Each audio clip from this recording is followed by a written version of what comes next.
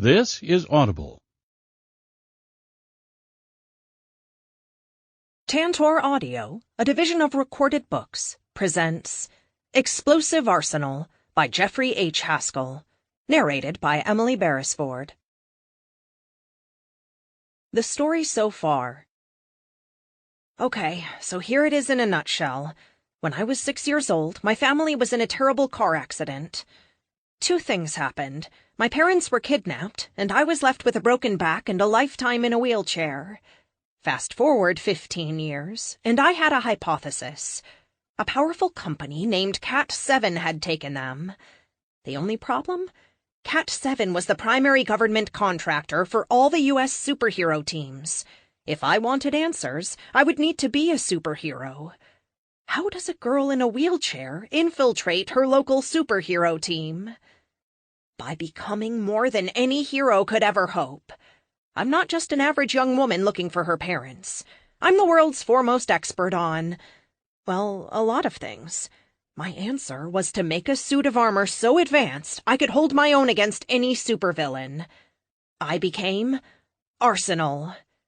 It turns out Cat 7 was just the front for an evil, kidnapping, body-snatching, mind-reading megalomaniac born in 1903 named Erickson. He lived in a space station he built using alien technology, and the world's geniuses he'd stockpiled for over 50 years. Once I finally tracked my parents down, I found out he wiped their memories of me and made them believe they were working for the good guys. My answer to all this? I threw Erickson's space station into the sun, along with him. The problem was, Erickson knew something I didn't. Aliens were coming to destroy the Earth. And while his idea of unifying the Earth under his rule might have saved us, the fact was, they were coming. With Cat 7 destroyed and all the super teams disbanded, I formed a new team, with the permission of the President of the United States. How cool is that? I wanted a tribute to Sydney, who gave his life trying to help me. My new team was called the Protectors. Alien probes started landing and tearing up the world, trying to destroy power sources and main population centers. The invasion had begun. I also ran into an old friend, Pedrick Matahal, the chief scientist for Cat 7. It turned out he was an alien. He was trying to kidnap Behemoth, who lived after I sent her to the moon using Sydney's spear. The aliens wanted to experiment on her to try and duplicate her superpowers. I managed to stop them at the last second by blowing up their ship as it entered a quantum gate, the aliens' FTL tech. During all of this, I was having some issues opening up to Luke. I did something stupid. I broke up with him, and he quit the team. I decided I needed to let go of my fear of Erickson and allow myself to live a life, instead of waiting for the other shoe to drop. In order to prove this to him, I went to his ranch in Texas wearing my Mark III armor, and I stepped out so it was just me. And wouldn't you know it, that's the exact second an unknown alien teleported me up to their ship. How do you like them apples? It turns out they were good apples. The alien's name was Lux, and she was there to help. More alien probes attacked the Earth. One in Antarctica tried to jumpstart a volcano. Stopping it, I got the surprise of my life. Carlos showed up as the Protector. From there, we fought more probes, and then found where they were actually invading, off the coast of Greece. They had a weather machine creating a massive storm that would have wiped out all life on Earth. With Pythia's help in pinpointing where it was, and Lux's powerful abilities, we were able to stop it. But not before they took Kate away in a shuttle back to their homeworld. Pythia made me promise not to let Carlos off-world. He stayed. Luke, Fleet, Glacier, and I went. Pythia showed up at the last second and came along. Once we got to Luxilla, we fought to help her people. However, our ship was damaged, and it would take time to repair. Time Kate didn't have. So I charged into space in my new Mark IV animetal armor, shape-shifting metal for the win, and commandeered a Thune ship. Too bad that I couldn't go back and get Luke. I was on my own. One short quantum gate jump later, and I was in Thune space. With Epic's help. My help? Fine. Epic then located Kate, and I went in to find her. I had to destroy a space elevator and lay waste to an entire region before I located the lab she was kept in. They cut off her arm. I was so mad I killed the Thune that was there and decided that this ended now. I found a shuttle, programmed it to take Kate home, and sent her off. Unfortunately for the Thune, they didn't seem to create a lot of their own tech, like the quantum singularity generator, which is the sciencey way of saying black hole machine. With the help of Epic, we overloaded the safety systems and rigged it to blow. Of course, I had to keep in physical contact with the panel in order for the override to stay on. I was good with it. I saved Kate. I was about to save countless star systems from ravage by the Thune. Then Pythia showed up out of nowhere, uses her so-called magic, and flings me through a quantum gate. The only problem was, I had no way to navigate. The only problem for me, the Thune were down 40 billion people and their source of power. I woke up on a freighter in the middle of nowhere. I fought my way to the bridge, and then had no idea how to fly the thing. Some friendly pirates came by and offered their ship, so I took it and went home. I do not remember any friendly pirates. Shh. Now where was I? Right, I got home just in time to crash my borrowed ship into a giant robot that was looting San Diego. I saved the day. However, my suit was toast. Oh yeah, also, I was gone for a year. Hypersleep sucks. A few things happened while I was away. The world nearly went to war over the captured Thune ships. Their only solution was to take all alien materials and give them to a former superhero named the Red Wizard, and have him banish it to another dimension. That wouldn't have been all bad, if not for the fact that they raided my lab and took everything I had, alien or otherwise. A few weeks after I was home, some jokers in the Mark III version of my armor we dubbed the Armory showed up to kill me. Thanks to Carlos, they failed. But the cat was out of the bag, and I needed to put it back in. Kate and I traveled to Buenos Aires to find the CEO of a nonprofit with the hilariously bad name of Superheroes for a Super World.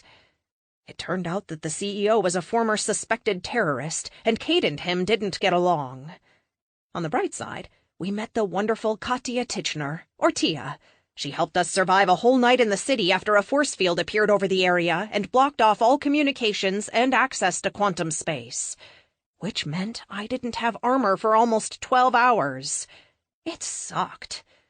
When I finally did have armor again, it turned out that the Red Wizard, the aforementioned terrorist, had stolen my designs and sold them to a supervillain who went by the Engineer. Tia and I ended up killing the Red Wizard by dropping her on him while she weighed as much as a train. That hurt. The wizard had a lot of help, almost 100 heroes and villains at his beck and call. He was using a mysterious red gem to amplify and outright give people powers. I took that gem to my lab, which ended up being a huge mistake. Something in it possessed Luke, and he vanished moments after touching it. Oh, my effing life. 1. Luke is gone, taken. At the Spire, everyone looks to me for answers, and I don't have any. Which is why I'm flying over the desert with nothing but scrub brush and cacti as far as the eye can see.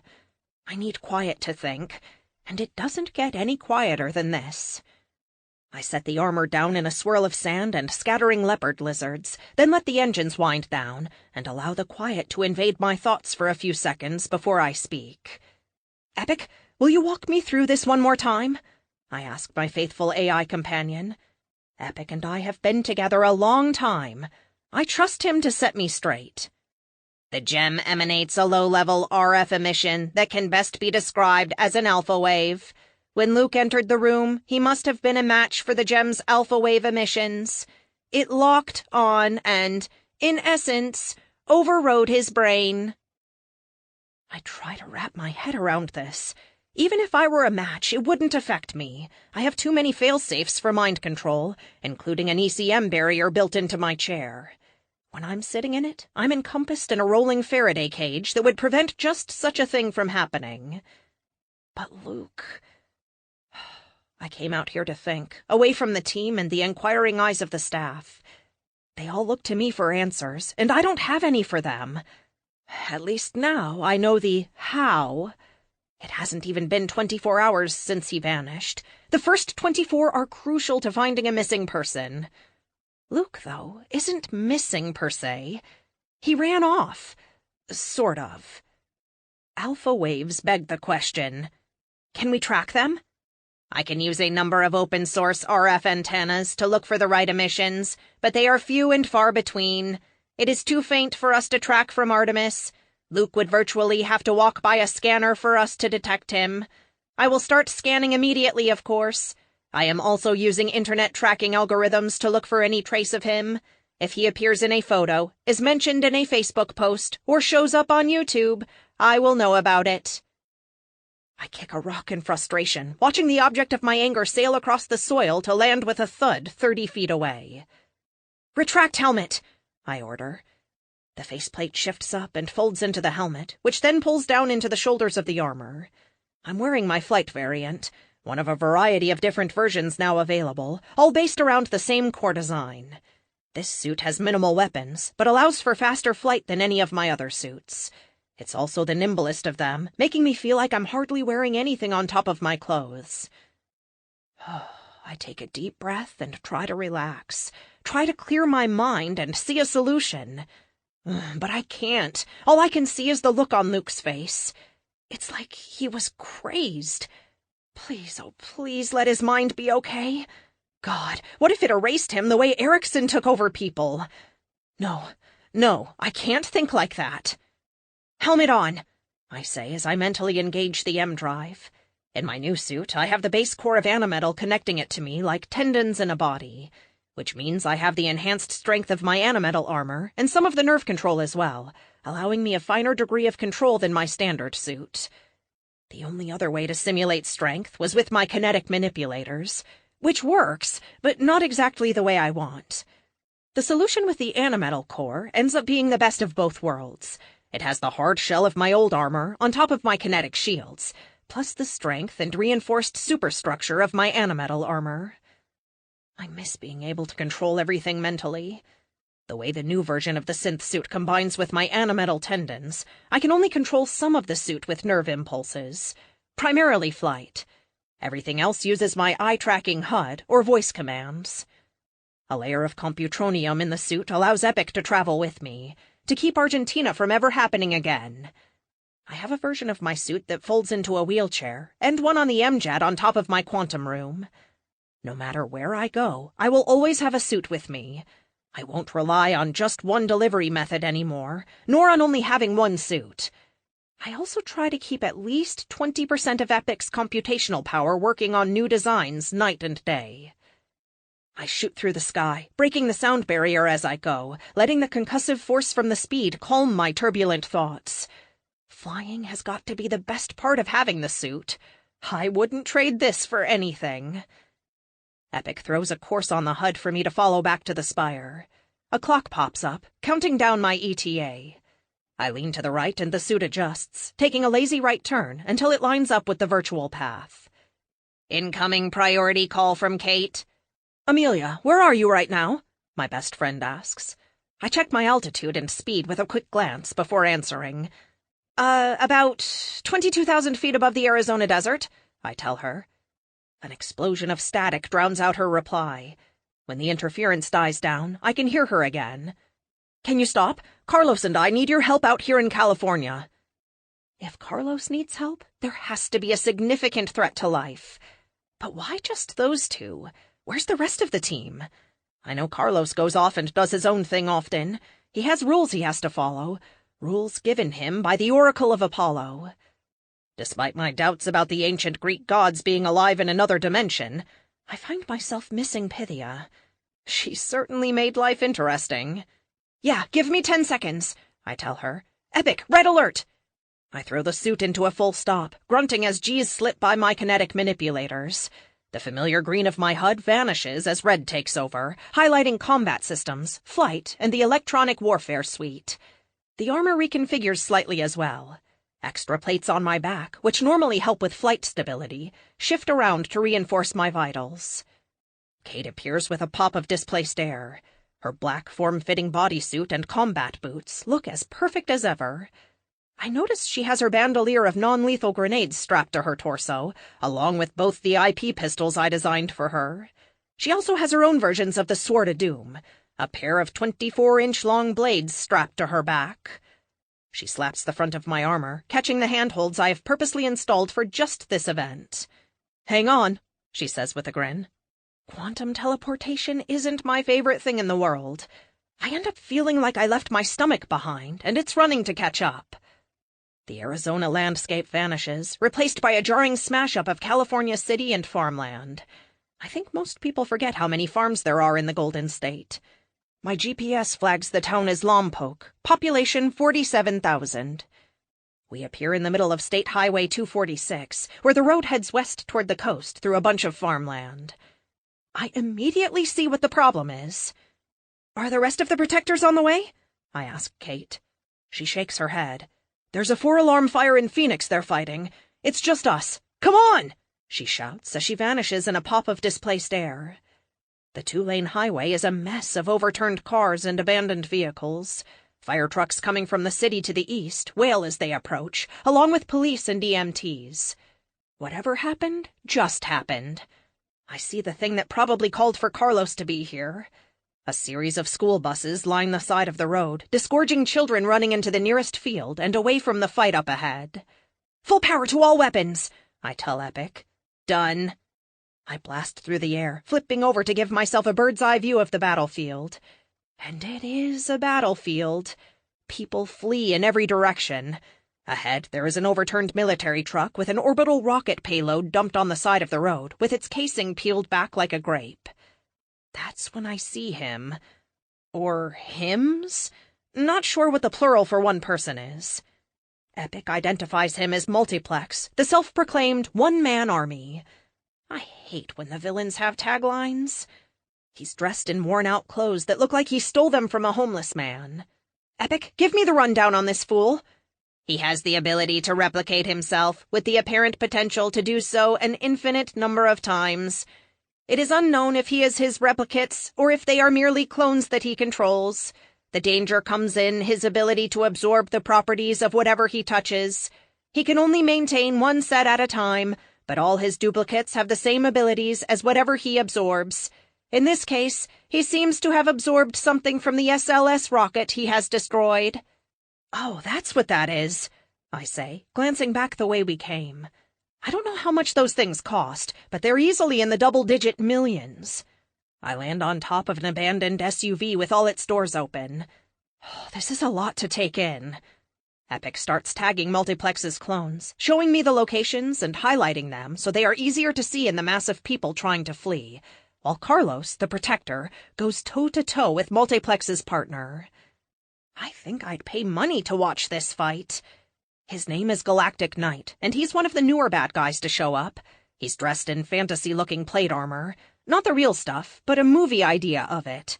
Sleek, form-fitting, and dull gray color. He fights with what history would call an arming sword, paired with a kite shield.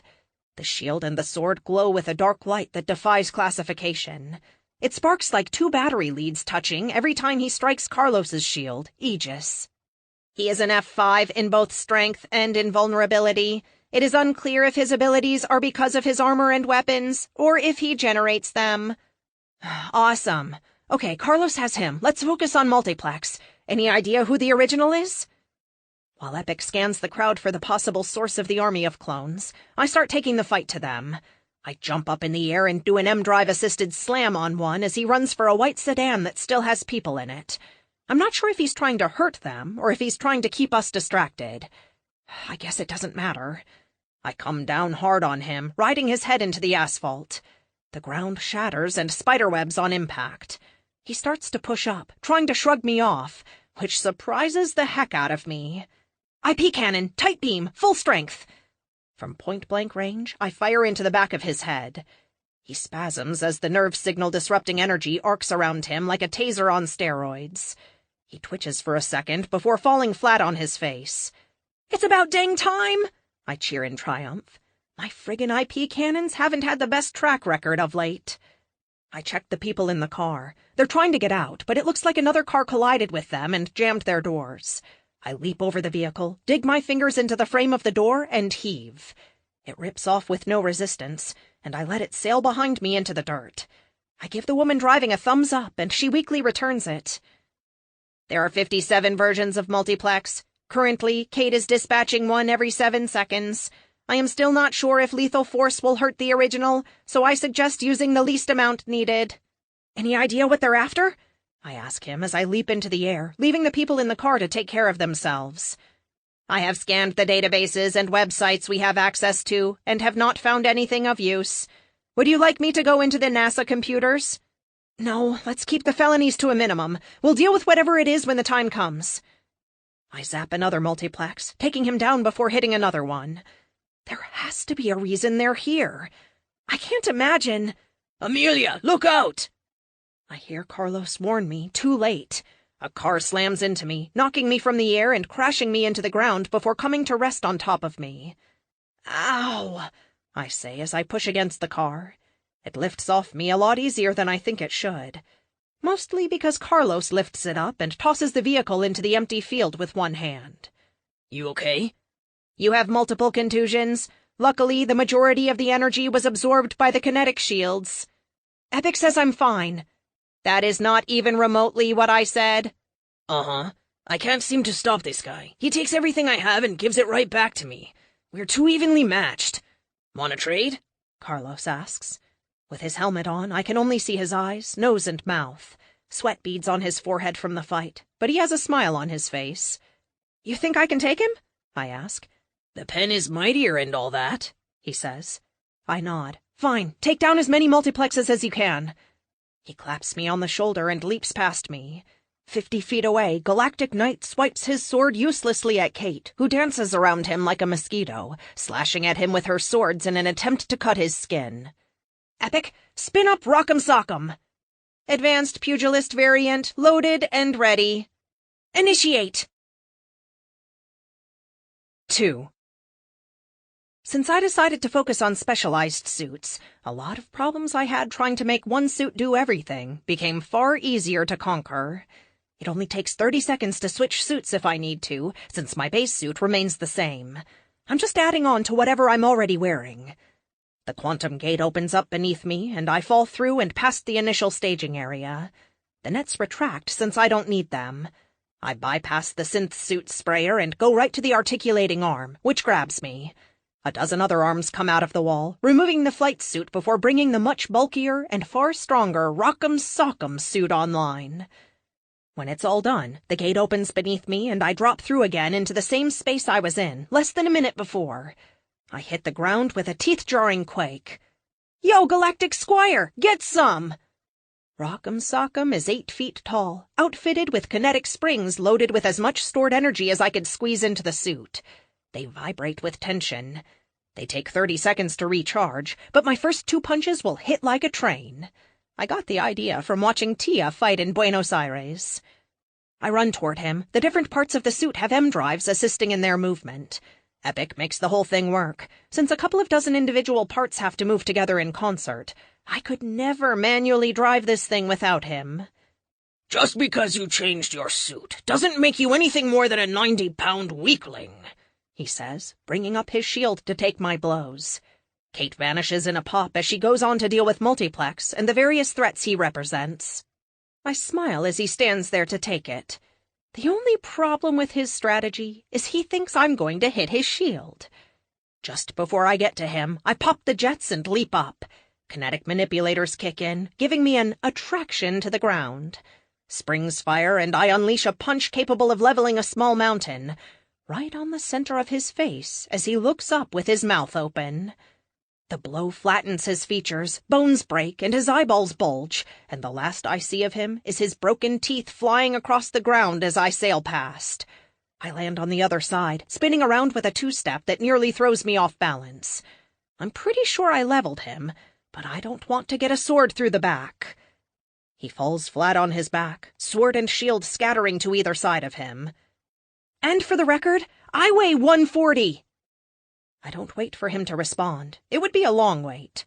His vitals are consistent with an unconscious person. I give him a quick glance as I jog by, his body shaking with each of my footfalls in this heavy suit. His shattered face rolls to one side, tongue hanging out through broken teeth and mashed lips. Well, he deserved it. I don't know if he was considered good-looking before, but he certainly won't be now. Like a shot, all the multiplexes run for the fields in 30 different directions. Kate takes off to the north. Carlos heads south, throwing his spear as he leaps over a car. The magic weapon strikes a multiplex in the back, sending him flailing to the ground. This suit has my standard array of weapons. I let the grenade launcher sing its anthem. Pod after pod sticks to the multiplexes, sending them floating up into the sky. As one, they all start laughing. A creepy, almost hysterical laugh. And then all the clones vanish. A shower of pods fall from the sky, their simple program terminating the effect as they detect they're no longer attached to a target. It leaves us with a street full of broken cars, a handful of AG pods, and only one prisoner to show for it. Carlos lands with a thud next to me, followed by Kate popping into existence. "Thanks, Amelia. I don't think we would have avoided casualties without you," he says with a smile. "I like the new look. Very gorilla of you." I smile inside the suit. "It's for dealing with muscle-bound oafs granted more power than they know what to do with," I say, punching him lightly on the shoulder. He mocks a hurt look. "I'm not sure if I should be offended or worried," he replies, rubbing his shoulder. "A little from column A, a little from column B," I reply with a 50-50 hand motion. Epic is uploading the footage to the new Superhumans Crime Division of the FBI. You two mind filling in the gaps for me? I ask. Part of the reform that happened while I was away, with fewer super teams, but those teams granted expanded law enforcement responsibilities. They disbanded the DMHA, which was probably a good idea since they were partly responsible for Erickson's rise to power. Which makes me wonder how the rest of the world deals with it. The UN turned a blind eye to the Red Wizard, despite the CIA clearly knowing he was a threat. Of course, no one did anything about it until it was too late. I still can't believe he thought he would get away with pinning all his destruction on me. And then, when that didn't turn out the way he wanted, he sacrificed himself upon the altar of mass murderer to prove superhumans were bad. I can't quite wrap my head around that level of belief. I'd call it crazy, but so-called crazy people are irrational. That's pretty much the definition of crazy. He wasn't irrational, just evil and wrong. Kate interrupts my deep thoughts. Carlos and I are tracking a new villain, or at least I think he's new. It's hard to tell since he may... She glances over at Carlos, giving him a questioning look. "She won't believe you," he answers with a shrug. "Wait," I say, holding my hands up. "Start over from the beginning." "This might take a while. Kate, want to take us somewhere more private?" Carlos asks Kate, while putting his hand on her shoulder. Wow, I hadn't realized they were that friendly. The old Carlos would never, ever touch Kate in such a casual way. She looks past me to the coming law enforcement agencies. "It's okay," I say, interpreting her look. "Epic is talking to them right now. I think the local chief of police is having some trouble thinking of him as an AI. He keeps calling him Mr. Epic. The chief thinks it is my superhero name, though I would prefer Captain Epic. I need a costume for my digital manifestation. Maybe something patriotic." "Epic, you're patriotic?" Kate asks. "I am an American. I was born here, was I not? America has a great many beautiful things about it, which are not erased by her apparent flaws and turbulent history. I do not think it would have been possible for Amelia to create me in any other country." "It's just, you seem so willing to break the laws when Amelia needs you to," Carlos adds. "The country and the government are not the same things." "Out of the mouth of babes," Kate says with a chuckle. "How about the Spire? Fleet is there so I can port to him," Kate says. "Sounds good. I could use a Coke," I tell her. 30 minutes and one freaked-out Fleet later, since we ported on top of him as he was coming out of the bathroom. We're chilling in the break room. I'm back in my chair wearing a pair of tight-fitting yoga pants. Loose pants and a wheelchair don't mix. Along with that, I have a blue turtleneck sweater on that Kate bought me for my birthday. I don't even want to know how much it cost. Kate's rocking a pair of leather pants and a spaghetti string tank top with the Red Cross logo and a caption that says, "This won't hurt a bit." I have to say, she's hot. From her perfectly manicured shoulder-length black hair down to her 3-inch heeled biker boots. I was pretty stunned when I rolled in to see her dressed so overtly sexy. Usually, she goes for a much more subdued look. Carlos is rocking a pair of faded denim jeans and a white t-shirt that hugs his stupid muscles like it was painted on. They're sitting closer together than is probably polite, talking to each other in hushed whispers. The rest of the large room is mostly empty since it's mid-morning and no one is really on break yet. I wave to a couple of the maintenance staff as I roll by. They're all smiles. "Hi, Clark, Kara, nice to see you," I say. I think they're impressed I know their names. I roll up to my friends and put my elbows on my knees and give them my best "what's going on here" look. To my surprise, Kate frowns at me. Of all the people who could claim an exemption if I teased them about their love life, Kate isn't even on the list. "We were just comparing notes about this morning," Carlos says, leaning back into his chair. Interesting. "Epic, do we know what they stole?" I ask. This corner of the break room, like virtually everywhere else in the spire, has a monitor.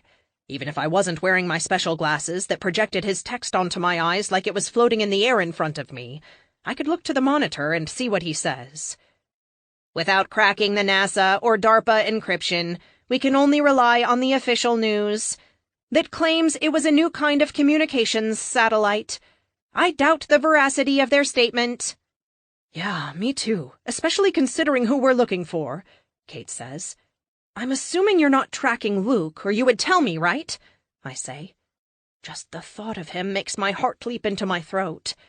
Where would he go? Where did that dang gem come from? "No, hon, of course not. If I had any clue as to Luke's location, you would be the first person I told." Kate reaches over with her organic arm, putting a comforting hand on my forearm, and easing my anxiety with her whammy. "Thanks." I shoot her a smile. "Tell me about this mystery villain you're chasing. If it isn't Luke, or the armory, who is it?" Carlos glances at Kate, then me. "I know you have your doubts about how I became this way," he says, gesturing to himself. Right. Carlos was taken back in time by Pythia, the now-deceased construct or avatar of the ancient Greek god Apollo. That sentence alone is enough to send my scientific brain to the asylum. I plaster a smile on my face and nod, doing my very best to put aside my rational mind and accept what my friend says. "I wouldn't call them doubts," I say with my fake smile. Kate straight up snorts in disbelief. "And I wouldn't call Carlos hot," she laughs, then puts her hand to her mouth as if she could pull the words back. Her face turns a shade of red I don't think I've ever seen. I cock an eyebrow and tilt my head with a real smile now. She turns away, coughing as she reaches for her Coke. "Right, Carlos stammers. Anyway, the person we're tracking, we call him Tempus." "Tempus? It's Latin for time, isn't it?" I say. "Head of the class," Carlos says with a smile. "We call him that because, well..." He trails off as if unable to bring himself to say it. "He can time travel," Kate says, finally recovered from her faux pas. I stare at them for a second. My mind tries to wrap itself around what she said. Time travel? I have a million questions at once, and they all pour out. "Wait," Carlos says, holding his hand up.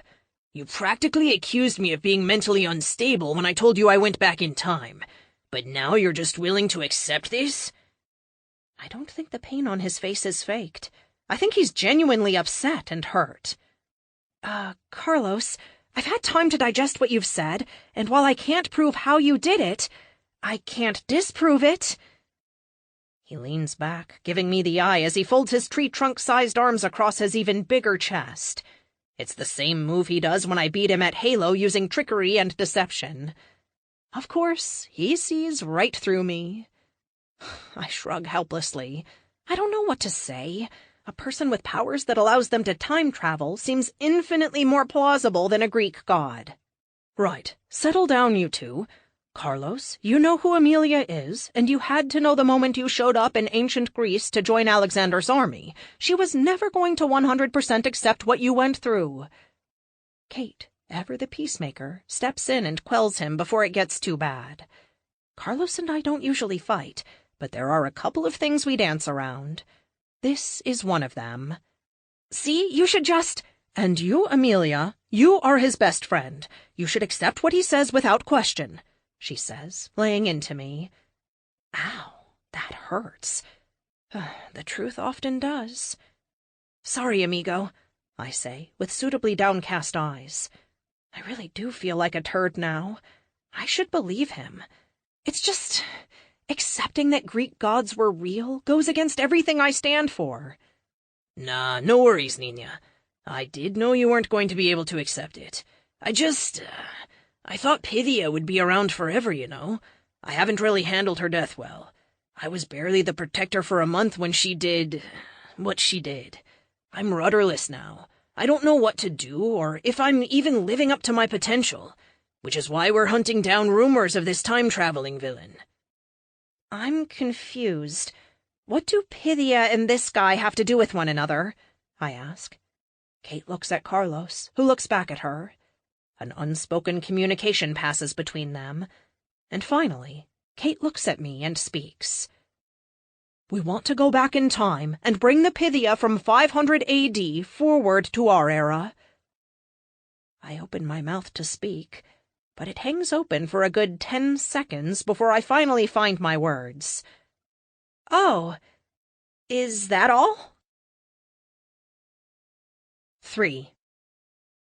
Thomas Anthony Shaw, for your meritorious duty and unflinching bravery in the face of overwhelming danger on the 7th of September of this year, the great state of Arizona awards you the Arizona Distinguished Service Medal.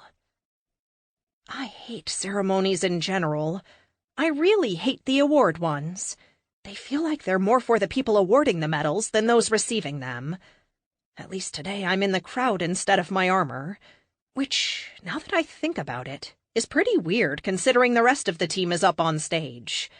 When I asked them, the event coordinator told me, "This is for the team that was in Seattle last month."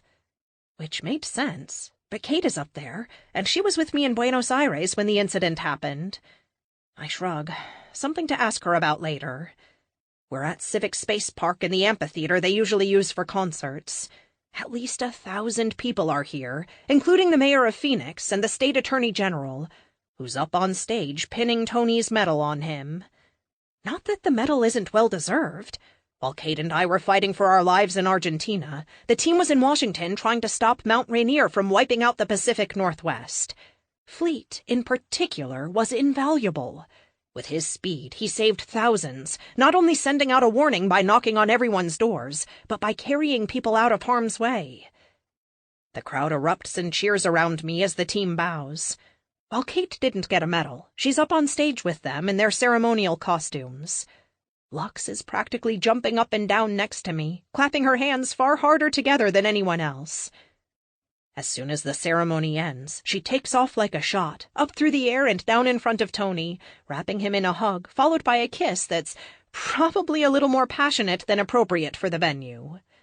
I really hate crowds, so I wait for the people to thin before I try to make an exit. The team makes their way off the stage, mingling with the audience, shaking hands, and posing for pictures with parents and children alike. I pull up my left sleeve, revealing my wrist computer. This quantum computer built into the thick nanofiber bracer that covers my forearm isn't as powerful as the quantum computers I have back at the Spire, or the computronium computers I have sprayed on my base armor. It does the job, though. I take a quick pic of the team and shoot it off to Tia with a message saying, "Wish you were here." "Amelia Lockhart?" a man asks from behind me. I spin my chair as I go to answer. "That's me." A bucket of cold, red paint splashes against my face and chest, blinding me for a second as I sputter, trying to clear the gunk from my eyes. "That's for all the innocent people you murdered with your abominable tech, you bitch!" Something else hits me in the face. I can't see because of the paint, and the smell is just awful. It takes me a second before I realize he spit on me. "Who gives you the right to play God? The Thun you killed. The Argentinians. When will it be enough for you? I can't answer because I'm too busy trying to keep from breathing in the paint fumes and fighting the panic in my heart. He's just a protester, but I can't believe he's protesting the death of the Thun. I mean, of all the things I've done, I'd think that one was pretty cut and dry. Before I can formulate a response, Kate appears next to me, already moving as she shoves the man away from me. I've got enough of the paint out of my eyes to see a blurry image of him pinwheeling backward before landing dramatically on his rear end. Assault! Police! Assault! You all saw it! He yells at the top of his lungs. You're all witnesses! You're effing lucky all I did was shove you, Kate growls. Someone hands me a towel so I can clear my vision. Once the paint is out of my eyes, I can see properly. There are 3 people, a girl and 2 guys. Their shirts are painted with Justice for the Thun in rainbow-colored paint. The one who threw the red paint on me is on the ground, feigning pain as he continues to yell for the police. One of the girls holds up a picture of Raphael, with the word murdered written on it with a Sharpie. Kate starts yelling at them. She's so angry the little vein in her neck pops out, and her face starts to turn red. Fleet, who handed me the towel, goes into super speed mode, cleaning off the paint. Light flares from behind me, casting us all in dark shadows. Lux appears above the downed kid, her blonde hair so bright it looks like wings of light floating behind her. She speaks in her ethereal voice that defies physics. Amelia Lockhart saved my world, saved my people. Tens of millions of Lux are alive today because of her sacrifice and her actions. You are not fit to question her motives. The protesters go silent for a moment. Only a moment, though, before the girl yells back, "We only have the word of an alien for that! Go home!" she screams. The girl leaps forward, throwing a tomato at Lux. My angelic friend vaporizes it in a show of force that isn't lost on the crowd.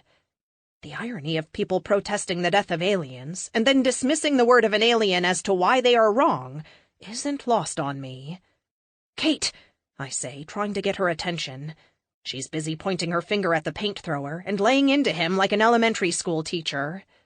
Beyond them, the crowd is beginning to circle. Murmurs ripple through the area, and an ugly feeling takes over as random people from within the crowd start echoing Kate's sentiments. "You're going to get more than a shove," a young woman says. "Maybe you should meet a Thun and see how they treat you," an elderly man asks with a snarl on his face. "Did you lose an arm fighting them?" a little kid yells at the top of her lungs. Behind all of them, I see a man with a 5 o'clock shadow, dressed in a worn gray trench coat and sneakers, looking on. He has a notebook out and writes furiously in it as things happen. "Kate!" I say again, louder. When she doesn't respond, I focus hard on my panic, letting it run wild until I'm hyperventilating. It's easy to do, considering the situation is scaring the crap out of me. Kate's pheromones are whipping the crowd into a frenzy. She's going to start a riot if I don't get her out of here. I don't want to open a quantum gate and armor up, or use the light version of my armor installed in my wheelchair. That would just escalate the situation. The panic does the trick. Kate's head whips around, sending her black hair flying, and she sees me. I silently plead with her to take me out of here. She nods, moves to my side, and places a hand on my shoulder. "Fleet, get to the spire," she orders. He nods and vanishes in a blur of speed. A trail of dust and flapping clothes are all that's left to tell which way he went. We're only a few miles from home, and he's there in seconds. We vanish a moment later. White light flashes by as we move nearly instantly through quantum space, followed by a wave of nausea that disappears almost as fast as it came. Then we're outside the spire, next to Fleet, who's holding the door open for us. I smile at Tony as Kate pushes me through. We're across the lobby, past all my employees who are noticeably concerned about the scowl on Kate's face, and the remains of the red paint. She doesn't speak as she pushes me through the lobby to my private elevator. With each step, I feel her aggravation and anger fading. Finally, we're in the elevator, and as the doors shut, she turns to me. "Are you okay?" we ask at the same time. "Jinx," I say with a smile. "Amelia, how can you be smiling? Those people were horrible," she says. Her fingers curl into a fist as she talks. "Kate, it's okay. Opinions are like IQs. Everyone has them. Some are better than others, I tell her with a smile. That's not how I heard it. Well, I'm trying to be a role model. I'm an adult now. Can't have people hearing me swear. She grasps the chair as the doors slide open to my apartment, and she pushes me in. Where to, O wise one? She asks. Shower. Definitely shower. As she pushes me toward my bedroom, I ask her the thing that's been bothering me. Why wasn't I asked to be on the stage? They told me it was because I wasn't in Seattle, but you were up there. She lets me take the wheel as I go into my custom bathroom with adjustable height counters. I can't see her from in here, but I can hear her just fine. Epic, shower please, hot! The shower springs to life as my companion responds. The shower is nothing more than an empty stall in one corner of the bathroom. All the sharp edges and corners are covered with durable padding. Most accidents happen in the shower, after all. My chair pulls its transforming trick, lowering to the point where I can easily slide onto the floor. Kate hasn't responded yet, so I shout out to her, You still there? Yes, she says, leaning against the door. I was just trying to figure out why they would tell you that. She has her phone out, sadly not the super advanced one she used to have. All that tech went up in smoke with Category 7. Amelia, have you been watching the news? Not the local stuff, but the national media? Ugh, I think my clothes are a total party wipe, I say. The shirt is sticky with drying paint, and I manage to get that off easy enough. Lucky for me, I don't wear jeans. Wet jeans are the worst to remove, and 100 times more so when wrapped around paralyzed legs. Once I toss my clothes in the corner for housekeeping to take care of, I hand-walk into the shower. The hot water feels heavenly. I'm sorry, what did you ask? Have you watched the national media? She asks. I shake my head, letting the water do its magic. It's weird seeing all the red swirl down the drain.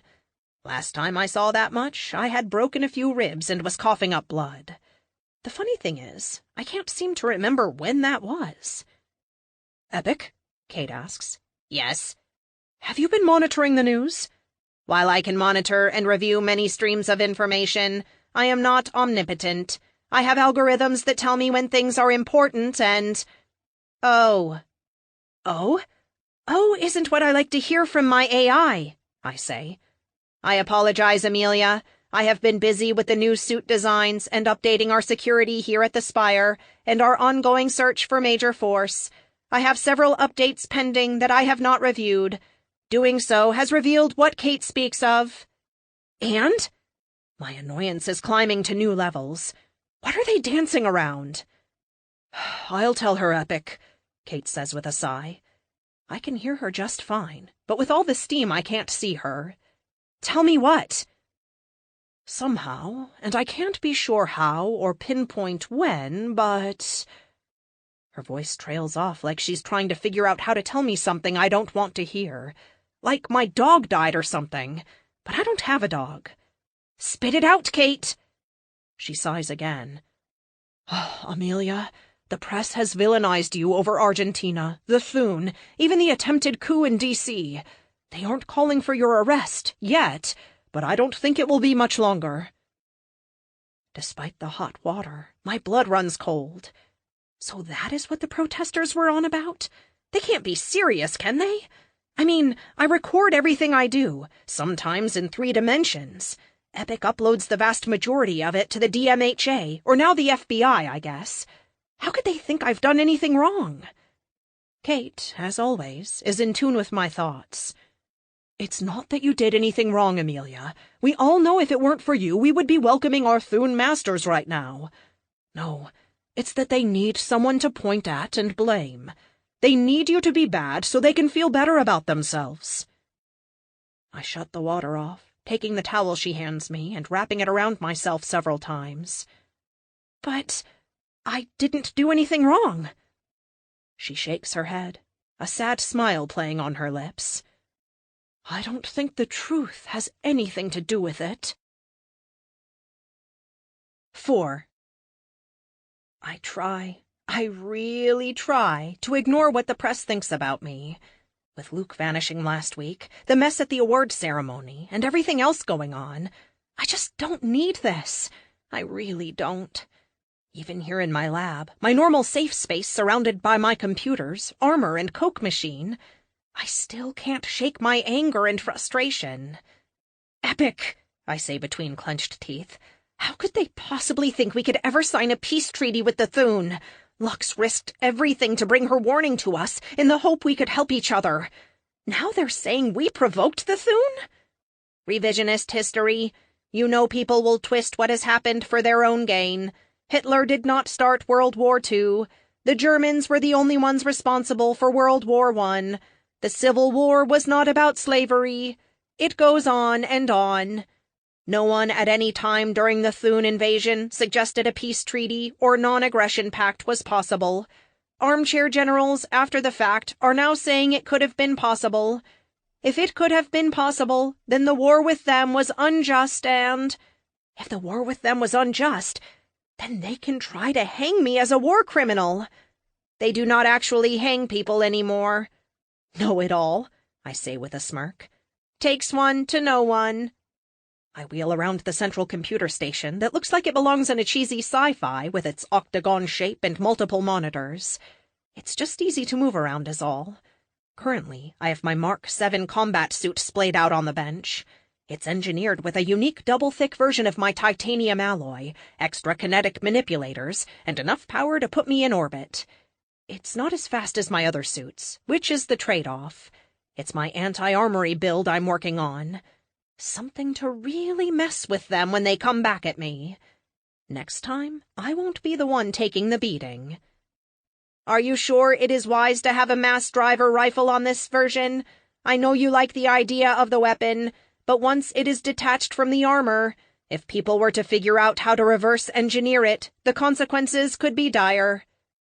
I nod at his comments. I know, but I've built in every safety system I can think of. The weapon will only fire if it's physically connected to my suit, and I'm in the suit. Epic has to unlock the firmware.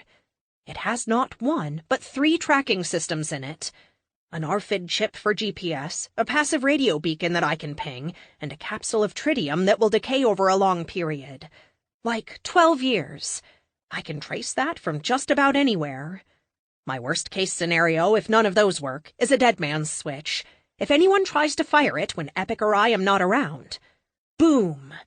I could just make it not fire, but there isn't a scenario I can think of where someone else would fire it without Epic or me being there to give them the okay. The weapon uses only 10 megajoules, but it's enough to punch a hole in a tank. I smile, thinking of the look on their faces the next time the armory messes with me. Okay, enough of this. Kill the news. I can't control other people's fears, only my own. Listening to some politically motivated talking heads who have never done an honest day's work in their life pontificate about mine isn't going to help me. With pleasure. Would you like an update about Luke? Excitement buzzes through me, and my hairs stand on end. You have something? I sit up straighter in my chair. All my worries about the news vanish at the thought of having Luke home. I have a 47% match in Branson, Missouri, of all places. I do not have a theory as to why he would be there right now. 47% ain't much, buddy. What makes you think it's him? Gait analysis, height and build, mannerisms. I have several hundred hours of direct observation of Luke to compare against. Then why such a low percentage? I will show you. The big monitor that stretches across the far wall lights up. Traffic cam footage splits into 6 different squares, 3 top, 3 bottom. Epic highlights a figure moving from the bottom to the top, representing 3 different blocks as he goes from left to right. I can't tell who it is. The angle is terrible. Whoever they are, they have a rain hat on and a large coat. It could be Luke. The figure is certainly built like him, and even walks like a Marine. I see what you mean. How long ago was this? 10 minutes. I guess we're going to Branson, Missouri. Message Kate. Let her know what we're doing. As I speak, I roll over to the special chair I have installed in the wall. Grab bars allow me to easily transfer using my upper body. It takes a second, but I get myself seated comfortably. The chair rocks backward like a recliner and waits for me to start. Epic, initiate! 10 minutes later, I'm breaking Mach 4 and leaving a long boom behind me as I hit 20,000 feet in the all-purpose Mark 6. Flying has always been, and will always be, my favorite part of all of this. Even if I had to give up the hero gig, retire my armor or whatever, I'd still do this. Well, unless I was pregnant. But then Luke and I would have to have had sex for me to be pregnant, and while I am not as religious as my mother, I'm certainly saving myself for when we're married. I'm not sure where that thought even came from. I've never really thought about having children before. I can. It's not like I'm infertile or anything. But kids? I'm 21, biologically, 22 if I count my time as an Amelia sickle. Which is kind of a stupid thing to think, considering my mom was 18 when I was born. Kids, huh? Well, when I find Luke, we can have a long conversation about our future. That thought brings a smile to my face. It doesn't take too much longer for us to hit the Ozark Mountains and start the process of slowing down and dropping out of the sky. Nothing like going 4 times the speed of sound to wake the neighbors. Epic checks air traffic control and gives us the green light. I can't say I miss the days where I was restricted to just Arizona. Being part of a national team certainly has its advantages. Flight path is clear. We will be coming in over Table Rock Lake. I double-check my loadout. I have 3 all-purpose suits. The one I'm wearing, which is installed permanently in the spire. The lightweight one in my chair, and the third is in MJet 1. I couldn't put one in all 3 aircraft, so I settled on one MJet that was just mine, and the other 2 for the rest of the team and the Spire employees as needed. My all-purpose suits are a lot like my Mark 3.5 suits. A particle beam on one arm, kinetic lance, IP cannon, AG pod launcher, enhanced strength, and shields, of course. Upgraded with the new spray-on synth suit and animetal core like all my suits. And, of course, it includes all the software upgrades and sensor suits. Branson is a small town of 12,000 people east of Table Rock Lake. The lake itself looks more like valleys filled with water than an unbroken lake, as we have in Arizona. The topography is vastly different than what I'm used to. Lots of trees, hills, and valleys. Once Epic signals the all clear, we slow down to a few hundred miles an hour and come in over Branson from the southwest. The armor locks up, keeping me from exhaustion as the suit fights the wind currents to circle the city. Okay, Epic, go full active on all sensors. Tap into the local cameras, do whatever you have to do, but let's find Luke. I don't want to leave Branson without him. Affirmative. Screens open up on my field of view, adding my Mark I eyeballs to Epic's impressive list of scanning arrays. There are so many things about this situation that bother me. First and foremost, what could the gem want with Luke?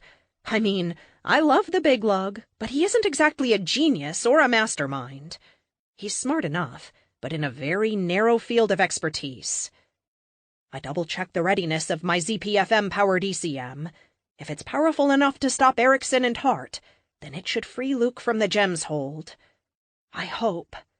27% match. Adjusting course. The suit rolls over, heading due west before diving down to 200 feet. From this altitude, I can make out the people beneath me. With the flick of my eyes, the HUD zooms in on different faces. 41% match. We drop down a little more. Unlock the armor, I order Epic. My limbs jerk free, letting me control the suit again. I stretch for a second, suppressing a yawn as I do. The street we're flying over is full of people. Mostly tourists, it looks like, shopping in the local stores as people head for different theatrical venues that make up the town's largest source of interest.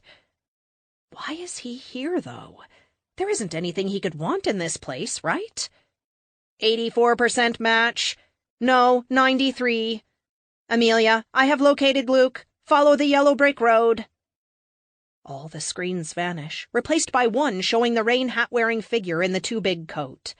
He turns around for a second, and my eyes go wide as I suck in a breath. Luke, I whisper. He's ragged. Large, dark circles are visible under his bloodshot eyes. He looks like he hasn't shaved since he left. Epic, battle stations! The HUD flips over from green to red. The ZPFM switched to max power mode, energizing all the systems at once. I want to surprise him and not give him time to react. Charge the ECM, full power. Activate the directional beam as soon as we land. Will do. I punch the engines, hitting 200 before throwing it all in reverse and slamming down on the asphalt right in front of the man I love. Concrete cracks under me from the force of my impact. Hit it! The HUD dims for a second as electromagnetic noise explodes out of my suit, disrupting every phone, camera, and anything else with an ECM signature larger than a pacemaker for 100 feet. Retract faceplate. The mirrored faceplate retracts so Luke can see my face. His eyes go wide as I smile at him. Hey, stranger, want a ride? He opens his mouth, then clamps it shut. His fists ball up, and his eyes fill with water. Amelia, he spits out finally. You have to leave. Please, leave, he pleads. Luke, you're free. I'm disrupting whatever hold the gem has on you. It uses alpha waves to control people, and just like everyone else we've faced with telepathic powers, I can jam them. I thought he'd be happy. The music would swell, we would hug and kiss, and then he'd come home. No, Amelia, you don't understand. It's not controlling me. It doesn't have to. Not anymore. 5. A crowd of people forms near us, cameras and cell phones flashing pictures. They can't connect to the internet or cell towers through my interface. Which is good. It will give Epic time to access their devices and delete anything that would compromise us. Luke, what are you talking about? I step toward him, closing the distance to put an armored hand on his shoulder. He bats it away as if I were trying to hurt him. Back off, Amelia. I have to do this. If not...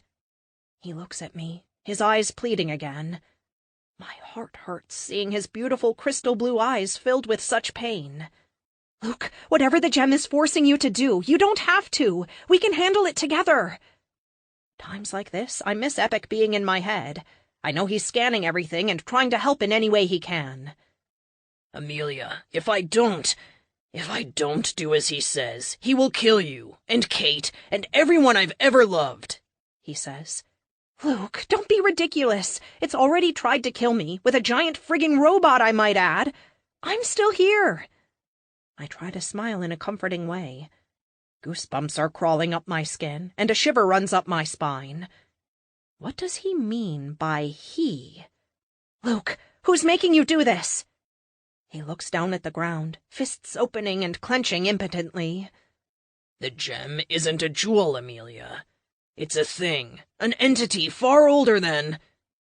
Luke falls to his knees, mouth stretched wide in a soundless scream of agony. His hands clasp his head, pulling his hair and pressing hard against his temples. Amelia! He spits out as his face turns red. Veins pop out of his neck and face. Fabric stretches as his body swells, pushing against the limits until his clothes rip at the seams. I've seen him get big before, but this is something else. His skin takes on a red hue, and he finally finds his voice. Faceplate down! I scream as I back up. Luke roars like a lion with a megaphone. The concussive force of his voice knocks the crowd back. PA now! I wait for a heartbeat. Evacuate the area, immediately! Luke slams the ground with a massive fist, cracking the pavement and sending seismic ripples out around him like water. He's still growing, raging with snorts and growls as he reaches toward the heavens and howls again. He has stopped growing. His mass now exceeds that of a semi-truck, and I estimate his level of strength at F5. Epic, how is this possible? He's an F4 at his most worked up. He's never hit F5 before. Does this look like Luke to you? He's right. Luke's skin is the color of molten rock, glowing like there's a 1,000,000-watt light inside of him, shining through his blood. Despite the cold weather, the temperature of the immediate area shoots up 10 degrees, and the air around him shimmers from the heat pouring off him. In the last few years, we've run up against people who had powers they shouldn't have, like the sonic teenager in the Riot Boys and Girls. I thought maybe the DMHA database wasn't being updated. But now I think this red gem has been behind a lot more than I thought. Amelia! Luke howls, slamming his fists into the ground again. Run! Like hell! Let go of my man! I scream back at him. I fire off a rapid pulse of IP cannon that rips through the air in a burst of blue light. The energy hits him square in the chest. Luke takes a step forward, growling as the energy swirl of the cannon ripples around him. Continuous fire! Full power! I order Epic. ZPFMs whine as they dump more power into the IP cannon. Alarms ring as the capacitors reach max. I don't usually use them as a beam weapon. They'll shut down after a few minutes of continuous use. At least they're not like the particle beam, which could set my suit on fire. He stomps the ground, sending a shockwave rolling through the pavement. The cars parked along the street closest to him flip over. Every window I can see shatters, and if it weren't for my kinetic shields, I'd be paced just from that. Then he takes a step forward, followed by another, then one more. Amelia, the IP cannon is affecting him, but not enough. I suggest you take flight immediately. Yeah, I think you're right. I ignite the M drive, leaping into the air and turning as I do. Alarms wail as the armor jerks to a halt. I look back. Luke leaped forward, catching my ankle on one giant hand. He reverses course and slams me down onto the road like a child with a fly swatter. I scream as we hit, my voice drowned out by the alarms. Full power to shields! I can't see Epic's response since I close my eyes before Luke swings me around again to crash into a parked F-150. Luke, let me go! Luke's not here, woman. There is only me. He doesn't even sound like himself. The monster hoists me up, hanging me upside down in front of him, a huge smile splitting his face. I can see Luke in him. I can see the man I love. Amelia, use the particle beam. It could kill him. He could kill you. No, I won't do it. There has to be another way. I ball up a fist and swing as hard as I can for his face. With the animetal core and my kinetic manipulators, I'm pretty friggin' strong. He doesn't attempt to block it, just takes the blow on his jaw, which doesn't move. My turn, he says with glee. The ground and sky change places as he swings me back and hurls me at a building. Glass and concrete explode as I pass through the laundromat, flattening a washing machine that bursts in a shower of suds and clothing. I end up on the other side of the building, upside down and covered in dirt and debris. Epic, status report, I say, pulling myself up and doing my best to look away from the damage to my foot. M-drive number 1 is down. You have 3 left. The damage to your right boot is nearly 100%. Amelia, fleeing is the wisest course of action. The ground shakes, sending dust bouncing into the air. I leap up, accelerating hard to avoid the juggernaut coming toward me. The drives whine as we gain altitude. I can't leave, though. I can't leave Luke behind. This might be the only chance I have of saving him. Epic, call Kate and Carlos. Get the rest of the team on the jet, I say to him. The team will never arrive in time. Amelia, you have to flee or fight like you mean it. We do not have the tools to capture him when he is like this. Damn it, Epic! I'm not leaving him! I spin around, scanning back the way I came, looking for him. I spot the tow truck hurtling up toward me a half-second before it hits. Brace! I yell. Epic locks the suit up just as it hits. Half a dozen systems flash crimson on my HUD from the impact. Sparks fly and 3 of my 5 capacitors short out from the impact. Amelia, change suits. We might be able to take him in the close combat suit, or even the turtle. We spin away from the impact, and I nearly hit another building as I fly by. The tow truck lands in the lake. I regain control using the M-drive and fly back up. Epic's not wrong. We might be able to take him with another suit, but with the damage to this suit, I'm not sure I can change quickly. The Q-space pocket where I keep my suit delivery system isn't designed to repair, just suit up or change suits. Epic, run the numbers. With the structural damage, can we change suits? I spot Luke. He's running down the main street to the east, hitting the ground with his feet so hard that glass shatters in the nearby stores, and cars jump around like they're on springs. Unknown. However, we cannot stop him in the current suit. He is too strong. Epic clocks him at 80 miles an hour as he half leaps, half runs down the street. I've got altitude now, and the advantage always goes to the high ground. If I can't beat him into submission, I'll just pod him and deal with him that way. AG pods, lock onto a spot on his back he can't reach. Trajectories pop up on my HUD, along with a percentage chance of hitting him right. I don't think I'll get more than 1 shot off, which means I want a 100% chance of hitting him where I want. I drop down 300 feet until I'm 50 feet above and behind him. When the numbers ping 100, I fire. The launcher puffs as the compressed air shoots the anti-gravity pod at him. The pod itself is covered in a gooey, sticky substance. When it hits, the glue splatters against his back, sticking it right beneath his shoulder blades. He stumbles as the pod lifts him off the ground. Then he starts laughing. Not the kind, funny laugh of my beau, but the evil cackle of something truly horrific. What the hell is this, Jem? He said you wouldn't stop. I guess he's right. Let's see how far you're willing to go. His demonic voice reverberates through the air. I don't just hear it. I feel it, and it makes my skin crawl and nauseates my stomach. It's over, whoever you are! You can't have him! I fly down to hover out of arm's reach of the thing that inhabits Luke. I don't quite know how I'm going to contain him, but at least he's stopped. He grins at me, his face bearing little resemblance to Luke's, but there is a hint of the man I love in there. He holds up his hand, fingers spread wide. With his other hand, he grabs his thumb. The crack of the bone and the scream of pain that follows shocks my heart. What are you doing? Crack. Another finger breaks. Amelia! He's hurting me! Luke sobs as another finger breaks. What? No, stop! His hand slaps himself square in the face, breaking his nose and sending blood splattering down. Luke screams again. Panic threatens me. I don't have a sedative or some way of knocking him out, just my lethal weapons. I don't want to kill him. If you want me to stop, turn off your device and fly away, the terrible voice says.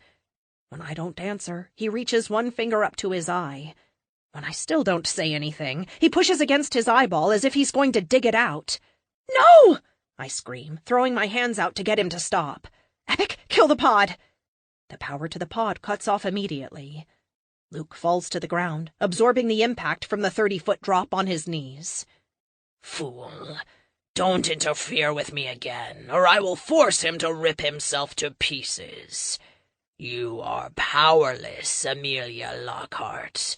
I know everything Luke knows. I know where your parents are, where your precious Carlos spends his time, where Kate sleeps. Interfere with me again, and more than just Luke Lancaster will die. I nod numbly. What am I supposed to do? I watch helplessly as he leaps away, running even faster this time, and vanishing in the distance.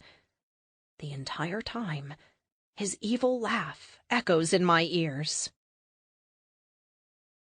6. Arizona never looks so good as it does while the sun sets in the distance. But even the majestic vistas and purple hues fail to comfort me as I bring the suit in and land on the spire's roof pad. The other spire, where the jets and vehicles are kept, is open, and an M-jet lands at the same time I do. My armor crackles when I touch down. The broken foot section doesn't quite work right. I limp to the yellow square that marks the elevator that carries me directly to my lab, and takes my armor off in the process. Epic, contact Teddy and tell him I need his help, please. Will do. Epic hasn't spoken much to me since we left Branson. I think he's mad at me for not fleeing when he told me to.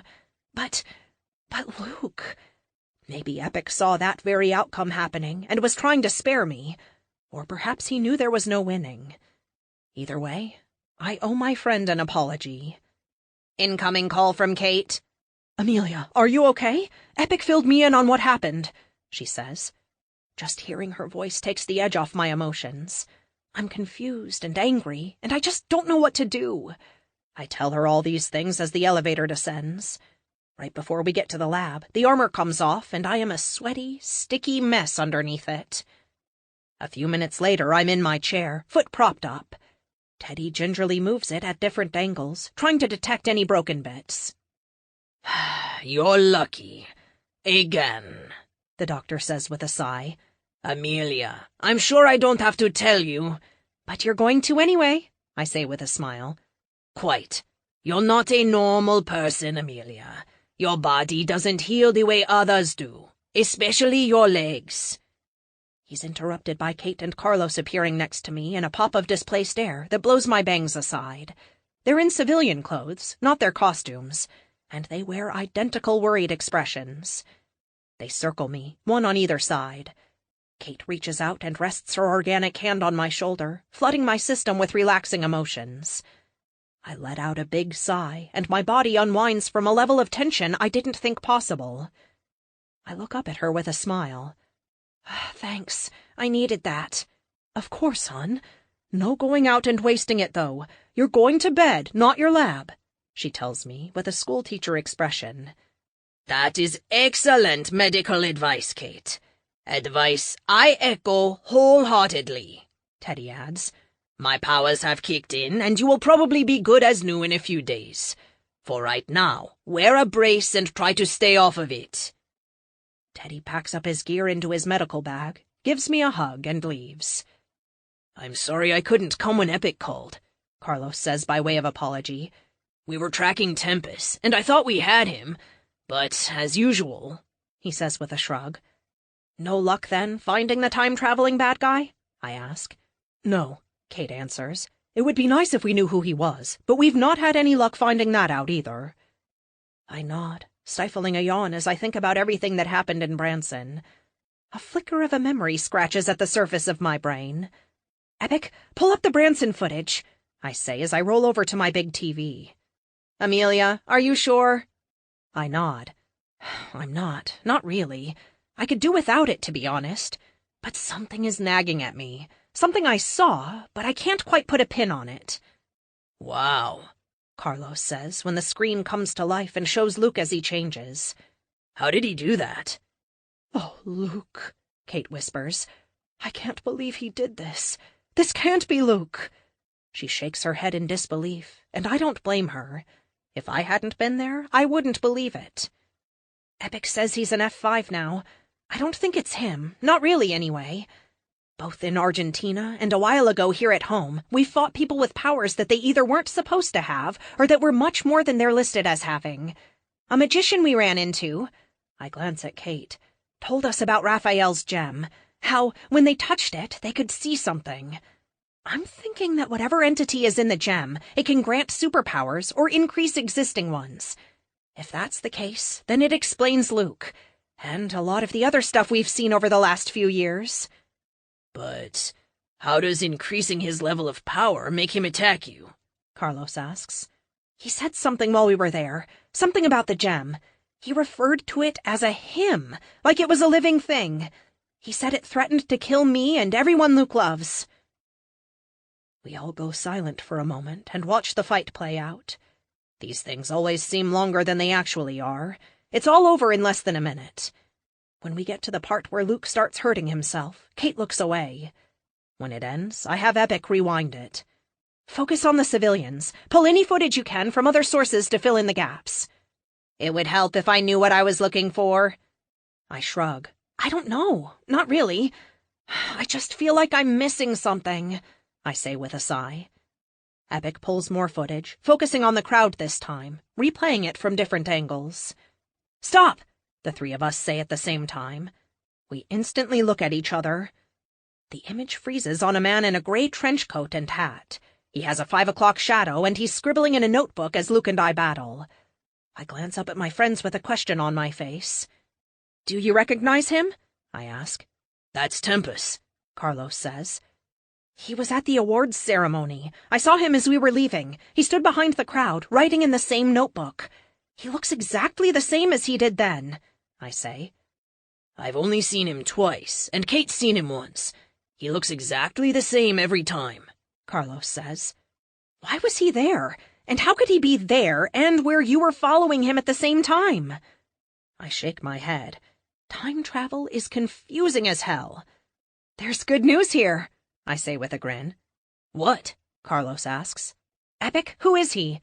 Running facial recognition and processing it through the state and federal databases. I have a match. When Epic doesn't speak for a moment, I glance around at Kate and Carlos. Then all three of us say as one, And? His name is Frank Parker. He was a low-level analyst for the CIA. He quit just after the failed coup attempt in Washington, D.C. Any information as to why he quit? Kate asks. His wife and twin teenage girls were killed by Behemoth. The details are not in the file, only that they were killed in the incident during the fight at the White House. What? I ask. Shock floods my system, and my ears ring. My skin goes hot, and my ears hurt from the emotions flooding me. I put a hand on my heart as I try to calm down. This can't be my fault, can it? But I was there. I was the one fighting her outside the White House. How did I miss a vehicle full of civilians? And how did I not know about it after the fact? Amelia. Kate says my name like she's trying to convince me of something.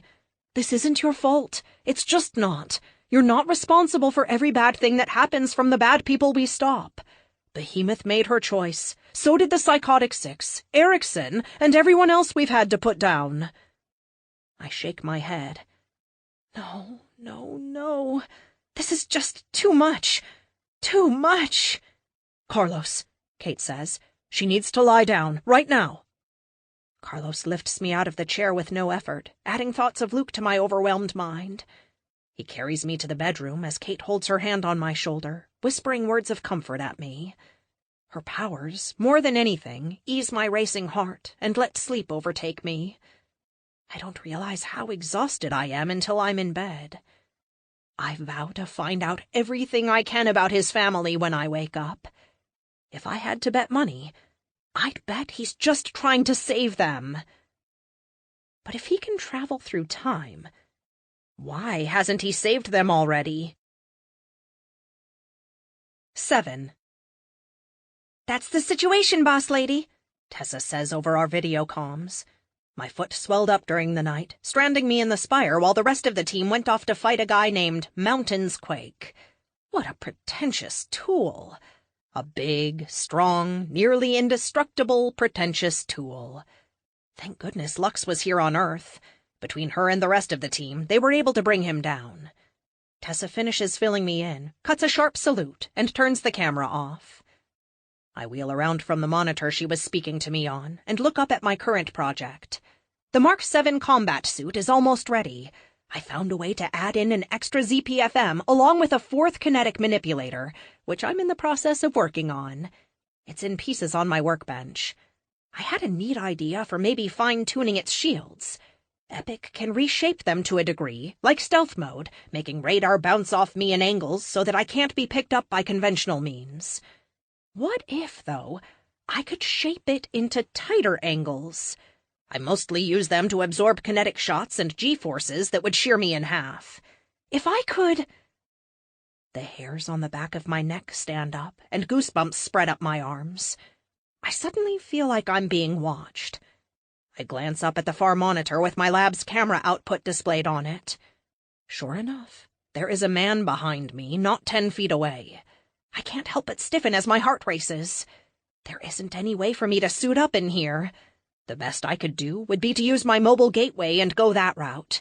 But that would leave a strange man in my lab who, so far, hasn't made a move to hurt me.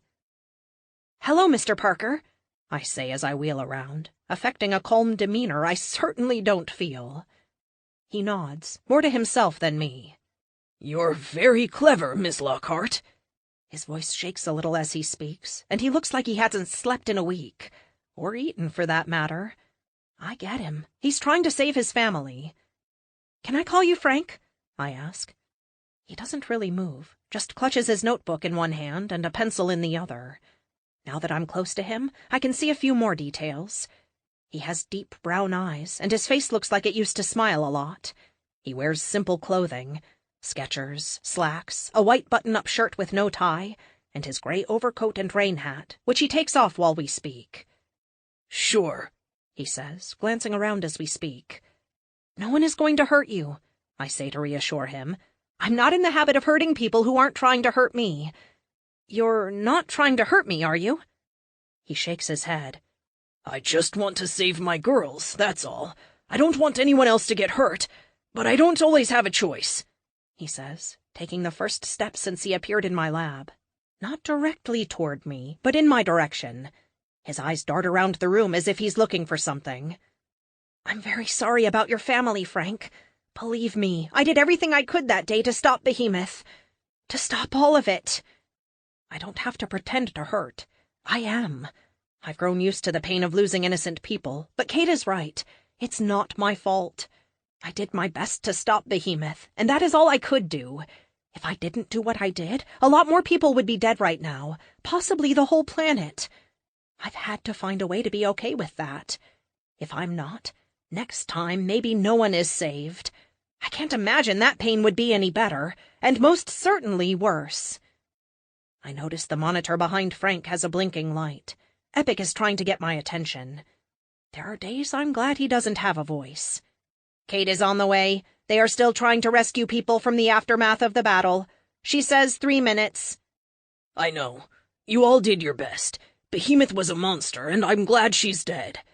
But that doesn't change the fact that my girls are gone. At least in this present. I cock my head to the side. You know, I'm a bit of a scientist, I say with a chuckle. Maybe I could help? His eyes don't stop moving as he takes another step. It's like he's trying to see everything at once. You can. I mean, you are. Or you will. I'm not sure anymore. Things tend to blur together. He shakes his head like he can clear it all up in his mind. I need your kinetic manipulator. The one you have on your workstation. I clench my jaw to keep from saying, like hell. Instead, I smile thinly and say, Frank, I can't let you have my tech. The government seized a bunch of it and turned it over to a madman, and I'm still trying to clean up that mess. I can't just hand over the thing that... My eyes narrow as I look at him. How do you even know about that? It occurs to me the only people I've ever even told about my kinetic manipulators are on the team. It's not like I publish papers or anything. And the very, very stripped-down version I sold to Lockheed to get all this started couldn't even be used in this capacity. I read about it in your museum. It absorbs kinetic energy and lets your armor survive G-forces that would...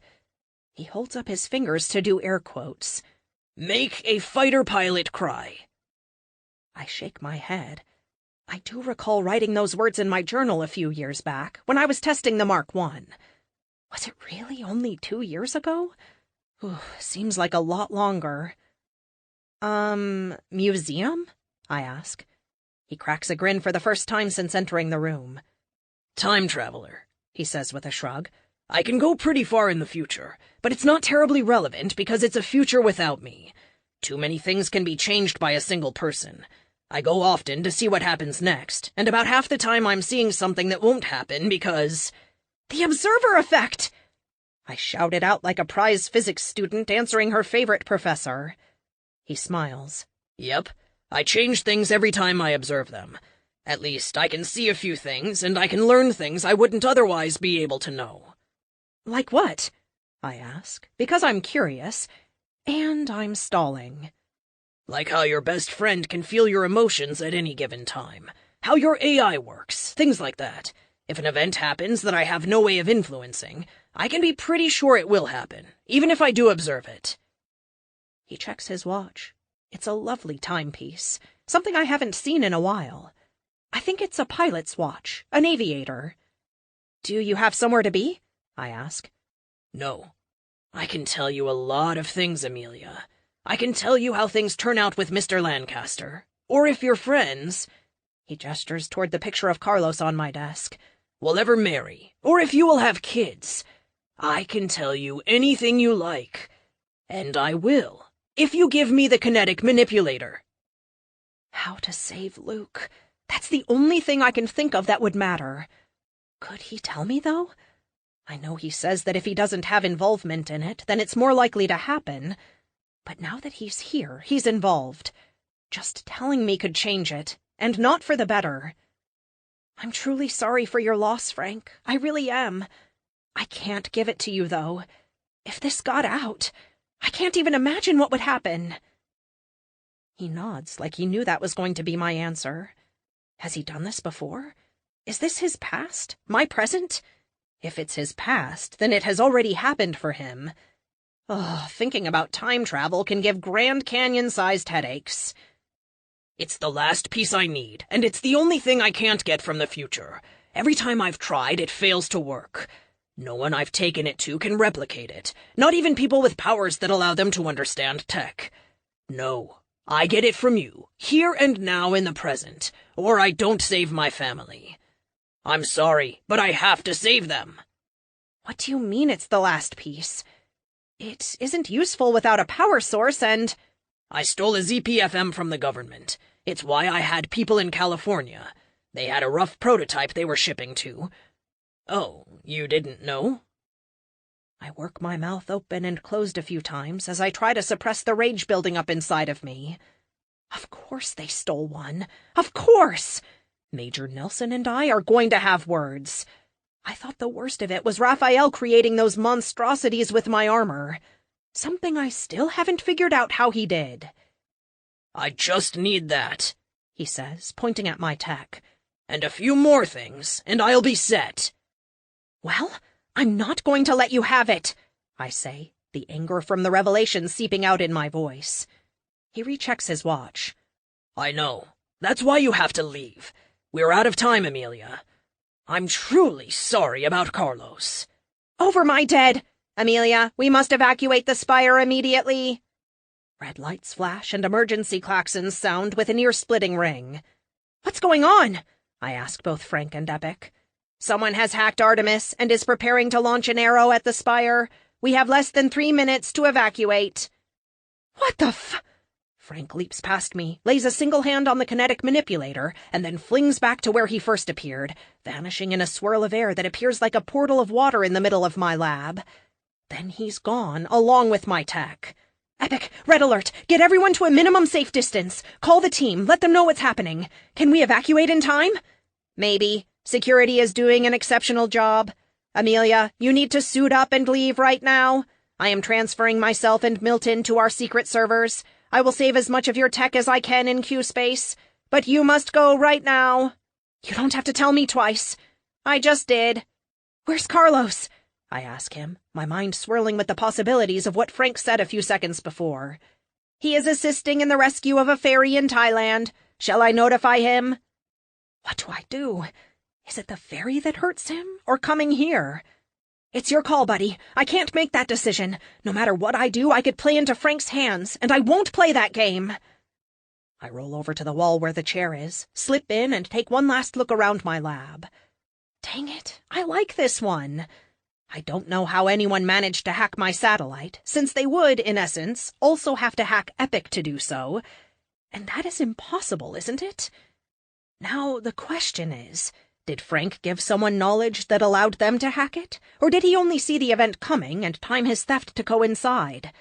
Ugh, so many questions. Epic, initiate, I say once I'm fully seated. 30 seconds later, I'm blasting out of the tunnel into the sky. Amelia, Kate says over the team comms. I'm here. I've got Teddy's wife to safety, and I'm working on the medical staff. Epic puts a timer on my HUD, counting down to impact. In about 30 seconds, we're going to see the arrow coming down in a streak of fire. Tony, where are you? I ask Fleet. Working on the grounds staff. Each time he speaks, it's after he's dropped another person more than a mile away. This is precisely why I built in the middle of nowhere. Don't forget the security staff. Epic, can you evacuate the maintenance crew out through the M-jets? The second spire isn't as tall as the first, but it is full of mechanical equipment for both the jets and everything else the team uses. On it. A beam of light shoots past me as Lux flies through the air so fast the molecules ignite behind her. She zooms down to the ground level, picking up several people as she slows down, then turns and accelerates to our predetermined rally point. We never expected to use it for this, only for earthquakes or fires. Medical staff is with Teddy, working on the janitors, Kate says to me. A deafening roar fills the air. I look up and realize we're not going to get everyone out. The arrow burns through the air, lighting up the sky even under the noonday sun. Everyone out, now! 30 seconds to impact! We still have people in there, Fleet yells. I see a trail of dust leading back to the building. Fleet, there's no time! Another glint of light falls past me, and for a second I think it's Lux. But no, I make out the spear as it hits the landing pad on the spire. A second later, the protector lands in a crouch next to his spear. Carlos, what are you doing? I yell over the team frequency. I'm a few 100 feet above him, but I can see him perfectly with my HUD enhancing his features. My job, he says. He picks the spear up and lifts it back, hurling it forward and up at the arrow. A second later, as if pulled by an invisible tether, he leaps forward. He curls up behind his circular shield, bracing it on his shoulder as the magic of the spear throws him bodily toward certain doom. I know exactly how much energy is in the weapon. I created it. I scream as Carlos vanishes from sight. The light of the falling arrow burning through the sky eclipses my friend. The M-drive whines as I kick it into high gear, chasing after him. Maybe I can hit him and divert his trajectory enough to... Blinding yellow light fills the sky. An explosion of heat and sound expands in a near-perfect circle as the arrow detonates a half-mile from the surface. The force of the blast hits, knocking me out of the sky and sending me tumbling to the ground amid an earful of alarms. 8. For the first time in a long time, I'm not the one lying in the hospital bed. I wish it was me. I've grown so used to Carlos being this indestructible giant as the protector that I almost forgot he can be killed. I imagine Sydney thought the same thing. The machines beep softly as we watch his chest rise and fall, as if each time he breathes in, we think it might be the last. "Come on, Carlos," I whisper to him. "You can do this." Kate is the only other person in the room with me. She sits silently on the other side of the bed from me, holding his left hand while I hold his right. Carlos, maybe even more than Kate, is my support structure. Just knowing he's out there keeps me going. Seeing him like this... Teddy suggested not taking his armor off of him while he recovers. It can't be pleasant for Carlos, lying there in his Bronze-era armor and helmet. His shield and spear are leaned against the wall beside him. Of course, he's unconscious, so I guess he doesn't feel much of anything. Teddy thinks he'll make it, Amelia. He's a smart guy, so if he says he will, he will. I shrug. Smart people aren't the end-all, be-all. We make mistakes. So many mistakes. I drop my head into my hands and press my palms against my eyes, trying really hard to keep my mind right. A soft hand rests on the nape of my neck as Kate drags a chair to sit next to me. The gentle massage of her fingers, combined with her powers, eases a lot of the tension. "Carlos loves what he does. I know that," she says to me in a whisper. "It's not that. It's just Luke, Tempest, the armory. The list goes on, and I have no idea how to stop any of them. It's like I came back to Earth and the world has gone crazy. I spent most of my life preparing to find my parents while keeping my tech safe. I find my parents, but now my tech is out there. Kate, Tempest said the government had built a prototype ZPFM. Do you understand the devastation unlimited power could cause in the wrong hands? It would make a nuke look like a kid's firecracker. And now, Tempest has one, the government has one, the armory has 5. She's silent for a moment, her fingers working their magic on my shoulders. Even if she wasn't using her powers on me, I'd appreciate the human touch.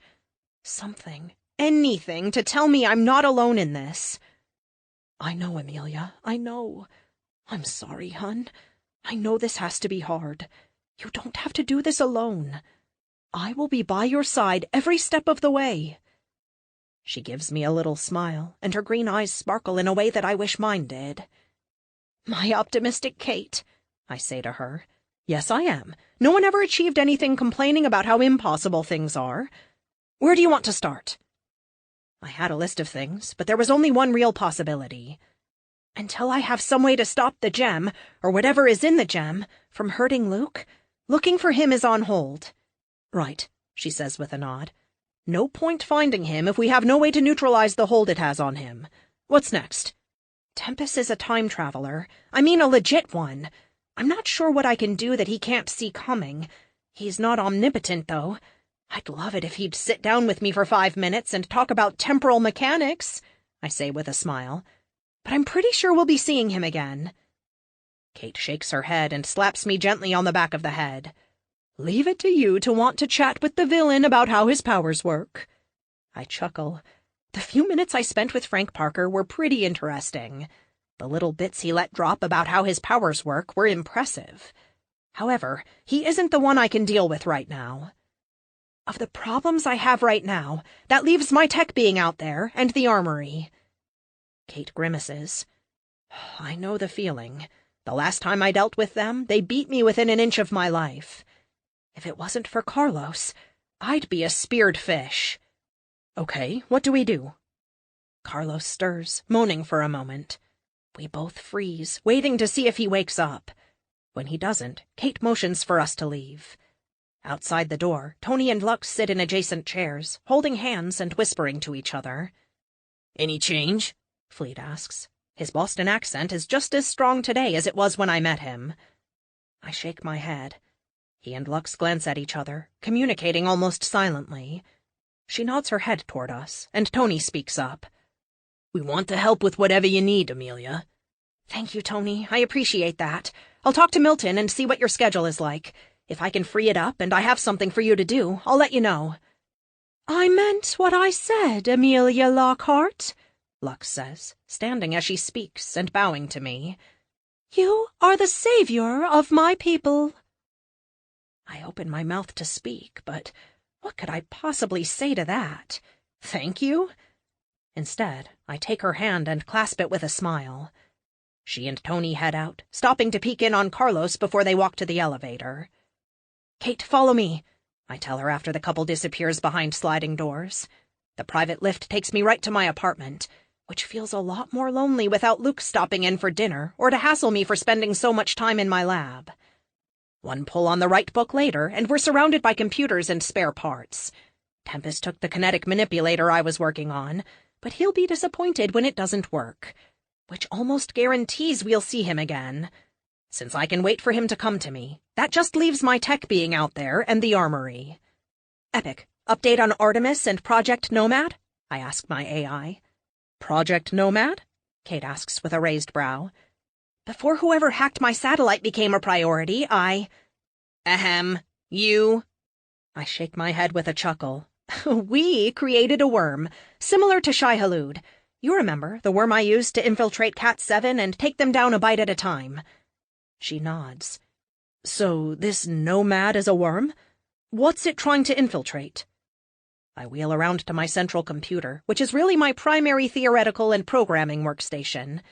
Each of the other 5 workstations handles a different aspect of my research. Pretty much everywhere. After the attempted coup, the government wised up to the danger Epic posed. They beefed up security on their sensitive areas. Even so, it's not enough to stop him. The only real way to stop him is to keep their intelligence offline.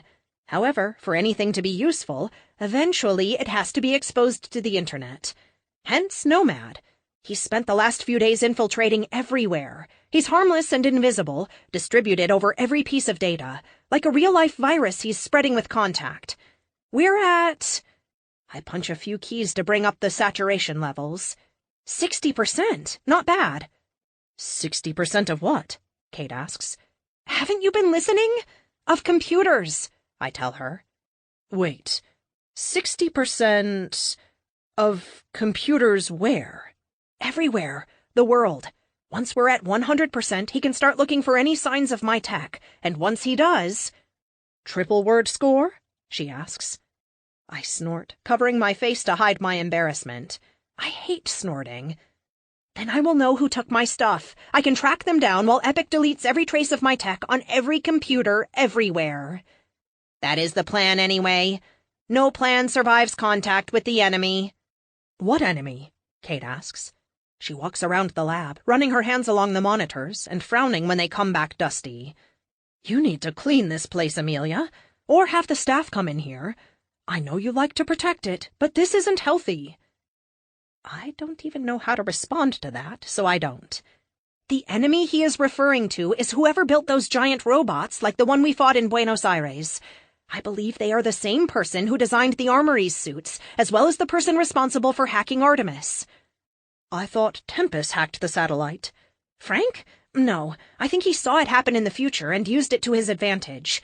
No, the person who hacked my satellite has to be the same person who is exploiting my tech. Not the U.S. government or whoever else has it, but someone capable of analyzing my designs and recreating them. Or cloning them, as the case may be. The armor fragment we recovered from Raphael's robot had an identical molecular matrix to Amelia's Mark III suit. Not similar, the same, which is why I have been scouring the source code of Artemis, looking for the intrusion. Once I find it, I can trace it back to the source and send in the team to take him down. But who is he? Kate asks. I have no idea. But we will soon. 9. Dinner with my parents is a bit of a luxury. Worry about Carlos nags at me, but I needed to do this. They still live in Seattle, not at the hospital, though. They liked the city enough they decided to stay after Dr. Grace declared she'd done everything medically possible to restore their memories. Sadly, they haven't recovered their memories, but Dr. Grace is still hopeful they might. In time. I just need to spend more of it with them. Spending a year and a half as an Amelia sickle didn't help. Then everything in Argentina, and then. Essentially, as Kate put it, you need to make time. Ivor's Seafood sits neatly on the docks with a terrific view of the Puget Sound. The last time I was here, I downed an alien drone in the Sound and fired off a mass driver that would end up vaporizing almost a half-mile of the docks. When the M-Jet flew over the city, I couldn't even tell where I'd blasted the heck out of things. I know Epic funneled a ton of our money into helping make repairs through anonymous donors. There are times I'm glad we have money to do those things. Your mom is talking to you? Epic blinks the message several times, drawing my attention. Right. Sorry, Mom, I say, trying to hide my faux pas by raising my spoon and taking a sip of my soup. I said, are you liking being back? Kate visited us often while you were out in space, letting us know you were still alive. We were hoping when you returned you would be able to spend more time with us. She seems genuinely hopeful. I feel sorry that I haven't. Part of me is still hiding from them. Only part, though. I'm sorry, to both of you, I say, putting my spoon down and resting my chin on my fists. I know this hasn't been easy for you. I guess sometimes it's easier to bury myself in the work than it is to disengage and maintain my relationships. To my surprise, they both burst out laughing. Dad holds his napkin over his mouth, he's laughing so hard. Mom just chuckles, leaning back in her chair and staring up at the ceiling. They're so full of life and mirth, I can't help but join in. The waiter walks by with a fresh batch of drinks. I see him giving us the eye as he leaves. I grab my Coke and drain half the glass before we start talking again. I put it down next to the other 3 empties. What can I say? I like Coca-Cola. My dad reaches over and places his hand on mine and squeezes. You've described the problem of every scientist ever. Your mom and I have had a number of discussions on this very subject. This may be the first time he's spontaneously touched me in such a familiar way. He can't know this is exactly what he used to do when I was a kid, and we would be having a discussion on my behavior. He looks at me, his eyes going wide as he feels something too. I glance down at his hand and am overwhelmed with a desire to cover it with mine, so I do. Everything I've held back for the last several years, all the walls and barriers I put up, come crashing down so suddenly that I can't see or hear. My heart aches as I pull myself to him and throw my arms around his neck and bury myself in his chest. Papa, I whisper. Until this moment, they weren't back. Even if they never regain all their memories, part of them remembers me. The way he used to hold my hand, how he would pick me up and spin me around. I'm sobbing. I hate that I'm sobbing. We're in public, but I can't stop. I've waited so long for them to be back, to come home to me. I worked for this every day of my life for 14 years. Now, I keenly feel the last few years I've wasted because I thought they weren't them.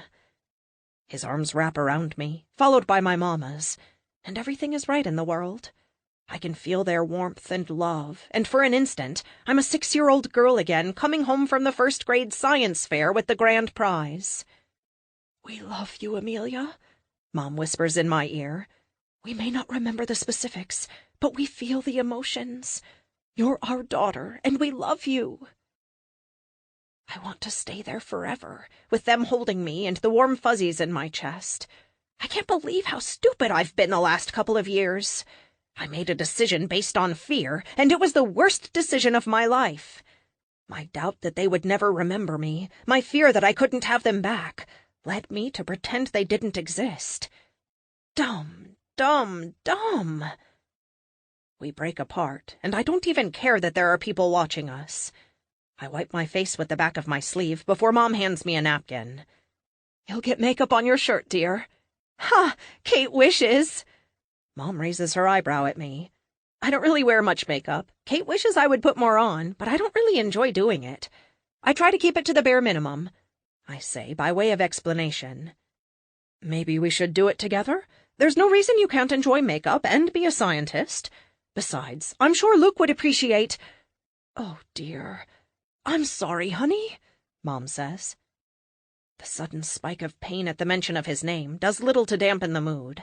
I miss him, but I can't put him in a box while I figure out what to do about it. I hold up my hand. "Don't worry about it. I'm dealing with it. I'll get him back. I know I will." They nod, smiling. I realize we're all holding hands around the small table. I need this in my life. Stability, family, friends. They keep me grounded. "Amelia, we are about to have company. There are several individuals from the Pacific Northwest Super Team making their way through the restaurant toward you. Based on vitals and visual cues, they may be expecting a fight." "Sorry, Mom, Dad. 1 second," I tell my parents. "Epic, should I get them out of here?" I nod toward my folks. I cannot imagine why they would be acting in such an aggressive manner. So yes, discretion is the better part of valor. I nod to myself. Epic's right. I don't want to risk my parents if things go south. "Listen, something is happening and I don't want you hurt," I say. The way they instantly go alert frustrates me to no end. This was the first family dinner we've had in 16 years, and someone has to spoil it. "Put on those glasses I gave you, and Epic will guide you out." "Oh, I modified those to contacts. I'm already talking to him," Mom says with a grin that makes me smile from ear to ear. "Contacts? You're going to have to tell me how you did that," I say. "Come on, Hope. I think I see the problem," Dad says as he slips on the glasses I gave them. He stands up, helping Mom up at the same time. They give me a loving look before hustling out the back way. Epic has the M-Jet en route. Maybe I should seriously talk to them about moving to Phoenix. Or perhaps I should move up here? Nah, I don't like the rain and it's too cold. I get enough flack for bundling up in Arizona. It's not my fault my circulation sucks.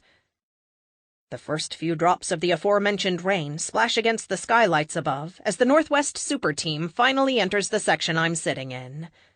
A wave of murmurs follows them as the rest of the diners see them. By the time they're standing in front of me, rain is crashing hard outside. Epic tags them all, though there is one in particular he doesn't have to. They came in the room separately, but by the time they reach my table, they stand together shoulder to shoulder. 4 big, bad superheroes and 1 little me. I see several waiters talking, trying to figure out what to do. Costumed superheroes are an unusual enough sight. Like the police, people often don't see them unless there is trouble. I hope there isn't trouble. The AR tags pop up over their heads. Enforcer is the team leader. He's the strong man, an F4 with strength and invulnerability. Emerald Knight is a teleporter and energy projector. She's an F3 in both, which means her beams probably can't pierce my armor. Weather Witch is next. She's the most powerful on the team. All of 19 years old and an F5 weather controller. I'm guessing she's the reason it's raining outside. Her eyes are cloudy gray, and little bolts of lightning flash through them. If I were standing, I'd be taller than her. She's only 5'2". Last, and certainly least, is Triple Threat. I hate him so much, not just for the way he treated Kate, but his cocky demeanor makes me want to punch him in the face. I wheel around, putting a pleasant smile on my face as I greet them. "If you had called, I could have had a table ready for you, but I'm sure the manager can make something happen," I say. I know they're not here to eat, but I want to be as reasonable as possible. I sure wish Kate was here. Weather Witch scowls, looking up at Enforcer to speak. He seems somewhat unsure of what he's supposed to do. When Witch steps forward to point her finger at me, things click into place. Enforcer doesn't want to be here, but he's either crushing on Witch or he doesn't have control of his team. Either way, it isn't good for me. "You need to leave Seattle. You're not wanted here," she says, glaring down at me. The hostility in her voice leaves no doubt as to the way she feels. I fold my hands neatly across my lap and force myself to smile. "Besides Dwayne here," I say with a nod toward Triple Threat, whose wicked smile falters when I look at him, "I've never met any of you. What's your deal?" I know the media has been laying into me of late. I guess while I was gone and everyone but my team thought I was dead, I was an easy target to blame for everything from the coup to the alien invasion. I didn't really catch up before, but since the protesters, I've had Epic filling me in. I didn't realize the attitude had filtered over to other superheroes. To be honest, I haven't had a lot of interaction with anyone outside my team. "Our deal is you're a murderer," she continues. "You should be behind bars, not eating in a restaurant like a human being. None of us feel safe with you in the city." Weather Witch isn't tall, but she doesn't have to be. I'm in a wheelchair looking up at all of them. They tower over me, and the way she presses forward puts me on the defensive. I have to bury my urge to armor up. It would only escalate the situation. I channel my inner Kate and try to calm things down.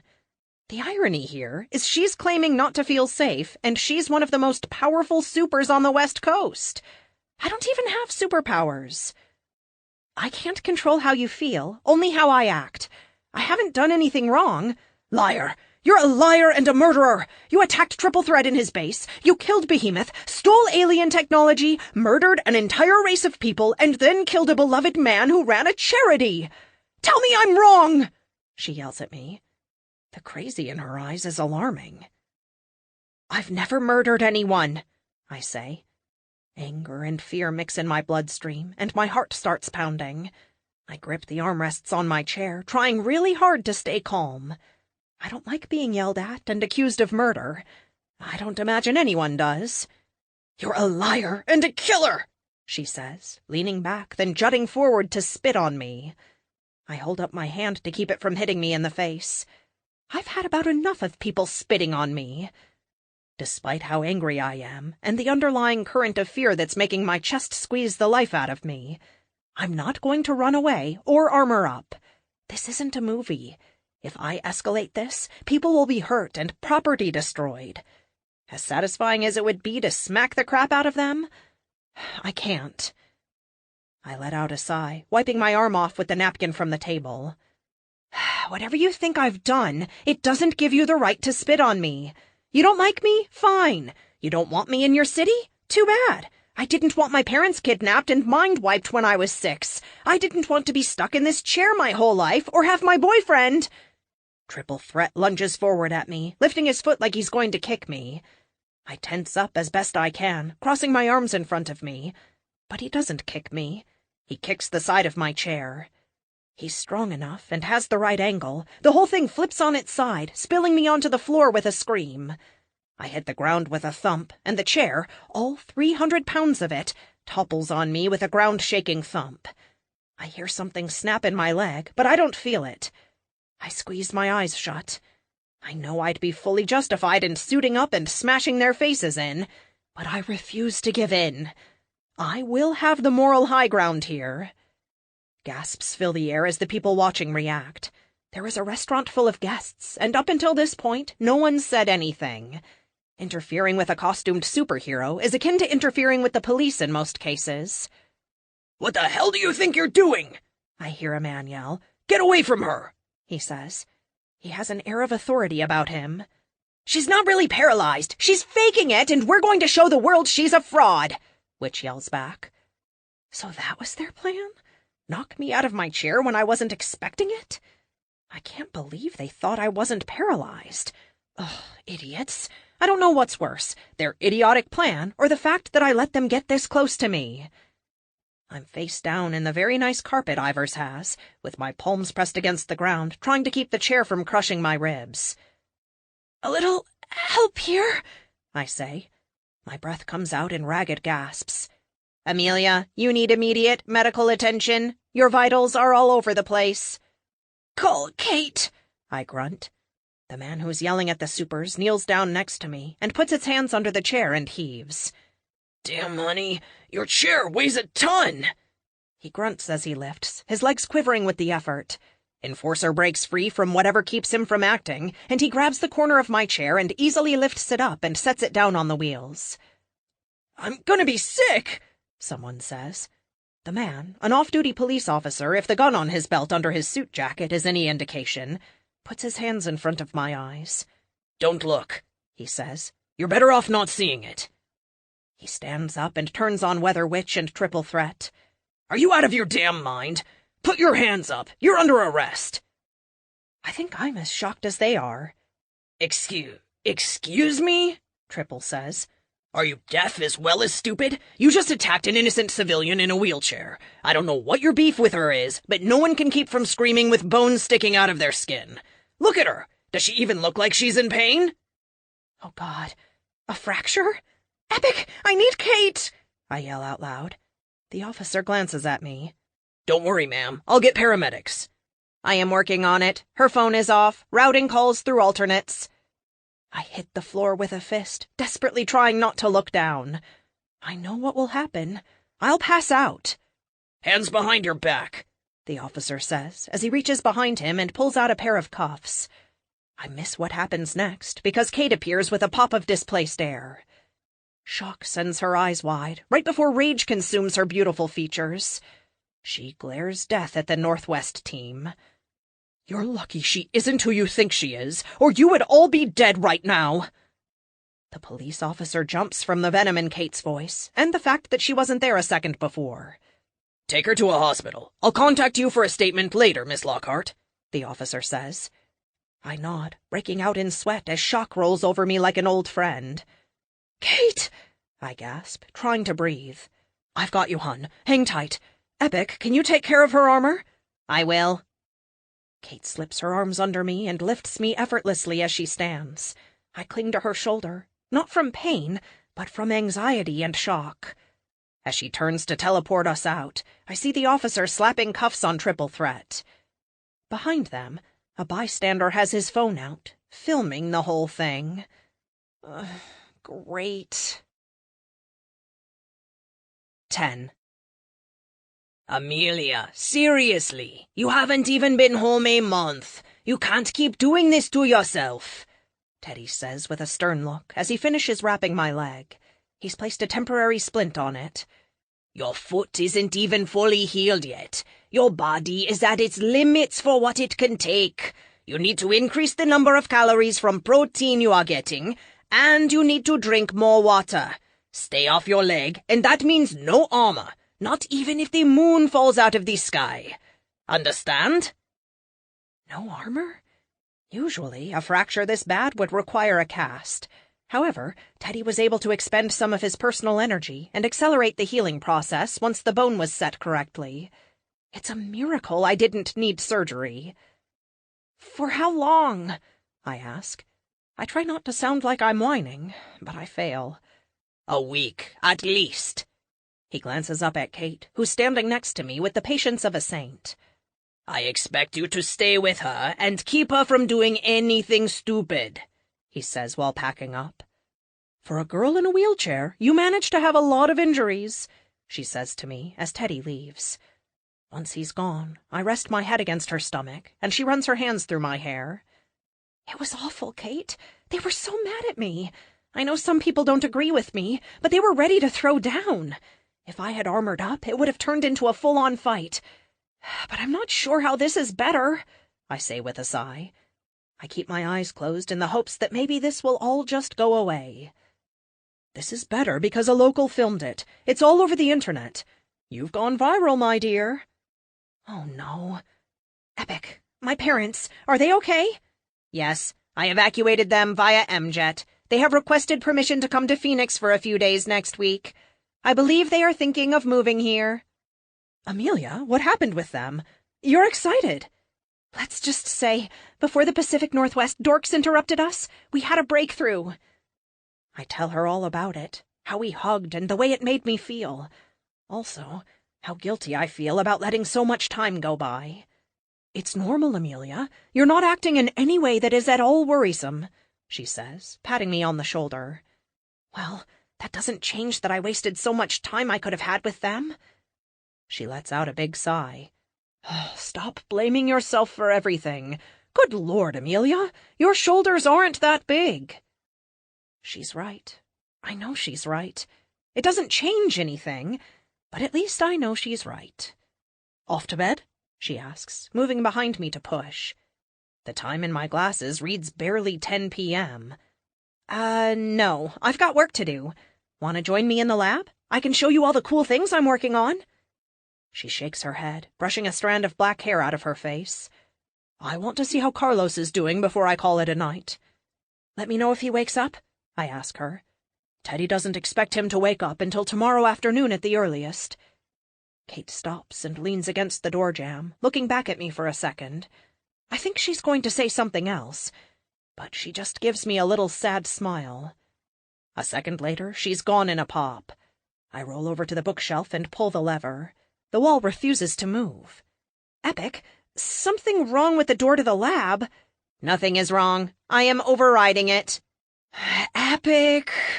I draw out his name in a long breath. Please open the door.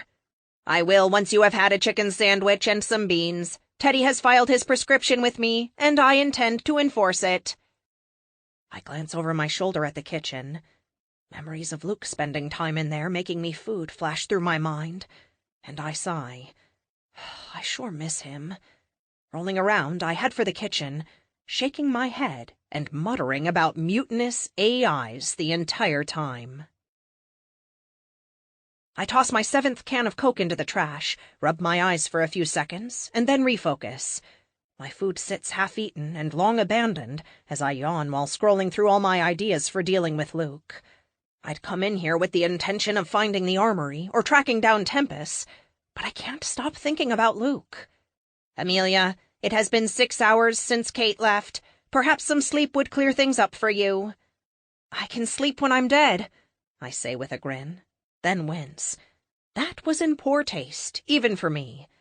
You know what I mean, I tell Epic with a shrug. I do indeed. If you insist on staying up, might I suggest you change focus? Perhaps putting your talents to work in a different capacity will help you come up with something to stop Luke? He's not wrong, as usual. Everything I've come up with will eventually be countered by the entity in the gem. I can't contain an F5. No one really can, except for the Ultramax. The only real way they have of holding the F5 strongmen is by gassing them and keeping them in medically induced comas. That doesn't help me. I want Luke back, not in a coma.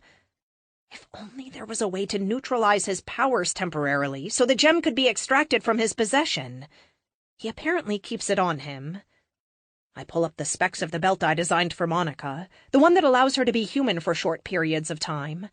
It's specific to her, but maybe I could modify it to affect Luke? I shake my head. No, that won't work. The belt helps her because of the carrier wave that connects her to the ice dimension. Luke doesn't have such a connection. The origination of his powers is a one-way connection. I swipe through the air, dismissing the screen entirely and leaning back to massage my face. Once I've refreshed my eyes a bit, I wheel over to the Mark 7. It's pretty much done. All I need to do is add in the missing kinetic manipulator, and the suit will be ready for test drive. I smile. Tempest is going to be in for a big surprise when he tries to use the one he took. I may not be able to control who has what, but the stuff I build all has countermeasures now. If Tempest wants it to work, he's going to have to come back and talk to me. Where my Mark 6 is designed for variable roles, from close combat, riot duty, containment, heck, I even have a natural disaster version. The Mark 7 is the spiritual successor to my alien armor. While not as powerful as her predecessor in that respect, she carries a Sword of Doom, 2 particle beams, my double-barreled grenade launcher, IP cannons, kinetic lance, 4 tank missiles, and the rifle-sized mass driver with a 50-round mag.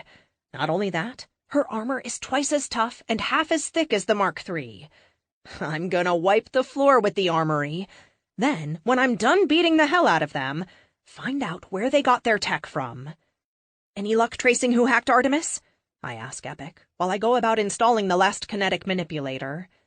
I have traced it through over 100 different dead ends. Whoever did this is either better at computers than I am, or they spent a long, long time figuring this out. I am leaning toward the former. Epic, you're an AI. No one is better at code than you are, I reassure him, while I attach the supercapacitors to the unit. It isn't about generating power for me at this point. It's about moving that power where it needs to go without blowing everything. A series of supercapacitors help me regulate flow and store energy for when it's needed. A thought occurs to me. I sit back for a second and chew on it, rather than saying it out loud. I can read you like a proverbial book, Amelia. You have thought of something. I shrug. Maybe. Epic, what if they aren't better at computers than you, or a better engineer than me? What if they have a superpower, or a series of superpowers that lets them do this stuff? I say with a wave of my hand. Copy my work, hack Artemis, that sort of thing. Some kind of affinity for computers or something. What do you think? It would make infinitely more sense for there to be a reason outside of natural science for them to be able to do these things. We do know that the more specialized the power is, the rarer it is. There are more strongmen than acrobats, more acrobats than elementals, more elementals than speedsters, etc., all filtered by their level of power. Less F5s than F4s, that sort of thing. Let's assume he or she has superpowers doing this. Start searching the database for anyone who... Done. Calhoun Matthew Strungle. What? No way. Is it that easy? You are correct. Mr. Strungle is listed as deceased. He disappeared shortly after we left to fight the Thune. Amelia, he worked for Raphael as a contractor. He had access, and he has superpowers related to computers, though the database is not specific on precisely what they are. Awesome. Let's put out our version of an APB. Start looking for him, the Armory, Luke, and Tempest. We're going to start checking problems off our list if I have to use a nuke to do it. 11. After a good morning's sleep and a half-dozen cheesy eggs and some toast, I'm up in Carlos's room waiting for him to wake up. During the night, I had a breakthrough about Luke. It's too early to tell if it's something I can do, but until I have more info, it will have to keep me satisfied. Then I got the call from Teddy that Carlos was going to wake up soon. It's like he's a magician or something. Teddy can tell the precise moment someone will wake up, or heal, or anything medically. The entire team is in the room. They had to turn the AC off because Monica was in her elemental form, and whenever she's around, the temp drops a good 20 degrees. Tony and Lux hang back, holding hands and looking on. TK is her usual nonchalant self, leaning against the wall checking messages on her phone. For someone who doesn't care, she's stayed with the team a surprisingly long time. Kate is next to me, dressed to the nines with an added digit in hotness. She seems hell-bent on impressing Carlos, which is so weird. Shouldn't he be the one trying to win her? It's like the world has reversed itself. Tempest mentioned something about their future, and a part of me wonders if I should have taken him up on his offer. Time travel is a tricky beast. Would knowing the future make it happen, or prevent it from happening? In life, there are many instances of trying to avoid an outcome, only to have your efforts to prevent it make it happen. Is there temporal irony? Would knowing Kate and Carlos ended up together keep me from acting like I normally would, thus removing me from making a crucial decision that would have caused them to be together, which would result in them not being together? I shake my head no. It's better not to know. Though it all begs the question of how his powers work. Why does he need a kinetic manipulator? I'll have to make a note to ask him next time I see him. So many questions. Very few answers. He's waking up, Teddy proclaims. Poor Carlos. Teddy removed his armor the day before, so now my best friend is in a hospital gown, his hair matted in 100 different directions, and a week's worth of stubble on his face. His eyes flutter open, and for a second he focuses on Teddy, then Kate, and his whole body relaxes. A lazy smile spreads across his face, and he whispers something.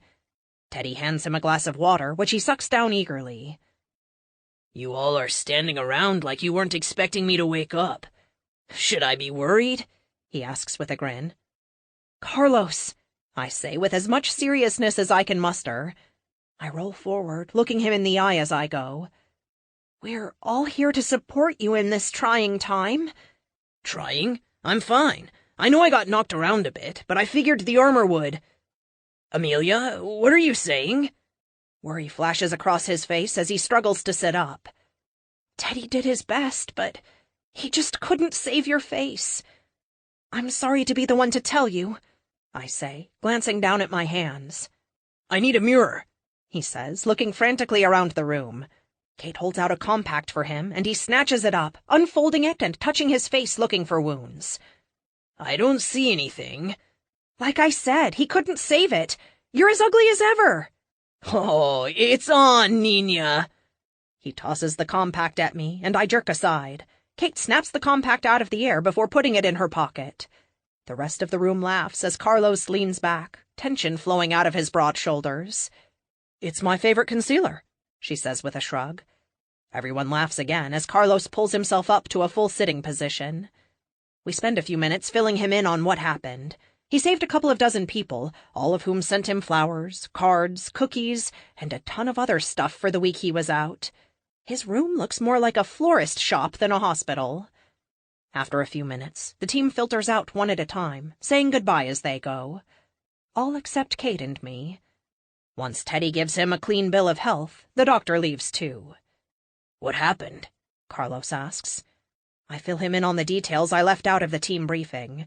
As far as everyone else knows, a super hacked the satellite in an effort to take us out. I decided the possibility of time travel might be too much for some people, and that little piece of info is between me and my two friends. Damn, Amelia.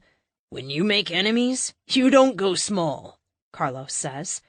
You know what I say. Go big or go home. Let's break it down, Kate says. You've got the press blaming you for everything. We've got a super with tech powers, the armory, and a time traveler. Where are we at with them? Epic?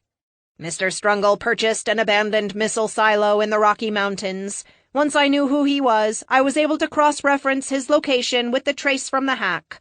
As for the media, I think they are stirring the pot for ratings. There is an anti-superhero attitude in the U.S., but it is not nearly as bad as they think. They make money off of fear. What about Tempest? Kate asks. I have nothing.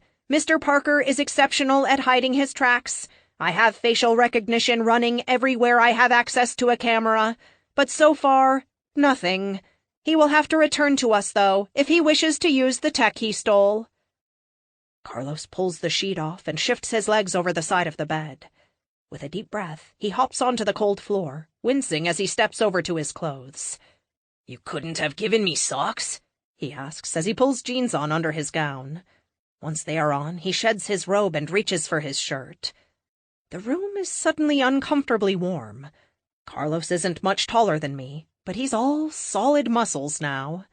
I turn my chair away and look at the ceiling while he dresses. Kate does not. I smack her leg and she looks down at me, her cheeks a bright red. Carlos doesn't seem to notice as he pulls on his t-shirt, sits down, and puts on his sneakers. So what's the plan? He asks without looking at me. Well... I drag it out a little, giving Kate time to recover. Let's pull in the rest of the team and we'll go over it with them. I think we can keep Frank Parker out of it for now, but everything else they deserve to know. Especially if we're going to take down the armory. About friggin' time. I've wanted a piece of those guys since they hurt you, Carlos says, smacking a fist into his palm.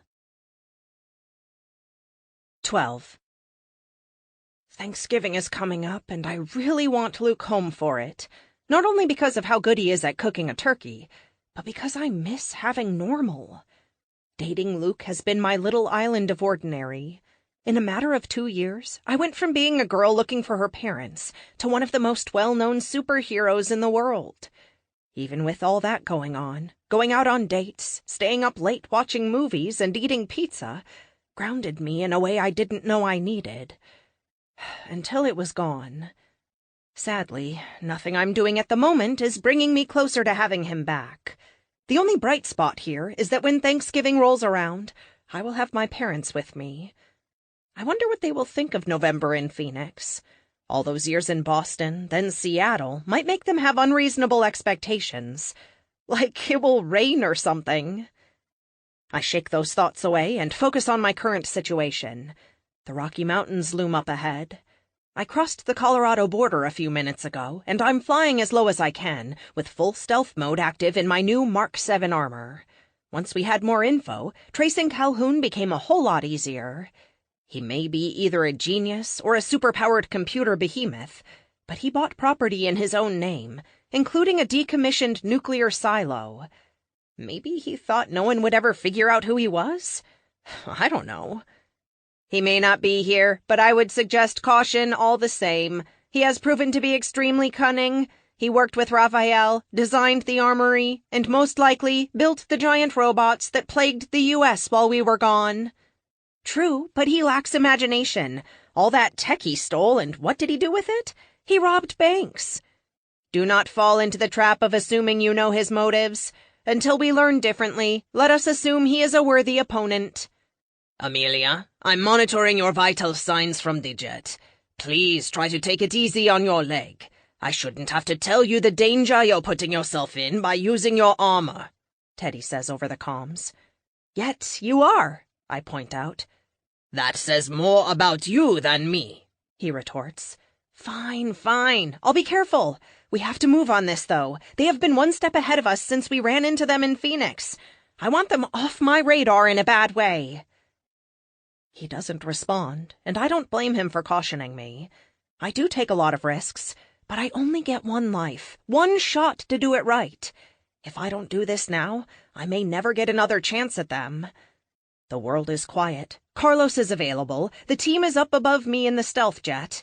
If we can lure them out into a confrontation, we can take them all down and be done with it. I spot the radio tower that marks the beginning of the land Strungle purchased before his death. The silo itself is a mile past this point. The mountains shoot up a half-mile in the distance. Trees cover the landscape all the way up and around. It's so unlike Phoenix, I almost feel like I'm on an alien planet. I flip over, turning north, eyes scanning for the hatch. Then I see it. Nestled at the base of a steep climb, the hatch sticks out despite years of neglect. I land with a thump on the roof. Epic? Scanning. I am picking up RF signals. There is undoubtedly an active wireless network of some kind in here. While he does his thing, I compare the hatch to the blueprints we downloaded from the DoD. According to them, there is an access stairwell and elevator 50 feet to the north. There it is. I hop off the hatch into the dirt and walk over. The Mark 7 is a little twitchy as I walk, my movements a little too sharp. I'm going to have to dial back the interface a tad when we get back. I've never felt more protected, though. If the armory is here, they're in for a big surprise. Even still, a tremor of fear runs through me. Or maybe it's anxiety. The last time I faced them, they nearly killed me. I open and close my hands, trying to calm myself. Amelia, the hatch is opening. I spin around as the hatch slides open on near-silent rails. No way it's not maintained. The lift inside, designed to raise and lower the missile in and out of the silo, lifts up the 6 armored figures I haven't seen since they tried to kill me. They rise up slowly, like a boy band coming up into a concert. Except I'm not cheering. My heart's pounding my chest, and I'm waiting for Teddy to call and berate me for taking such a risk. The last time we fought, they nearly killed me. They had countermeasures for all of my defenses, a way to bypass my shields, immunity to my best weapons, and they were stronger than me. Not so now. The Mark 7 is purpose-built, designed from the ground up to kick their butts. So, that is what I'm going to do. You must have a death wish, Alpha One says as he pulls the 2-handed sledgehammer from his back. I'm going to give you all this one chance. Surrender. Tell me where to find Strungle, and you might get out of this in one piece, I say over the PA. We kicked your ass before. You think you're going to win now? Take a look around you. It's 6-1. We know your little buddies are off in New York fighting some big bad supervillain. You're out here all alone, and you're going to die. Today. If they could see in my helmet, I'd give the game away. Smirking almost always gives the game away. One of the things I noticed since I returned from my extended nap was that every time I was in trouble, some huge event was taking place that demanded my allies' attention. Specifically Carlos. Almost like someone was trying to take him out of play. Well, this time I'm one step ahead of them, with a little help from Epic and a fake news broadcast. I'm guessing that me knowing the name of their boss caught them off guard. 3 looks to 1 sharply. The others stiffen as if they weren't expecting it. Well, they aren't going to expect what happens next. One waves his hand at the rest of his team. Just because she knows doesn't mean she knows anything else. He clearly says that for my benefit, since they can communicate without making any noise. They start to fan out, pulling their weapons as they go. Have it your way, I say out loud. To Epic, BFG, please. Affirmative. I may not have a lot of the alloy from the aliens, but I learned lessons from them. The BFG is my mass driver rifle, railgun, whatever you want to call it.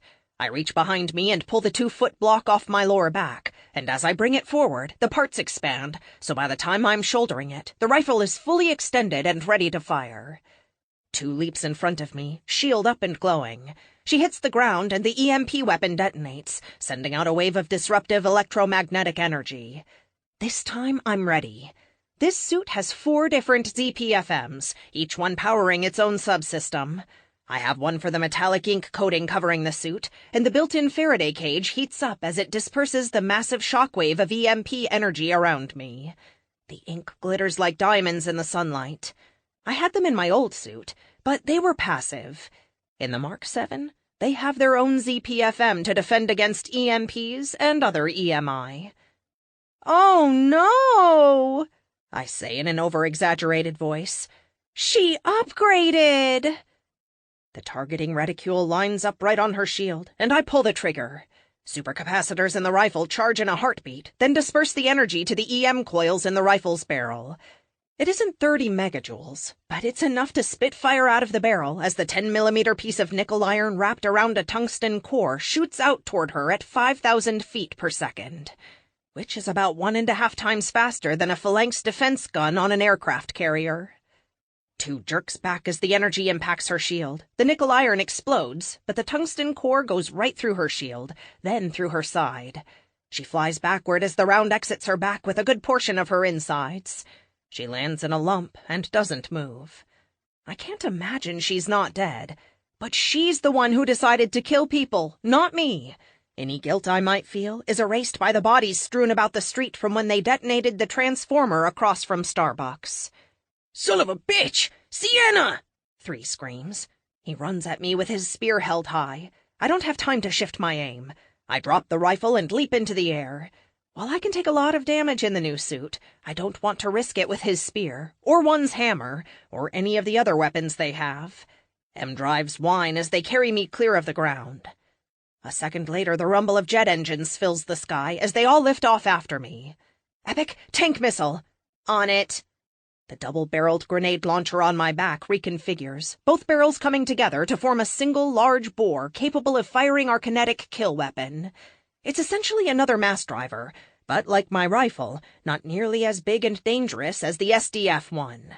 At the same time, I'm not fighting alien ships. I don't need a ship killer.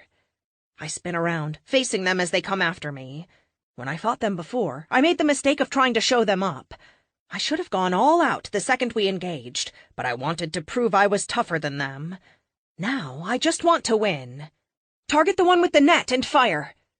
5 armored figures fly up after me, leaving trails of fire behind them as they accelerate. They can probably break the speed of sound. How quaint. However, I'm not trying to get away. Just force them to fight me on my terms, not theirs. Target acquired. Amelia, there is a high probability this will kill him. I sigh. Taking a life should never be easy. But what am I to do? If I don't stop them here and now, every life they take after this is on me. I have enough innocent blood on my hands. A little guilty blood will hardly be noticed. I know, buddy. Fire! 8 inches of osmium-encased tungsten erupts from my shoulder mount, leaving a trail of fire and blinding yellow light. The armored figure known as 6 never even knew what hit him. At 3,000 miles per hour, the arrow impacts him before his nerves even have time to tell his brain he's in trouble. His armor explodes from the massive release of kinetic energy, showering the area behind him with flames and debris. Any organic remains would be fried to a crisp, if not flat-out vaporized into component carbons. A fusillade of bullets ricochet off me as they return fire, more out of fear than any hope they can bring me down. I circle around, letting them chase me as I drop down to the treetops. Engines whine from the exertion of moving so much mass around tight turns and high Gs that would, as Mr. Parker said, make a fighter pilot cry. Amelia, we're in position, Carlos tells me over the radio. Excellent. I let Epic acknowledge him, and I focus on the stringing the armory along. While they've been chasing me, the team set up around the silo.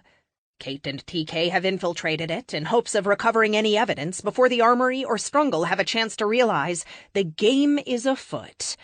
Hopefully, they will take Strungle unaware, if he is even there. I come back around, kick in the afterburners, so to speak, and break the sound barrier a few feet above the ground. They chase me, burning up their fuel trying to bring me in range of their weapons again.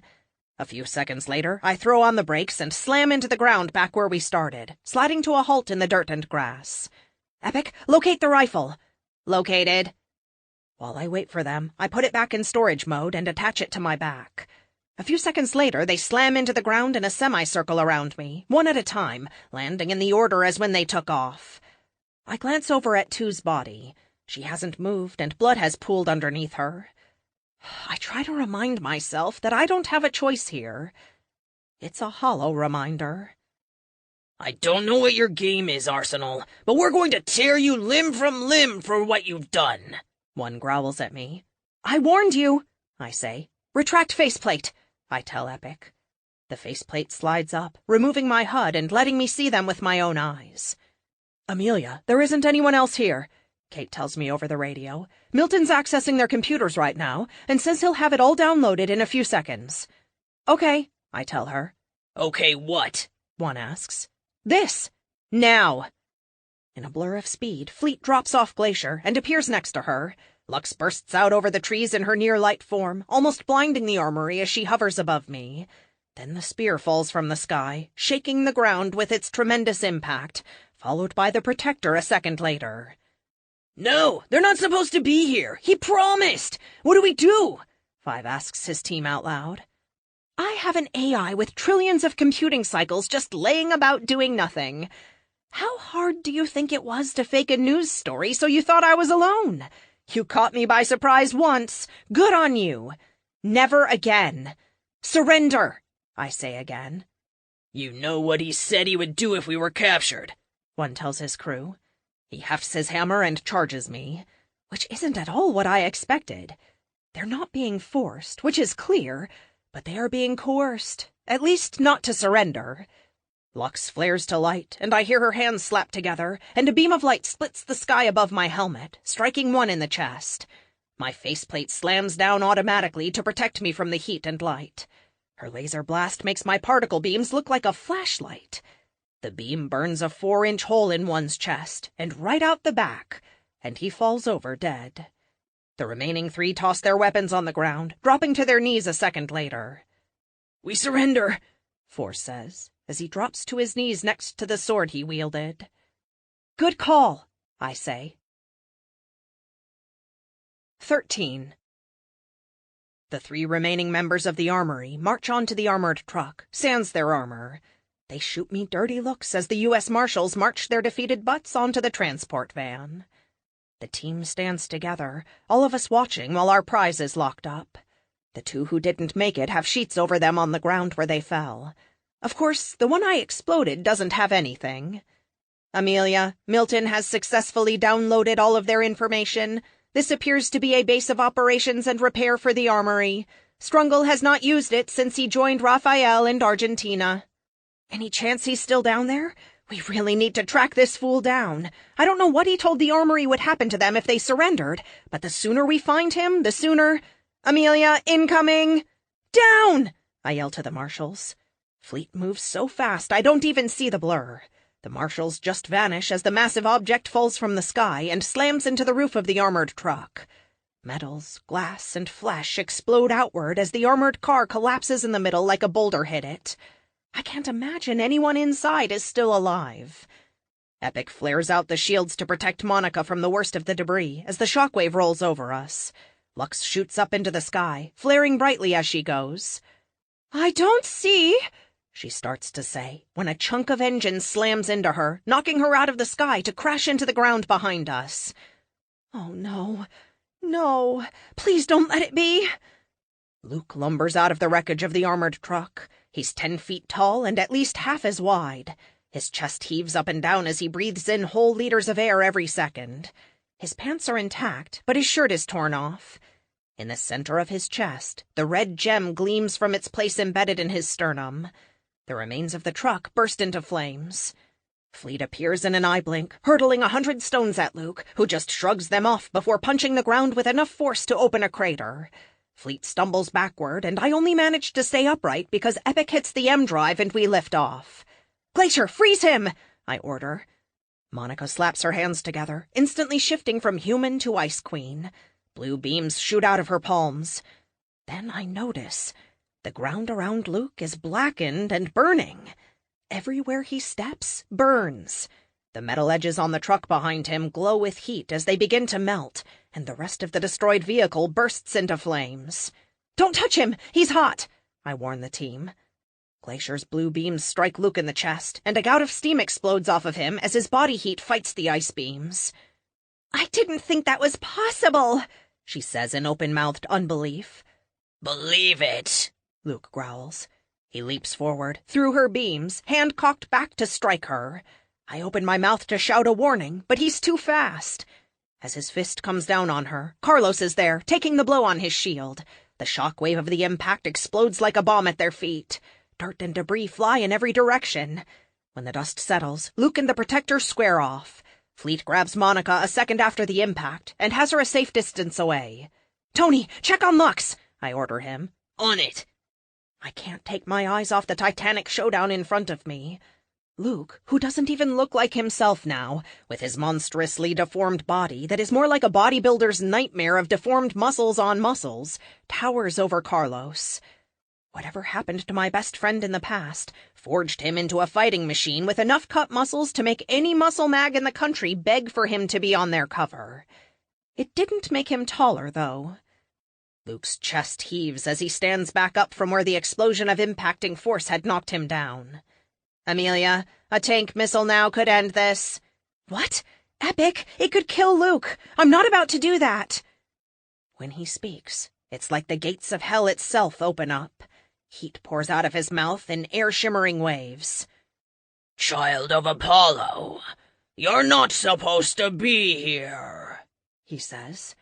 His voice isn't Luke's. Carlos cocks his head to one side, gripping his shield tight against his body and his spear behind him in a more relaxed hold. "She tricked you. It's how she wins," Carlos says with a smile. "Get used to it." "Oh, I know all about her tricks. We shall see who tricked who," he says with a lecherous grin. I know Carlos is about to say something, but Luke backhands him. To both our amazement, Carlos ducks under it and kicks Luke in the stomach. The blow knocks Luke back a few feet. Carlos comes at him with the spear, and Luke bats it aside, slamming into Carlos's shield with his other hand. Carlos spins around, bringing his shield in a backhand that crashes into Luke's face and elicits a howl of rage from him. The two punch, counter, and parry in a blur of motion that is almost impossible to follow. Each hit punctuated by a clap of air or shockwave as they wield titanic force. "Amelia, I'm still down inside the base going through every nook and cranny with Milton. Do you need me up there?" Kate asks. "No, it's Luke, Kate. He killed the armory. He and Carlos are duking it out." When she doesn't respond, I check to see if the equipment is working. In a pop of air, Kate appears next to me. "Maybe I can reach him," she says with a shrug. "I've been trying since he left, but I can't feel him. If I can see him, or touch him, though, I might be able to get through." Another shockwave of air rolls over us as Luke's fist is suddenly stopped on Carlos's shield. "You think you can get close enough?" I ask her. "Amelia, Lux is hurt bad. Teddy thinks she needs immediate evac," Fleet says. I can hear the pain in his voice. He's talking so fast it takes me a second to catch up. Do it. We got this. Are you sure? He asks. If we don't, I don't think you'll make a difference. I tell him matter-of-factually. Understood. I'm getting her out of here. Carlos ducks another blow by Luke and comes under him, striking his jaw with the edge of Aegis. The blow lifts Luke off the ground and sends him flying to land in a furrow 20 feet away. Now's my chance, Kate says, taking off in a run. Epic, what can we hit him with that won't kill him? Amelia, unless we disable him entirely, there is no stopping him without killing him. Even if we aimed for the gem and hit it directly, anything with sufficient power to destroy it would certainly kill Luke. The choice may not be yours for much longer, Amelia. If Carlos and Kate cannot stop him, a hit with the railgun or tank missile may be our only option. Kate leaps through the air, vanishing from sight for a second and reappearing on top of Luke. She lands on his chest in a crouch, hands on either side of his face. She screams as her fingers burn. Her boots sag with heat, the rubber in the soles melting as it breaks it down almost immediately under the assault. "Luke!" she screams. "Come back to us!" For a second, I think it's going to work. Luke reaches up for her and his hands stop. He shakes his head like he's trying to wake up. Then that evil laugh comes back, and he bats her off him like an insect. "Kate!"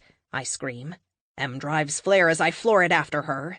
I pass Luke going 400 miles an hour, grab her before she hits the ground, and roll, taking the impact on my armor as we slide to a halt in the dirt.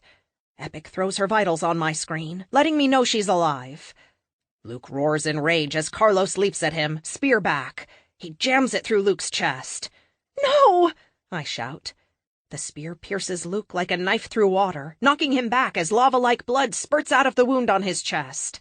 He kicks Carlos in the chest, knocking him back and away. Then he pulls the spear and chucks it aside. The blood leaking from the wound burns the ground where it hits. "Match to you, son of Apollo. But you won't always be here to save them." Luke takes 2 steps forward and leaps into the air. In a heartbeat, he vanishes off into the distance. 14. The plane ride home isn't a barrel of laughs. One bright spot, well, 2. No U.S. Marshals were hurt, and Lux is going to be okay. We picked her, Tony, and Teddy up on our way back to Phoenix, which is good for Kate, since she suffered 3rd-degree burns on her hands and feet. Teddy wrapped them up pretty quick. Between her already accelerated healing and Teddy's power, she'll be fine in a day or so. She sits next to me, her smile faltering a little as I review the footage from the fight. Once Luke emerged from the burning remains of the armored truck, I froze. I know it. They know it. "It's not your fault," Kate says, patting my hand with her bandaged one.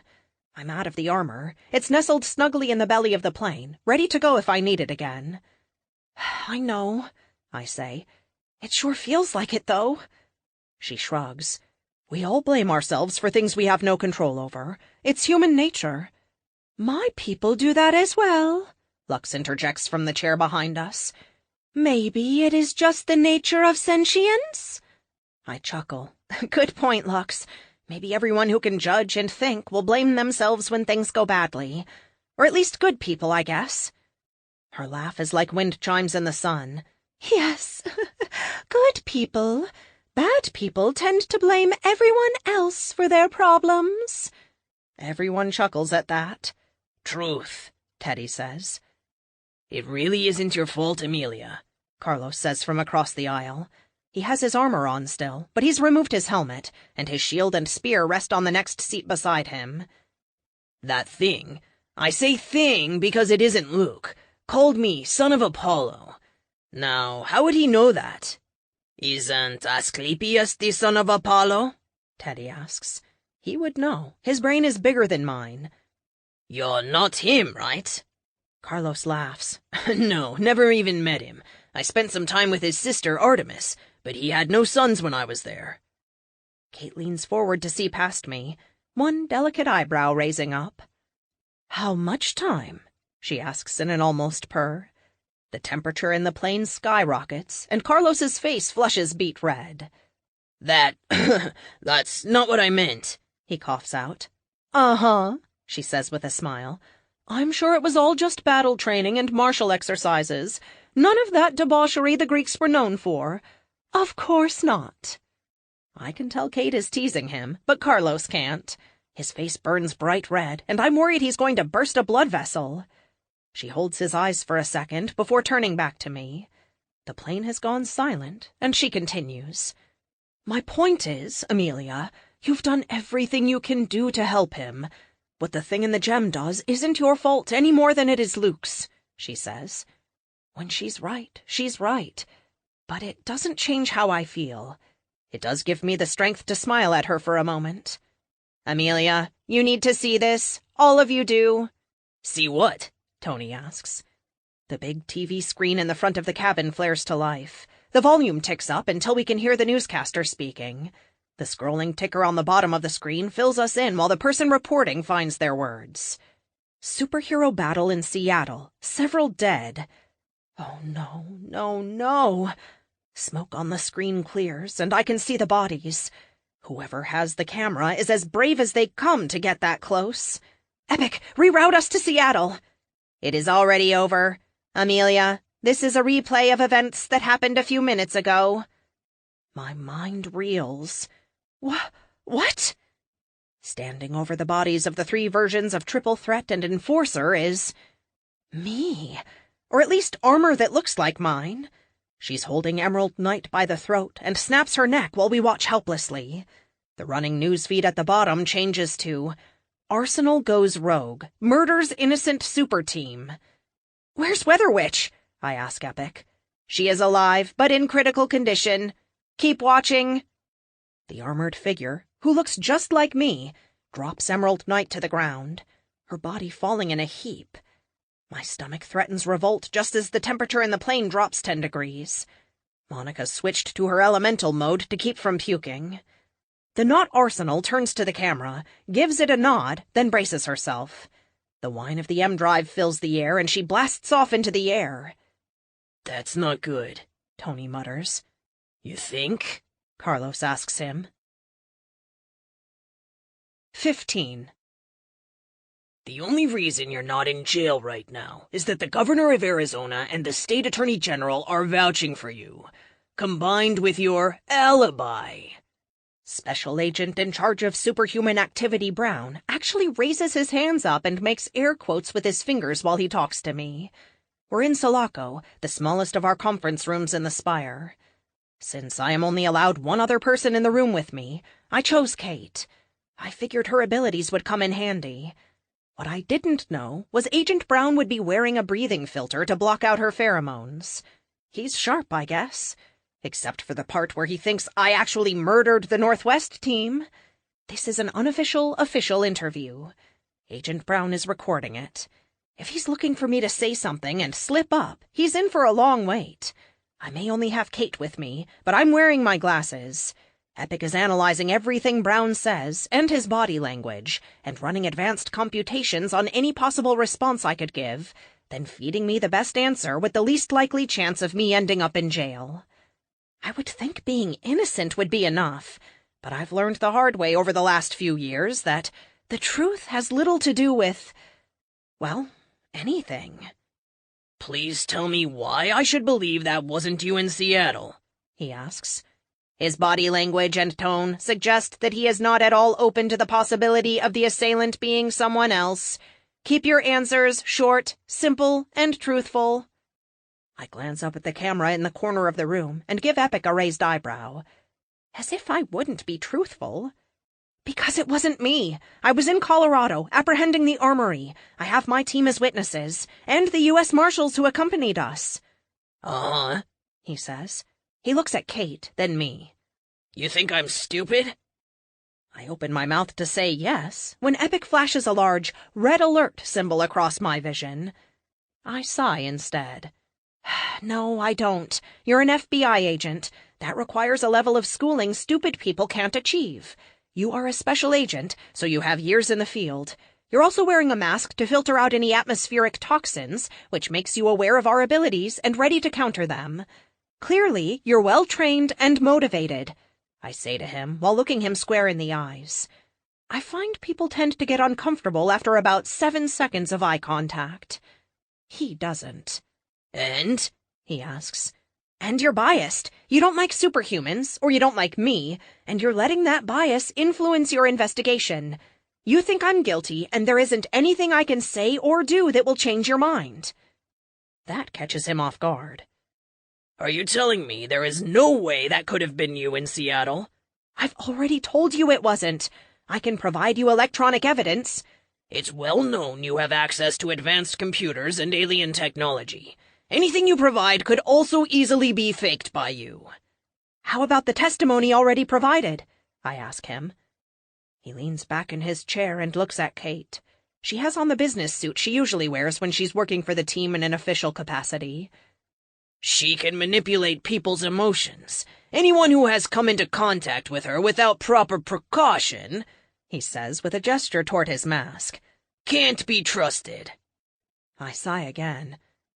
Then there is literally nothing I can do to prove my innocence. His lips spread into a predatory grin, and he's about to speak, but I go on. And absolutely nothing you can do to prove my guilt. I expected his smile to fade or something, but it doesn't. If anything, he looks happy at the conclusions I've drawn. I don't know about that.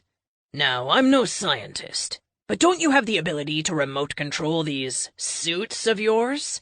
He asks. This is most likely a trap. I advise you do not answer him directly. That kind of technology is hardly advanced. Your kid probably has an RC car, I tell him.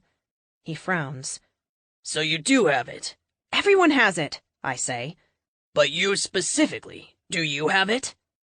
I'm trying really hard not to let the frustration of the situation make me say something rash, when an idea pops in my head. Define remote control. Now he's frustrated, if his flaring nostrils have anything to say.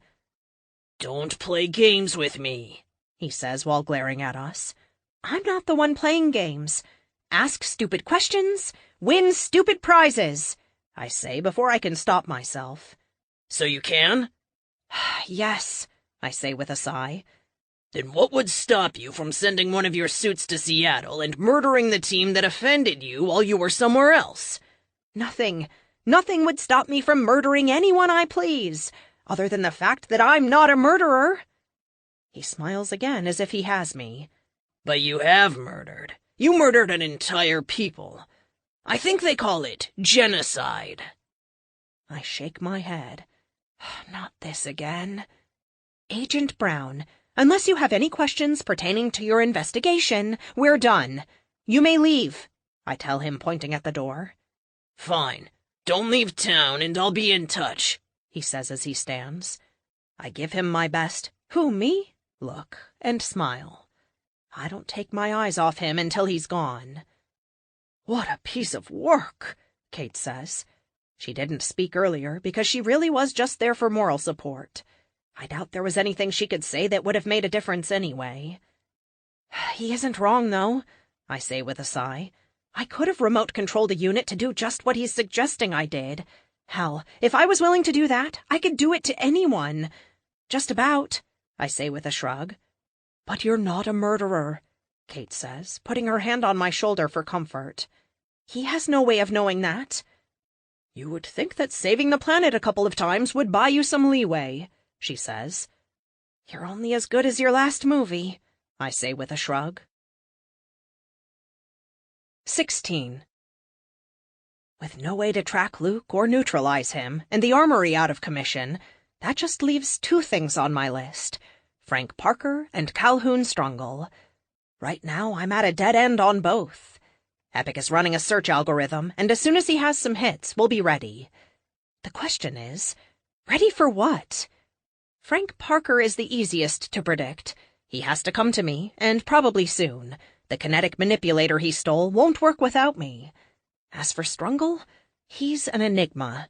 Somewhere out there he has a lab, a lot like mine, where he's cooking up his next plan.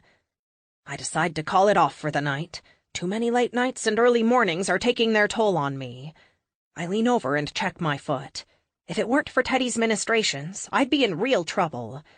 I'm just glad I can't feel the damage to my foot and leg. I've got one of those braces on my leg that make it look like I'm wearing an exosuit, and my foot is still wrapped up tight. When I look up from my screen to wheel out, I see a swirl of condensed air like mist appear in front of me. Frank Parker falls out of it like he just jumped off a bridge.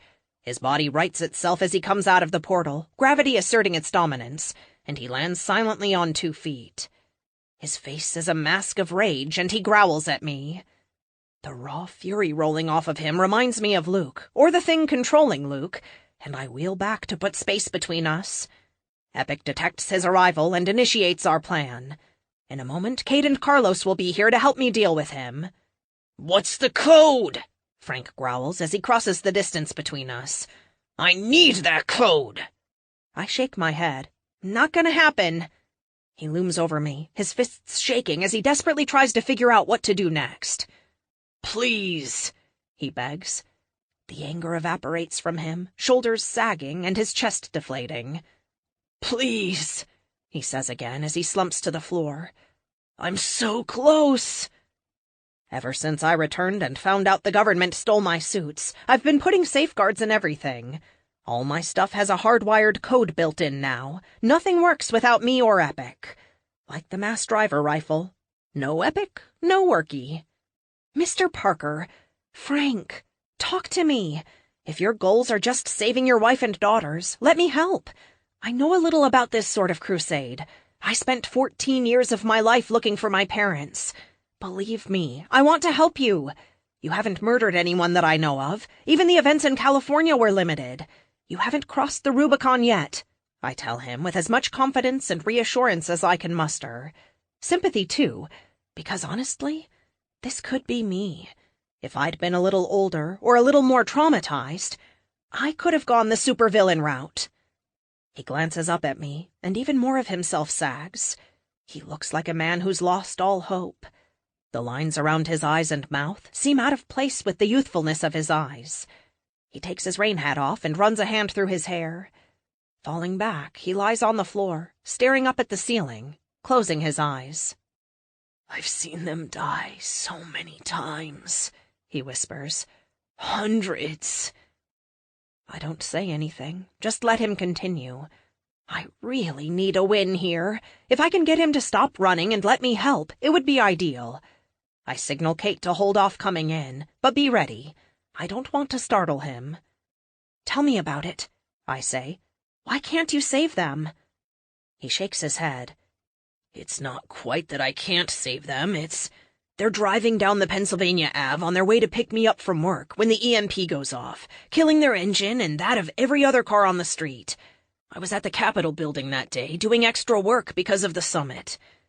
The first time I saw it, I thought all the cars would crash or explode or something.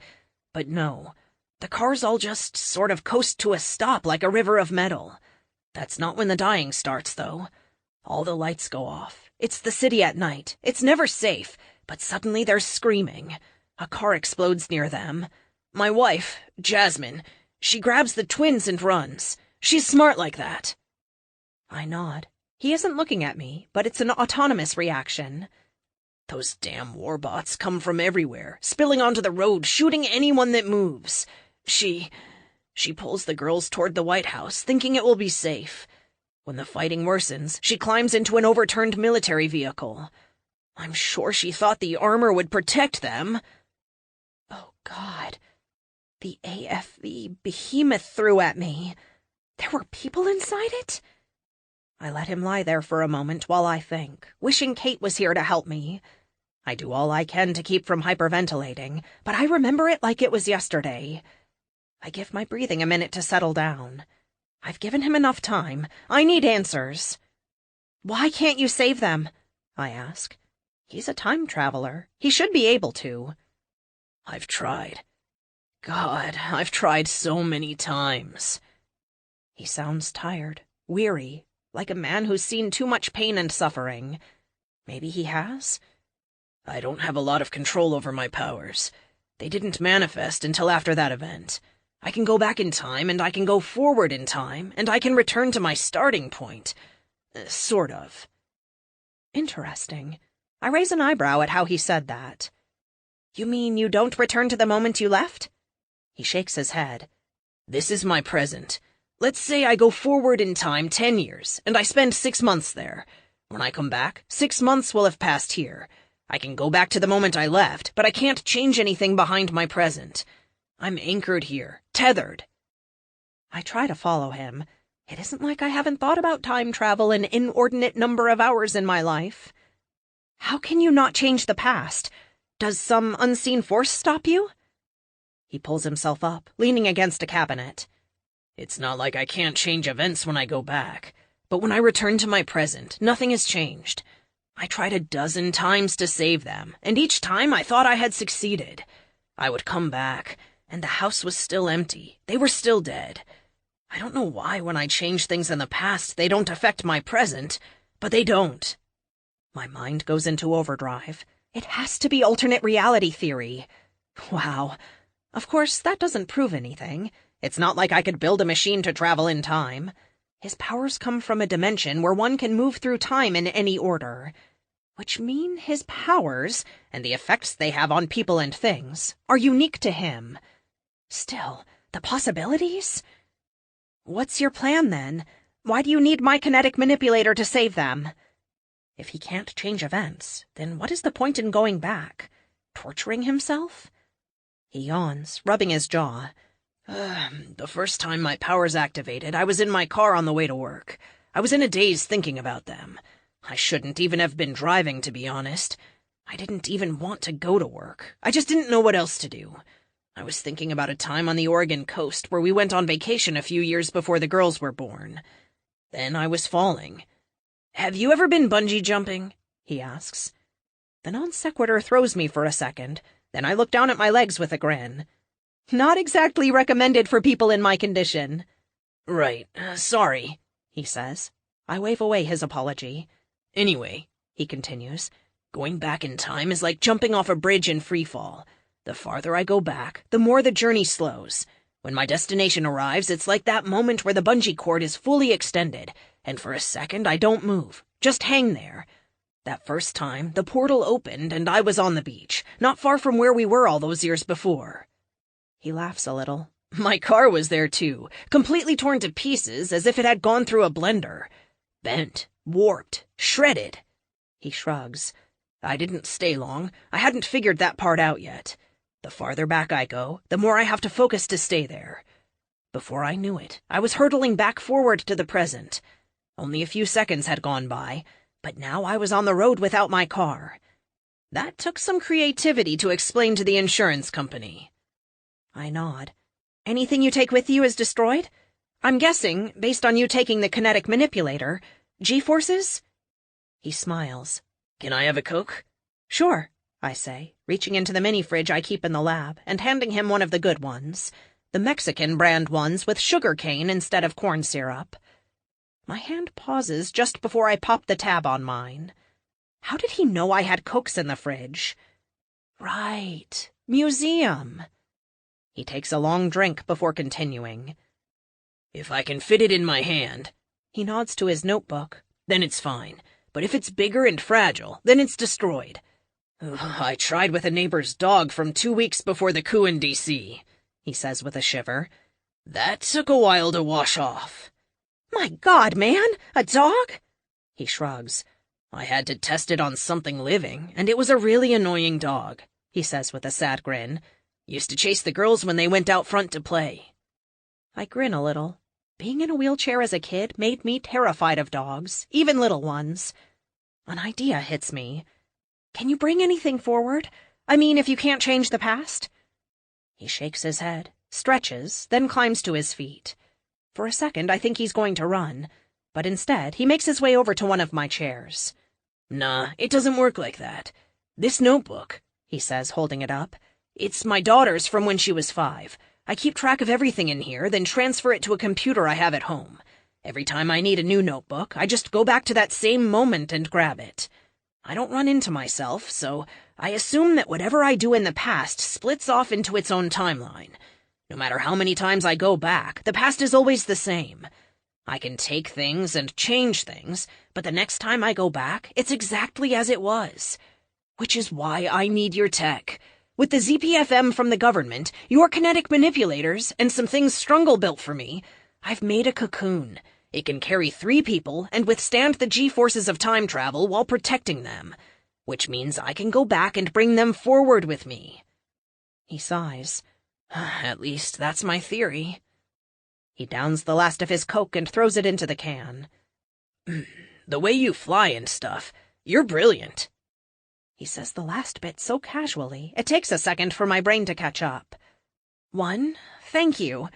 2, you know Strungle? He nods, taking another sip. When I started this, you were missing. When I went into the future, it was a world without you. Let me just say, not pretty. Don't do that again, he says with a sad smile. I shake my head. I don't plan to. Do you know where he is? I ask. He nods, putting the empty Coke bottle down beside him. Yeah, I do. He doesn't know I do, but... Time traveler, he says with a shrug. This is it. I can close 2 accounts with 1 stroke of the pen.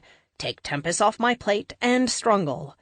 Frank, I promise you on my life, if you tell me where Strungle is, I will do everything in my power to help you get your family back. I hold up my hand as his face lights up. You will still need to pay for your crimes, but I'll provide the best lawyers money can buy. I doubt I can get you off, but I can make sure you see them as often as possible. He nods, still elated. It's more than I could have asked for, especially after what I did. You didn't hack my satellite, and you didn't provide Strungle the codes, right? You just knew it was going to happen and took advantage of the situation? Pretty much. Okay then, I say. I'm going to call in Kate and Carlos. They have some questions for you about your abilities. But I just want to know one thing. If it helps me find my girls, anything, he says. Where is Calhoun Strungle? 17. Costa Rica. What a gorgeous country. Full of rainforests, blue water, and white sands. It also has stupid amounts of rain. More rain than I think I've seen in my entire life. The M-Jet is on approach toward Juan Santa Maria International Airport. Miles and miles of green jungle stretch out under the plane. The whole team, minus Luke, of course, and Teddy, crowds around the electronic windows. Monica and Tessa have never been out of the country before. The rest of us have, officially and unofficially. Since Agent Brown is hell-bent on seeing me behind bars, this is an unofficial visit for me, using one of the cover IDs Epic has whipped up for me. If I ever have to go underground again, I'm going to be prepared. It's so green, Lux cries out. She has her face plastered against the window, despite the fact they're electronic. Oh, I wish we could visit when the sun is shining, she asks Tony over her shoulder. For you, babe, anything. I've heard the weather here is pretty extreme. One day rain, the next day 80 degrees and sunny skies, Tony tells her. I bet if we ask Milton real nice, he'll let us know the perfect day to come, and you and I can zip on down here. Lux's smile brightens the whole craft, literally. Oh, check out that beach! Tessa points excitedly as the plane banks over the far part of the city. Epic has the wheel, following local ATC. Technically, this trip is filed under a corporate retreat for Mars Tech. Major Nelson owed me after the debacle with my armor, so he made sure I would be covered, as long as we're not too visible. He contacted the Costa Rican ambassador, explained the situation, and made all the necessary arrangements. All without informing the FBI. I love that our government is so massive that one hand and the other can have no idea what each other are doing. It inspires a lot of confidence. Not for me, but I'm sure for someone. The beach Tessa points at is all white sands and blue water. There are plenty of people on it. Even with the massive rainfall, the stats on the window show the local temperature at 71 degrees. It's only a couple of degrees cooler than when we got on the jet in Phoenix. Kate nudges me from the side. Don't think I've forgotten, she says quietly. Forgotten what? I say innocently. We missed your birthday, she says with a sly smile on her full lips as she opens a map on her phone. Kate, you know how much I hate birthdays, I whisper back to her. All I need is for Tessa to overhear, and we'll have another night of me watching my friends drink like fish. I'll table it for now, but we're doing something. And soon, she says, giving me the eye. Fine, I say back. Please buckle up. We are coming in for our final approach.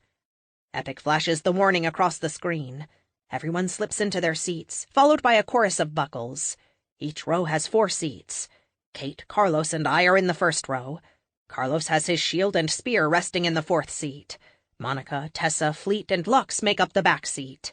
Teddy stayed behind in Spire's med lab. If anything goes wrong, Kate can teleport the wounded directly to him. This is his day to remain with his wife, and I didn't think it was right to ask him to leave her to go on a mission. Besides, I have some local-ish help coming. Epic handles the landing as smooth as any piloted plane I've ever been on. The wheels touch down with a light bump and hardly a sound. The M-jet vibrates a little as the engines go into reverse to slow us down, and within minutes we're pulling into the private hangar Mars Tech rented for us to use as our temporary base while we plan our assault. This all had to be done on the sly for a lot of reasons. Mostly, though, if Strungle catches wind of what we're doing, he'll just bolt.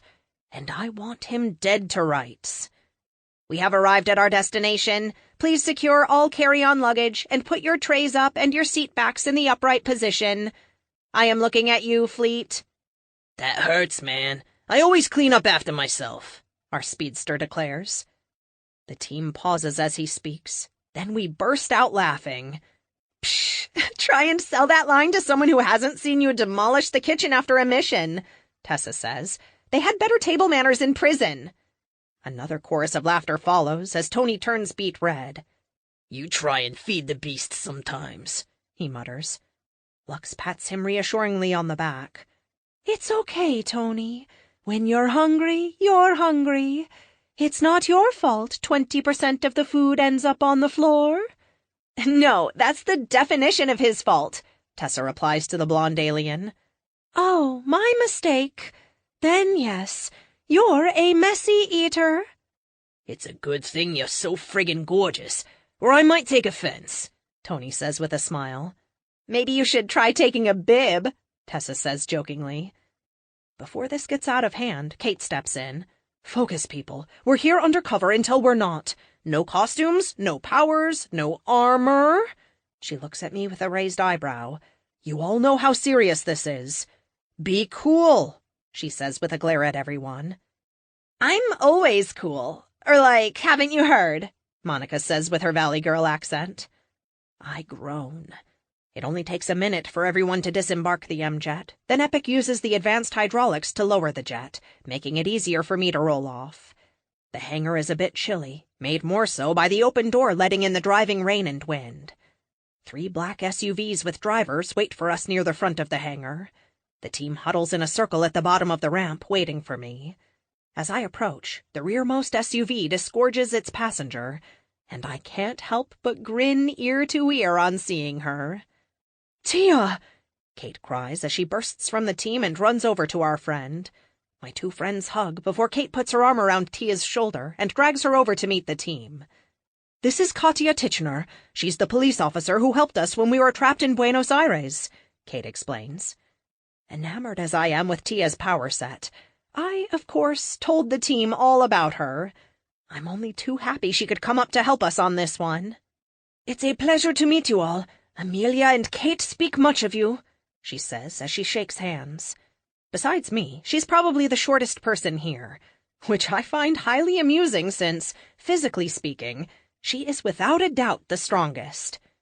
I saw the cell phone footage of you flattening that robot like a bomb, Tony says. That was impressive as all get out. Tia looks to me to help decipher his Boston accent and idiom. It means, you're awesome, I tell her with a grin. Oh, thank you. You too, all of you. The Protectors are something of a legend, and it's an honor to be here. Something's a little off about her. A sadness I can sense, but not put my finger on. I'm no empath. I'll leave that for Kate. People, hop in the vehicles and we'll get a move on, I say. Then to Tia, hang on a sec. She nods and the team picks up their luggage and boards the 3 vehicles. Kate hangs back as well. I'm sure she senses the problem too. Tia, what happened? She asks when we're alone. I suppose there is no hiding from you, Seem? She asks with a smile.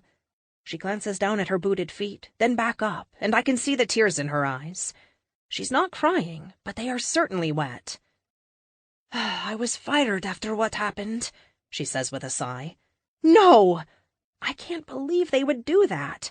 She mentioned they had some corruption issues, but this seems ridiculous. Did they give you a reason? Kate asks. Tia shakes her head. Not one I believe. Something about a property damage clause in my contract. They hung all the damage square on my shoulders. I lost my job, my pension, everything. If it weren't for my mom, she says, unable to finish. She discreetly wipes her eyes with a finger. But it will be okay. The sun will shine again. Damn Skippy it will, I say with a grin. I have a plan for her, but I can't go into it with her right now. We have more pressing matters. Let's roll, I say, pointing at the waiting vehicles. San Jose is a gorgeous city of stark contrasts.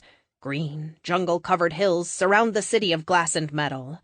Driving down the road, we could be in any city, but then we take a turn, and we're face to face with a wall of jungle that comes right up to the street, and sometimes over. Rain washes over us in waves, pelting the car hard enough to make it hard to talk over the pounding. The wipers are on overtime, trying to keep the rain off the windshield as we drive toward downtown. Kate, Tia, and I are in the front vehicle. I'm using the opportunity to fill Tia in on the details. The Strungle built the giant machine that attacked my city? Tia asks. I nod. Among other things. He also made the armor that was used to frame me, and he attacked our headquarters with my own weapons. He's dangerous, determined, and deadly. Don't take him for granted. I have no idea what his superpowers are, or what he can do.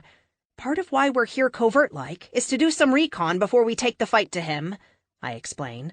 Oh, while I'm thinking about it, here. I hand her a pair of stylish glasses. They polarize automatically, and they let you speak to Epic. Her eyes light up as she puts them on. The glasses are programmed to work only for a specific person. Epic knows who. It is nice to meet you, Tia. Thank you for helping Amelia in Argentina. She looks between me and Kate for a second, confusion clouding her face. Who am I talking to? She asks. I am Epic, an autonomous intelligence created by Amelia. My full-time job is keeping her from blowing herself up. Hey now, I say. It's not your full-time job. You are correct. It would be more like 2 full-time jobs. If I were a human.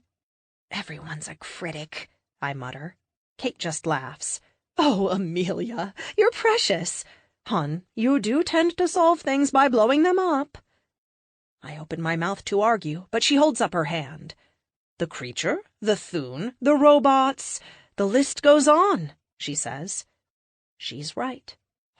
I hate it when she's right, which is pretty much always. Fine, I blow things up. Tia chuckles. It's good to be back with you, my friends. Now, what's the plan? Simple, I say. Scout the island he lives on, work out its vulnerabilities, and take him down. No mess, no fuss, and no giant robots. She nods, running a hand through her short blonde hair. Oh, good. The last one left me sleeping for a week. 18. The weather here is unpredictable, to say the least. When we arrived yesterday, it was 71 and pouring down rain. Today, it's almost 80 and sunny. Perfect yachting weather. A yacht. Just the idea of owning one kind of turns my stomach. The last place I ever want to be is out on the water. Yet here I am, out on the water. The yacht named Unreal is 100 feet long with 5 stories from top to bottom. It feels like a floating hotel. Thankfully, you can rent these things, even if it costs an exorbitant amount of money. Amelia, you don't have to wheel around with a life jacket on, Kate says to me as I come up the specially designed ramp from the lower decks. Says the supermodel in the bikini, I retort. She looks hurt, and I soften my expression a little. Sorry, Kate. I know you don't get a choice. It's just, you can feel how scared I am, right? She closes her eyes for a second and nods. Yes, I was blocking it a little because of how overwhelming everyone's emotions can be. I'm sorry too, hun.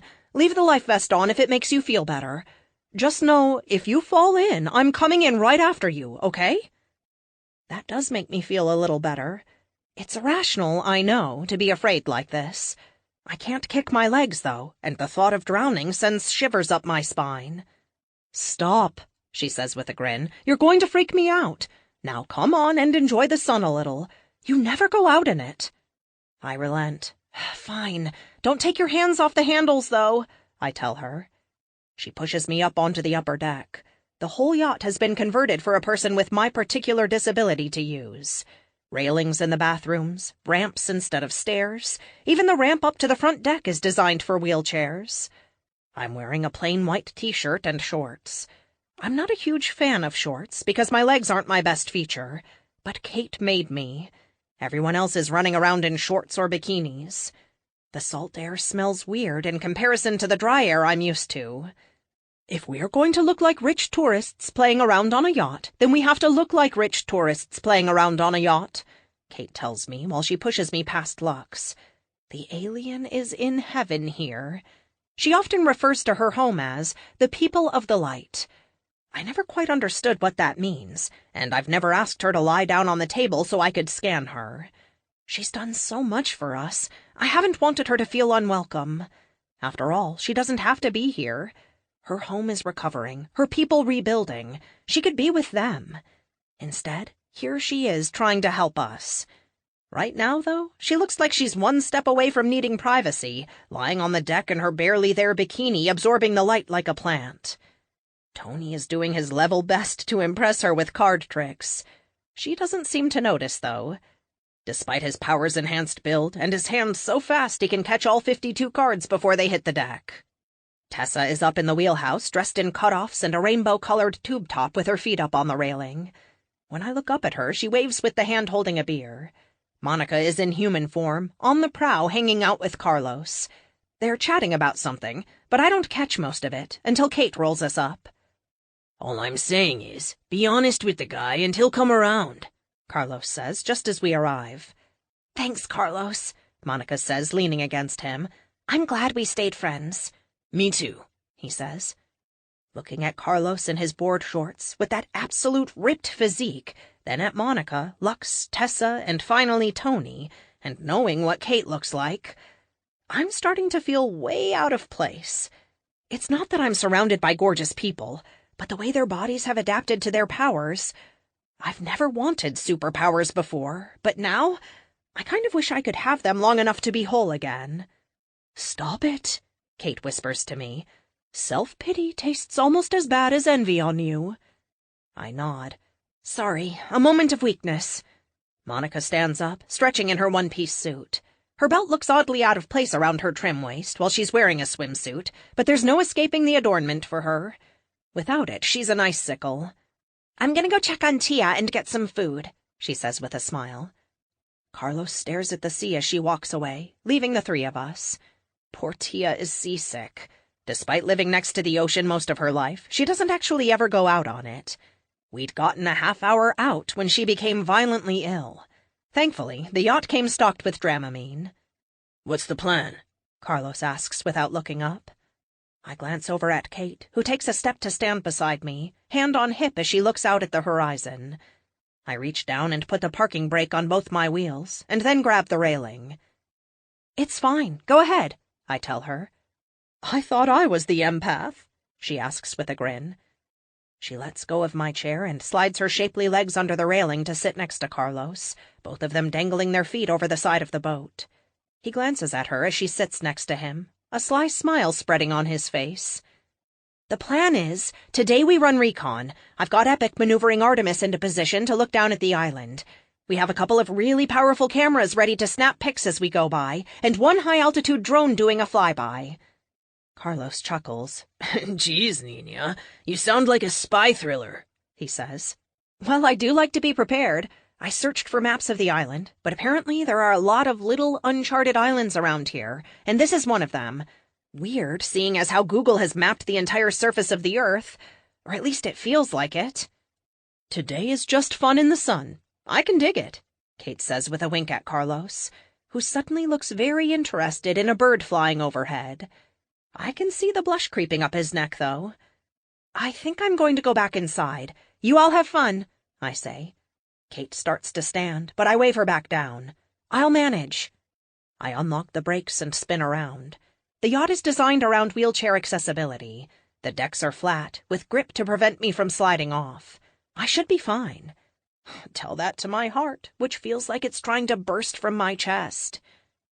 Once back inside, I let out my breath and inhale 3 times as deep as I can to calm down. I roll down a ramp to the little communications hub I installed and check to make sure everything is working. Amelia, next time you need my help, tell me if there is a boat involved first, Tia says as I enter the room.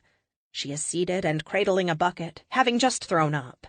The acrid scent of stomach acid hangs in the air, and I'm glad I'm not one of those people who vomits because someone else did. Tessa stands silently behind her, patting her back and holding her hair. "Feel better?" Tessa asks. "Strangely, I do."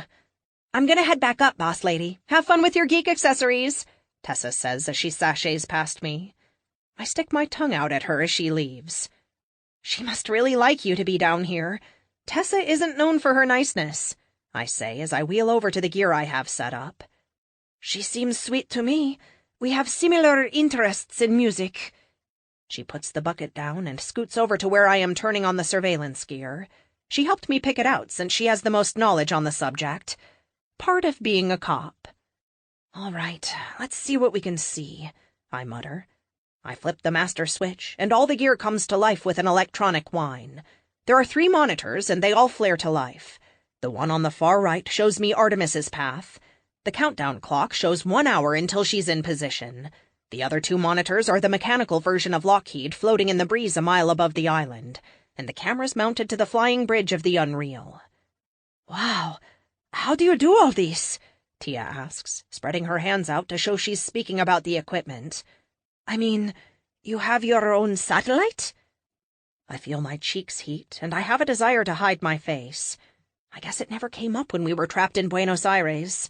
She must have assumed I was working for someone. "I kind of am I don't know how to say it. She is a billionaire, Katya. There is very little her money cannot buy." "No," she says, shaking her head. "He's joking, right?" "No, he isn't. He has made some substantial investments with seed money I made.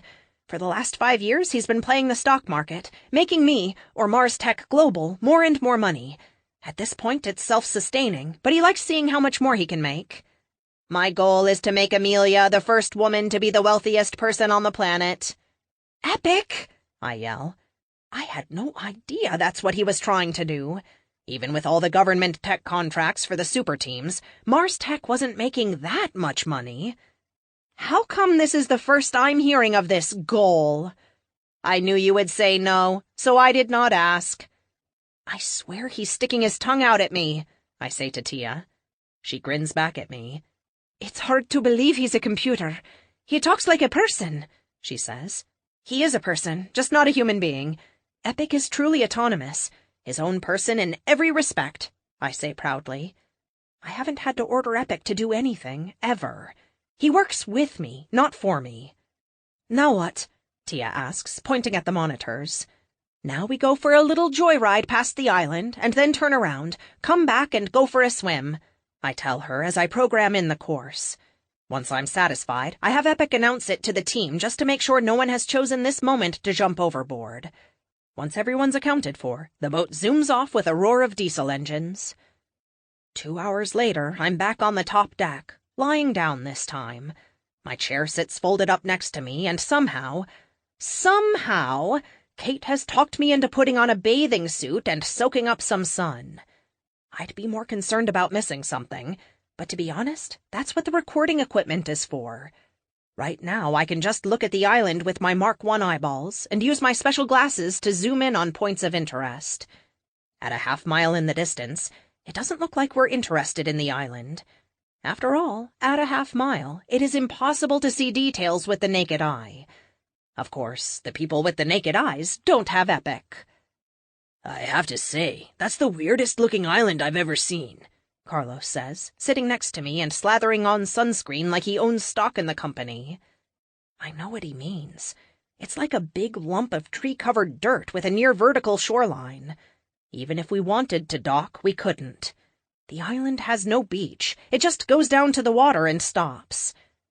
Someone screams as they run past me, and I realize it's Fleet doing his best impression of a cannonball as he leaps off the side of the boat to splash into the water. The rest of the team are already swimming around, even Monica. I was worried she wouldn't be able to swim because her body temperature is so much lower than everyone else's, and she has a tendency to freeze everything that comes into contact with her skin for too long. I sigh. The belt isn't perfect, but it works. Regardless, I finally reply to Carlos, I doubt we'll be assaulting it from the ocean. We're going to have to fly in on the M-Jet and do a combat drop. Well, you'll have to, he says with a grin. I'll just drop in my usual way. Show off, I mutter. He shrugs. All those years I spent hanging out with you, I never dreamed this could happen, he says with a far-off look. All the things I've seen. It's hard to go home and see my family, you know. They don't really get me anymore. Not that they ever really did, he says. There is regret in his voice, and I can empathize. I have a little bit of that, too. Hey, you always have me, and Kate, and everyone else who loves you. I know it's not the same, believe me, I know. I let it hang. Regret and guilt make terrible companions. And any second, Kate is going to pop in and scold me, I can tell. Nina, I don't... He stumbles, trying to say something. I'm not Kate. I can't read people the way she can. All I can do is my best to be open and honest. Carlos, whatever you want to say, it's okay. We're friends. We'll always be friends. You won't offend me. He nods with his trademark sly smile. That's why I love you, Amelia. You're always so understanding. I shrug and give him a smile. I know, one of my many admirable qualities, like humility. I hold a serious expression just long enough for it to be funny. When he's done laughing, he gets that faraway look again. I sure hope this works. It would be nice to focus on Luke again, and maybe have a shot at retrieving Pythia. You two are still going to go through with it? He nods. If Mr. Parker agrees, I don't see why not. From Delphi, we can go back, grab her, and return lickety-split. Hell, she probably knows we're coming and will be waiting with her bags packed, he says. Are you sure about that? I mean, are you sure she'll be there? I try not to sound skeptical, but it's hard not to. Carlos shrugs. I don't know what else to tell you, Amelia, to make you believe. Other than this, trust me. I nod. I do. I really do. You know the scientist in me doesn't believe anything without hard data. Amelia, Artemis is in orbit, and there is something you need to see. All of you. 19. Whatever the heck it isn't good. I don't understand this science bull, Tessa says. We're huddled around a large monitor in the day cabin, on the first deck where the meals are served. If the yacht had a crew, this is where they would be. I have to admit, I kinda wish I didn't either. It means Mr. Strungle has a rocket and he's preparing to launch something.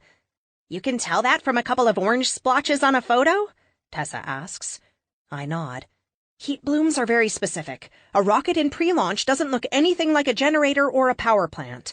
We have 70 years of footage to compare, I say by way of explanation. Bottom line, whatever Strungle is up to, it's not good. I finish speaking, looking around the room at the team so they know I'm serious. My best guess for his plans is that he has his own satellite, possibly based on Artemis, building a rocket, computer systems, and everything else he would need to launch into space would cost millions, if not more.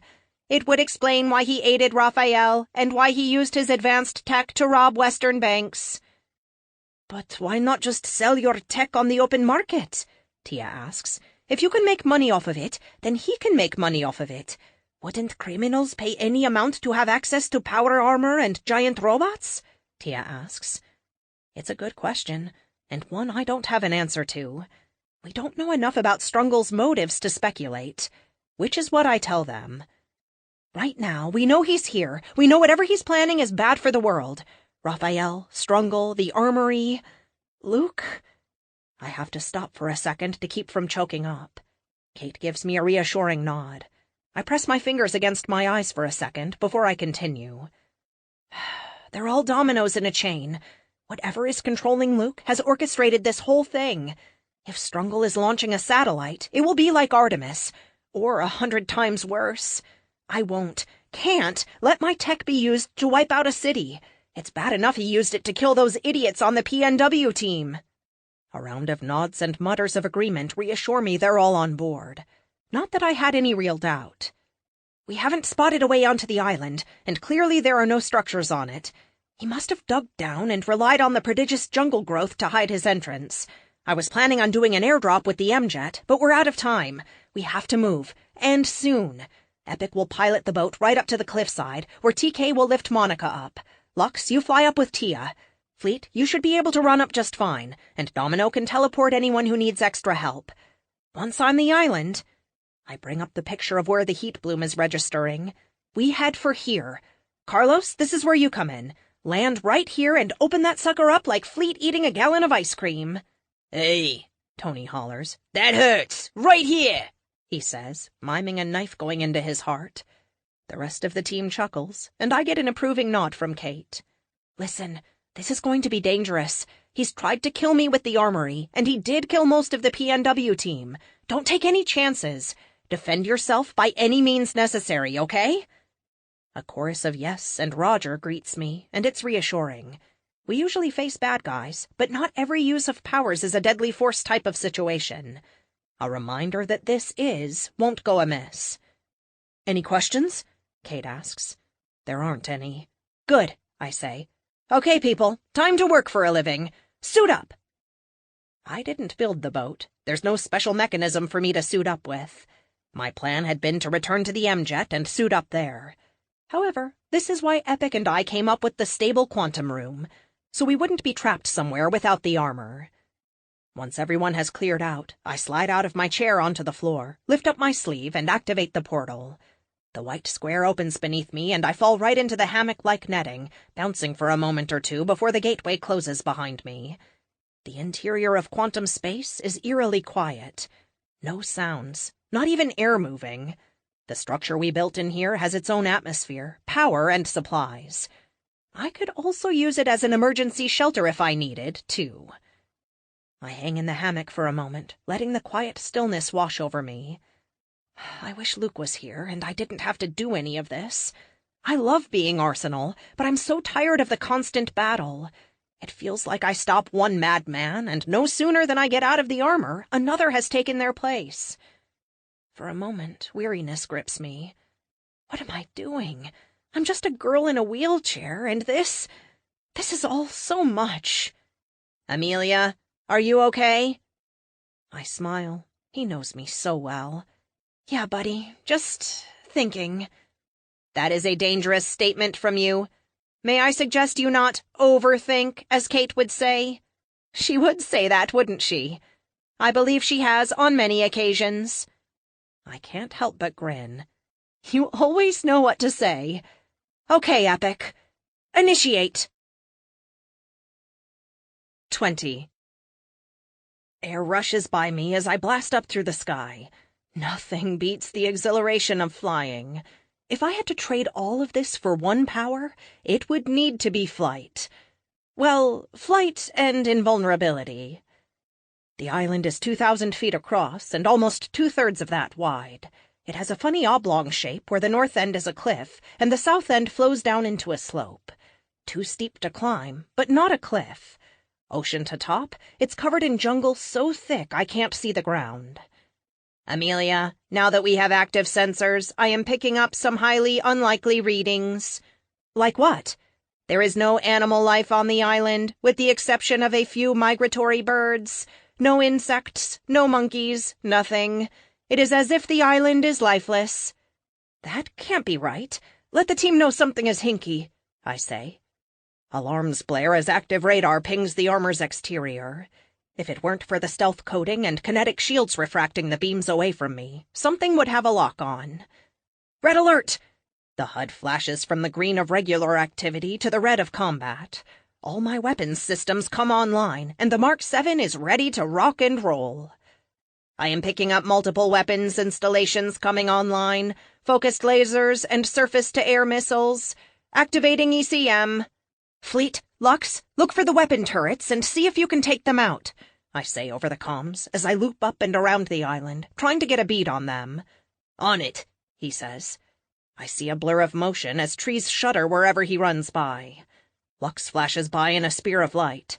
Laser blasts emanate from her hands, and she wipes out whole swaths of jungle, taking down weapons installations. Just... damn! Tessa finishes lifting Monica up onto the island, and Kate grabs her and teleports into the dense canopy. Okay, Carlos, it's showtime.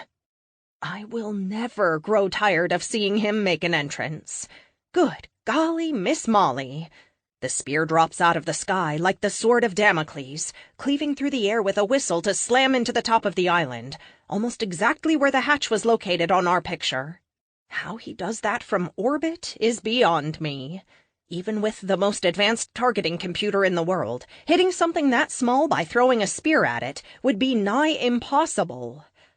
Almost as fast as the spear, Protector falls from the sky directly behind it. His sandaled feet hit the ground, sending a shockwave out around him that blasts through the leaves of the trees, leaving them shaking. Amelia, I don't know what this is, but it ain't dirt, Carlos says over the comms. I fly around in a large circle, coming at the island from the opposite direction.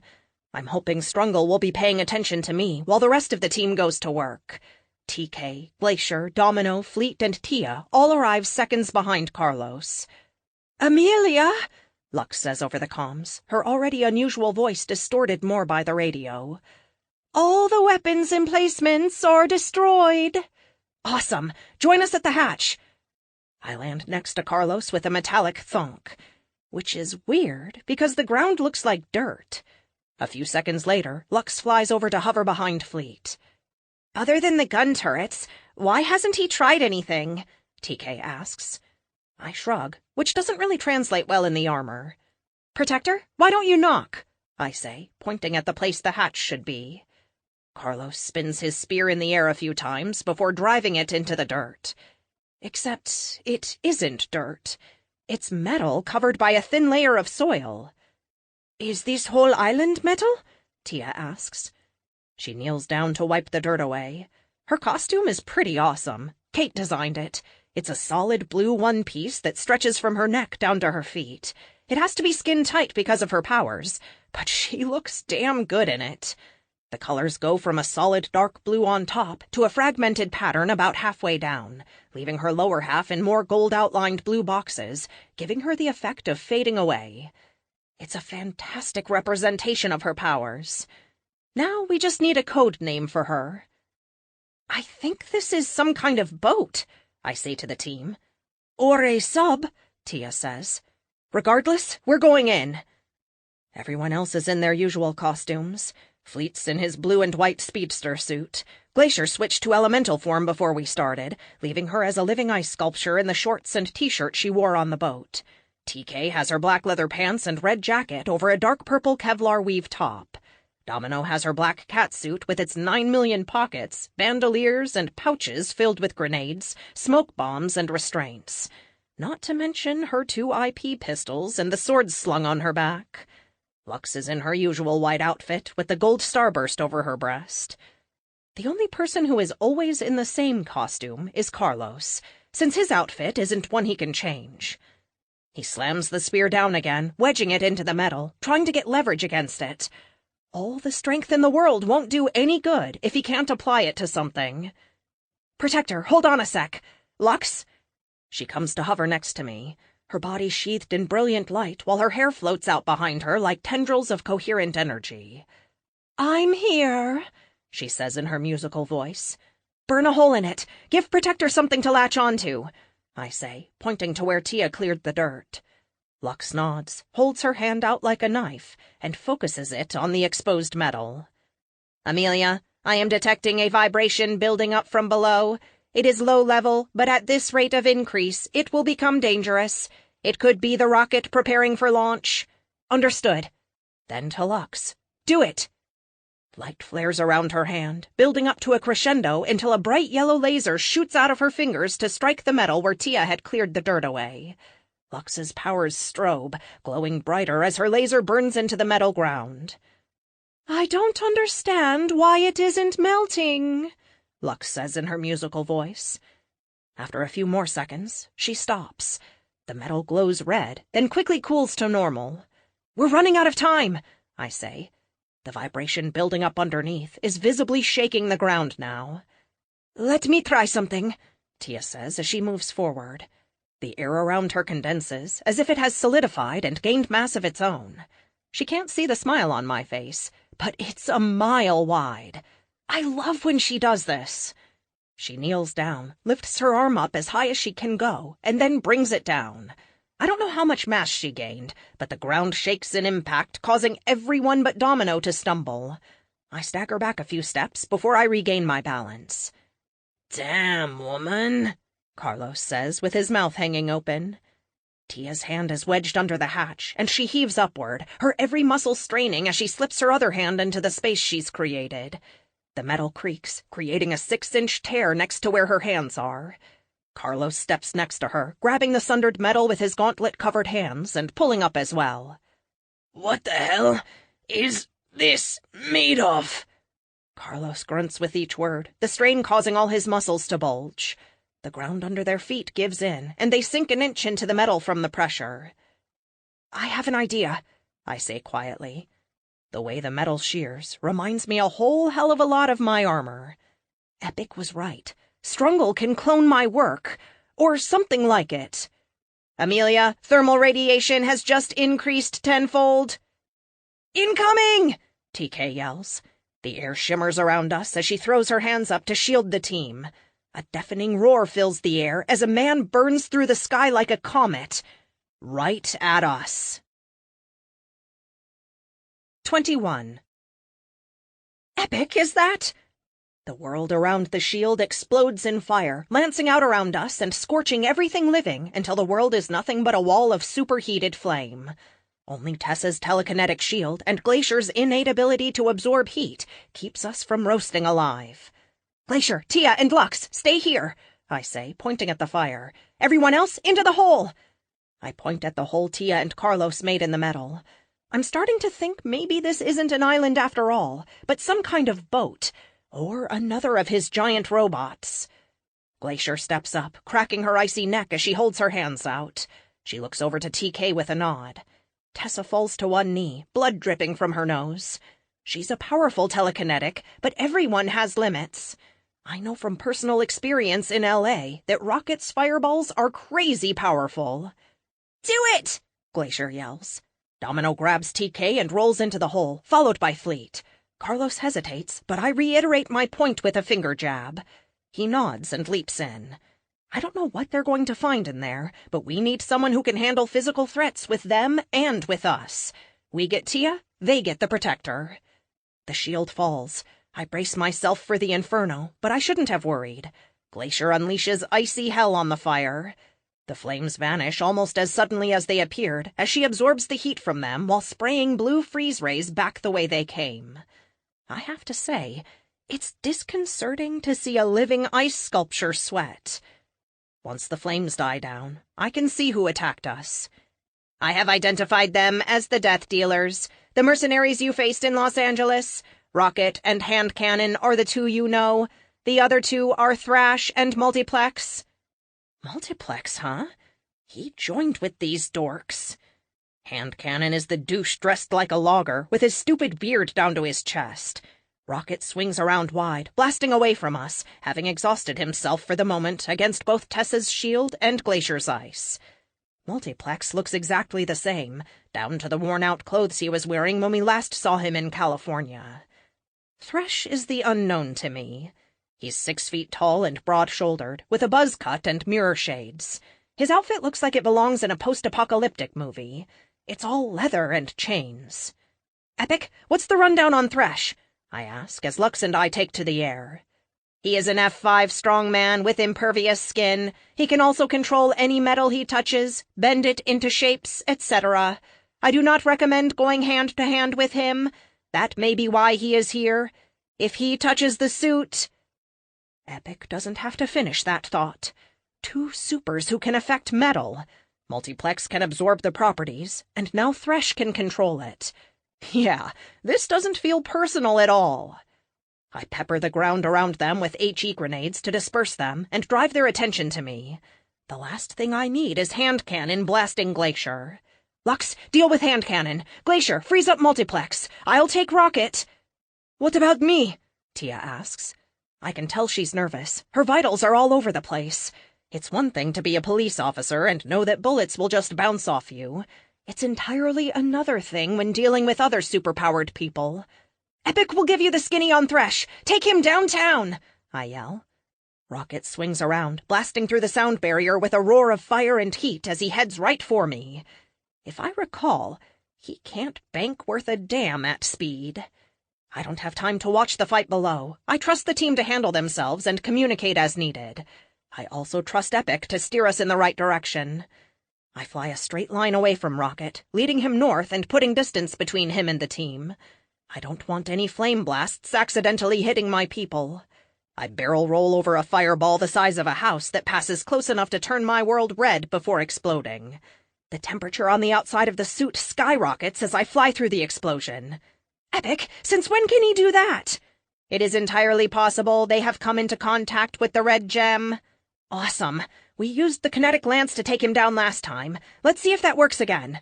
Also, make a note. We need a flame-proof variant for the Mark 6. Note made.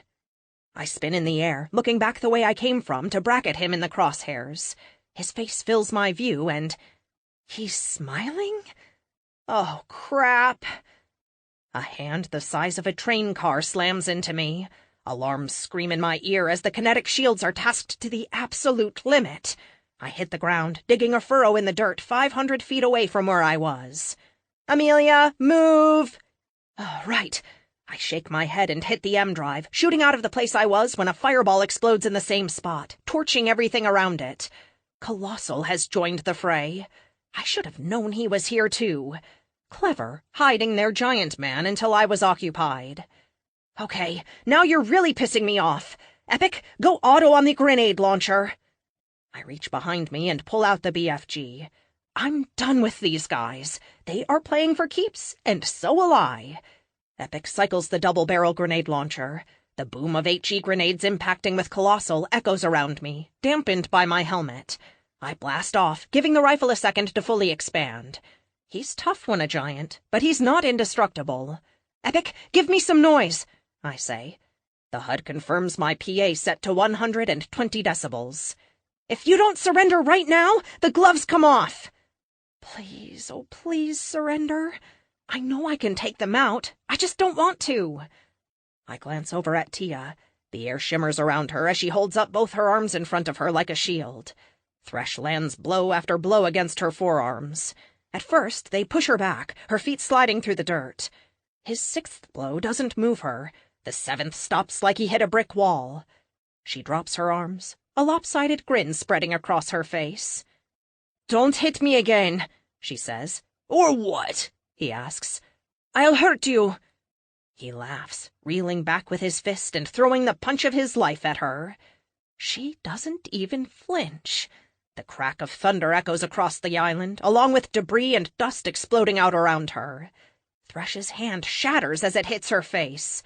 He takes a step back, a long, keen wailing emitting from him as he clasps his broken hand. He stumbles back, falling to one knee. Tia takes 2 steps forward, holds out her hand with her middle finger trapped by her thumb, then flicks him in the head. Thresh flies back like he's shot out of a cannon, digging a furrow in the island 100 feet long. He doesn't move when he comes to a rest. Multiplex kneels down and absorbs some of the material the island is made of. His skin goes dark gray as he turns into the metal. He cracks his neck and 10 of him appear, all made of the metal. They charge Tia with a howl of rage. I don't have time to watch her take him as Colossal picks that moment to regain his footing. He brings a hand down on me. I roll over, shoulder my rifle, and fire. The grenades only distracted him. Apparently, he's upgraded his powers. But then again, so have I. The BFG spits out a 10mm slug of nickel iron-encased tungsten at 5,000 feet per second. The whine of the discharge splits the air, and fire leaps from the barrel to Colossal's hand. The bullet hits with a deafening crack as it explodes through his palm and out the other side. His scream of pain is as big as he is. If it weren't for my helmet, it would be ear-splitting. Rocket crashes into me, wrapping his arms around my waist as he plows us into the ground. The temperature alarm screams at me as we shoot past 2,000 degrees. Yup, he certainly upgraded his powers. "I'm gonna enjoy peeling you out of your metal suit, bitch," he says. His voice sounds like crackling flames. "Why you got to make it about my gender, dick?" I say back. "You really shouldn't have come in close." I slap my hands over his ears. "Full power IP cannons!" The sandpaper staccato fills the air as they discharge directly into his brain. His big advantage was how fast he was, and how hard that made it to hit him. He screams and spazzes, his whole body going into uncontrollable convulsions. His powers shut off immediately, followed by him letting go. I don't. I keep pumping the energy into his brain until his eyes roll up in his head. "Amelia, we haven't found Strungle, but the controls are all locked out," Kate says. "We can't stop the launch from here. Carlos is trying to rip his way into the launch room and disable it manually." I toss Rocket away from me. He lands on the ground in a twitching, crumpled mass. "Strungle has to be here." Colossal isn't out of the fight yet. He slaps me with his good hand, clearing 100 feet of jungle and sending me flying, skipping over the water like a stone. The ocean splashes around me, covering my visor the second I lose forward momentum. It takes me a heart-stopping second to clear my head from the idea I'm drowning. The fear that shoots up my spine freezes my breath and forces my eyes shut. It's okay. I'm not drowning. "Amelia, your heart rate is all over the place. Deep breaths." "That's kind of the problem, Epic. Get us out of the water, please," I say, almost pleading with him. I know I'm not going to drown, but tell my heart that. Epic takes control, shunting power to the M drive and blasting us out of the water. In a few seconds, it's 100 feet below us. "Oh my God," I hear Kate say. "Amelia, this satellite isn't an Artemis clone. Epic, can you look at this?" "On it." I'm halfway back to the island when a brilliant light shines over the island and a wave of energy bursts from Colossal's chest. He goes down with a massive hole burned through his chest. Lux. Oh, I hate that she had to do that. "Team, I'm having trouble here. Help!" Tia asks. Hand cannon is down, frozen solid like a statue, with his finger pointing at the ground. Ha! Jerk. However, there are hundreds of multiplexes. They've dogpiled Tia and are slamming their metallic fists into her. Glacier can't stop to help without being hit by at least one of them, and as hard as they are at the moment, they could really hurt her. She's freezing them solid as fast as she can, but Multiplex is making more than she can stop. I have an idea. "Lux, can you flare up like a star? I mean, bright?" I trigger the polarization on my faceplate. "Yes, but it will take a lot out of me.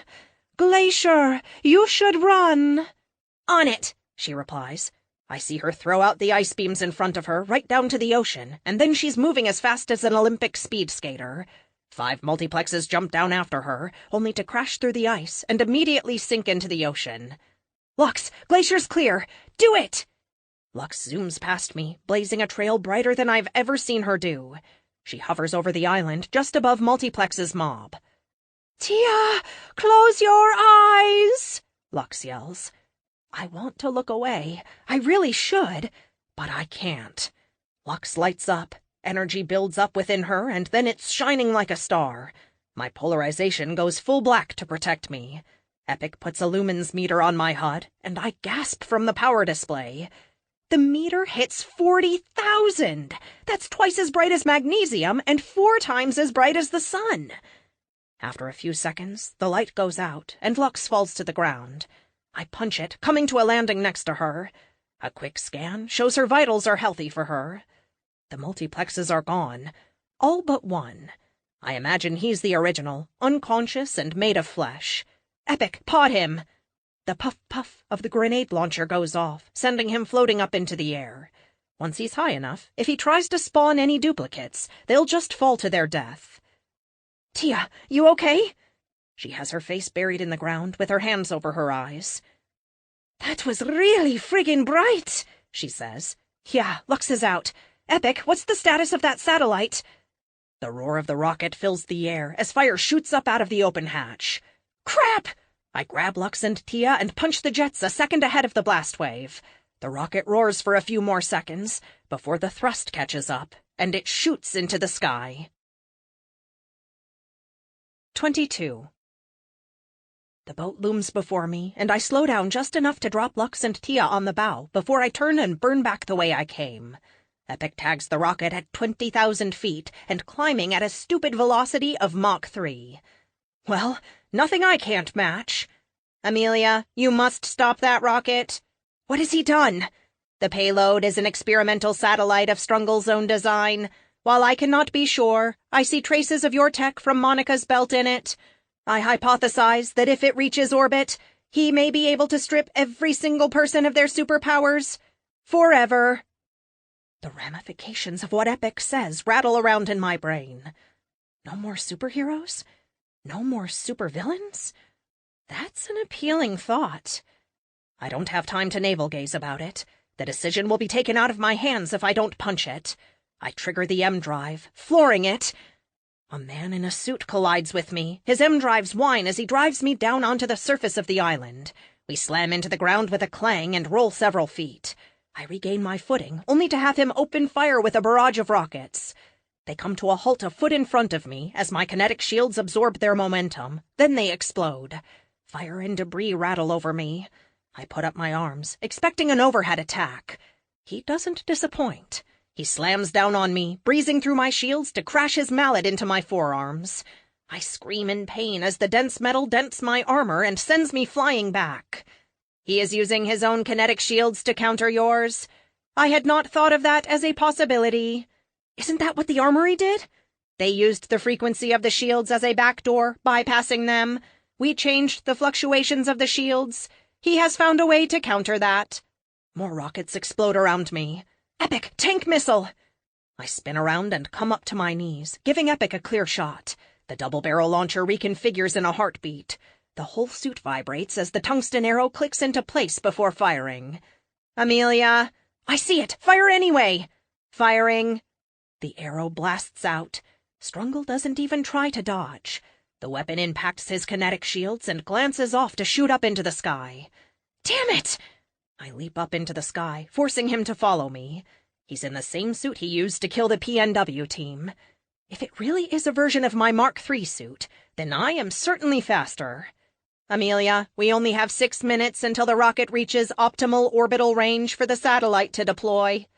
"No, you don't," he yells, speaking for the first time since he engaged me. Alarms blare as local gravity goes crazy. Sensors I usually only use in space start leaping off the scale. We slow to a halt before plummeting back down to the island. As soon as we're hurtling back to Earth, or metal as the case may be, the alarms clear. "What the hell is that?" I ask out loud. "You're smart for a kid, but I've spent my life developing weapons for the government. It was child's play to take your AG pod and redesign it as a shield." I run 100 ideas through my brain at once. There's just no way to do what he says he's done. "Strungle, superheroes do a lot of good. If we didn't have them when the Thune attacked, we'd all be dead right now." I regain control of my fall and reverse my flight, coming to a hover. Maybe, just maybe, I can talk him out of this nonsense. He slows to hover 50 feet in front of me. We're 100 feet above the island. I sure could use some help. "You have no idea what you people have cost me. The pain and suffering you've cost everyone. The world will be a better place without superpowers. And you, Amelia Lockhart, are the reason I was able to build my masterpiece. Don't worry, though. I'll make sure you have posthumous credit." Great. No talking him out of this. "Particle beam!" I kick in the jets, flying away from him. He dodges hard, his own jets whining as I try and pin him down with the blue beams of death. He's fast, though, and he returns fire with his own particle beams. Massive force slams down on me, sending me hurtling to the ground in a lump as I hit the metal deck, bounce, and slide to a halt. What the hell was that? Kinetic lance. Our shields absorbed most of the energy. Damn, if that was most of the energy, I'd hate to see all of it. I have a lot more sympathy for people I've hit with it. Someone want to get up here and help me? I ask. He's activated some kind of lockdown, flooded the area with EMI. I can't teleport, and the doors are reinforced. Carlos is trying to force them open, but it's slow going. Sorry, hun. We're coming. Strungle flies past me, peppering the area with more rockets. The explosions roll me over, and I grunt from the sudden pressure. Waiting for your friends? I'm smarter than you, Full Metal superhero. I've anticipated this moment since I planned this little fiat against the world's super people. Nothing is going to stop me. Nothing! That's it. I don't care anymore. I'm taking him out. Epic, where's my rifle? Scanning. While Epic searches, I lift off, firing a barrage of IP cannons at him, filling the air with the sandpaper staccato. They hit him, but as I expected, they just slide right off. I have a counter to every weapon you possess. I've been in your computers, your tech. I know it all. How do you think I called down an Artemis strike on your own base? There isn't anything you can do that I can't do better. And the best part is, I don't even have to beat you. Just keep you here for another 5 minutes. Damned if he isn't right. Epic has a clock and a map showing me the rocket's location. His confidence must be from knowing that the satellite will do whatever it is going to do within seconds of attaining orbit. I wish I could call him crazy, but he doesn't sound crazy. Just wrong. Epic, could we overload his shields with our own?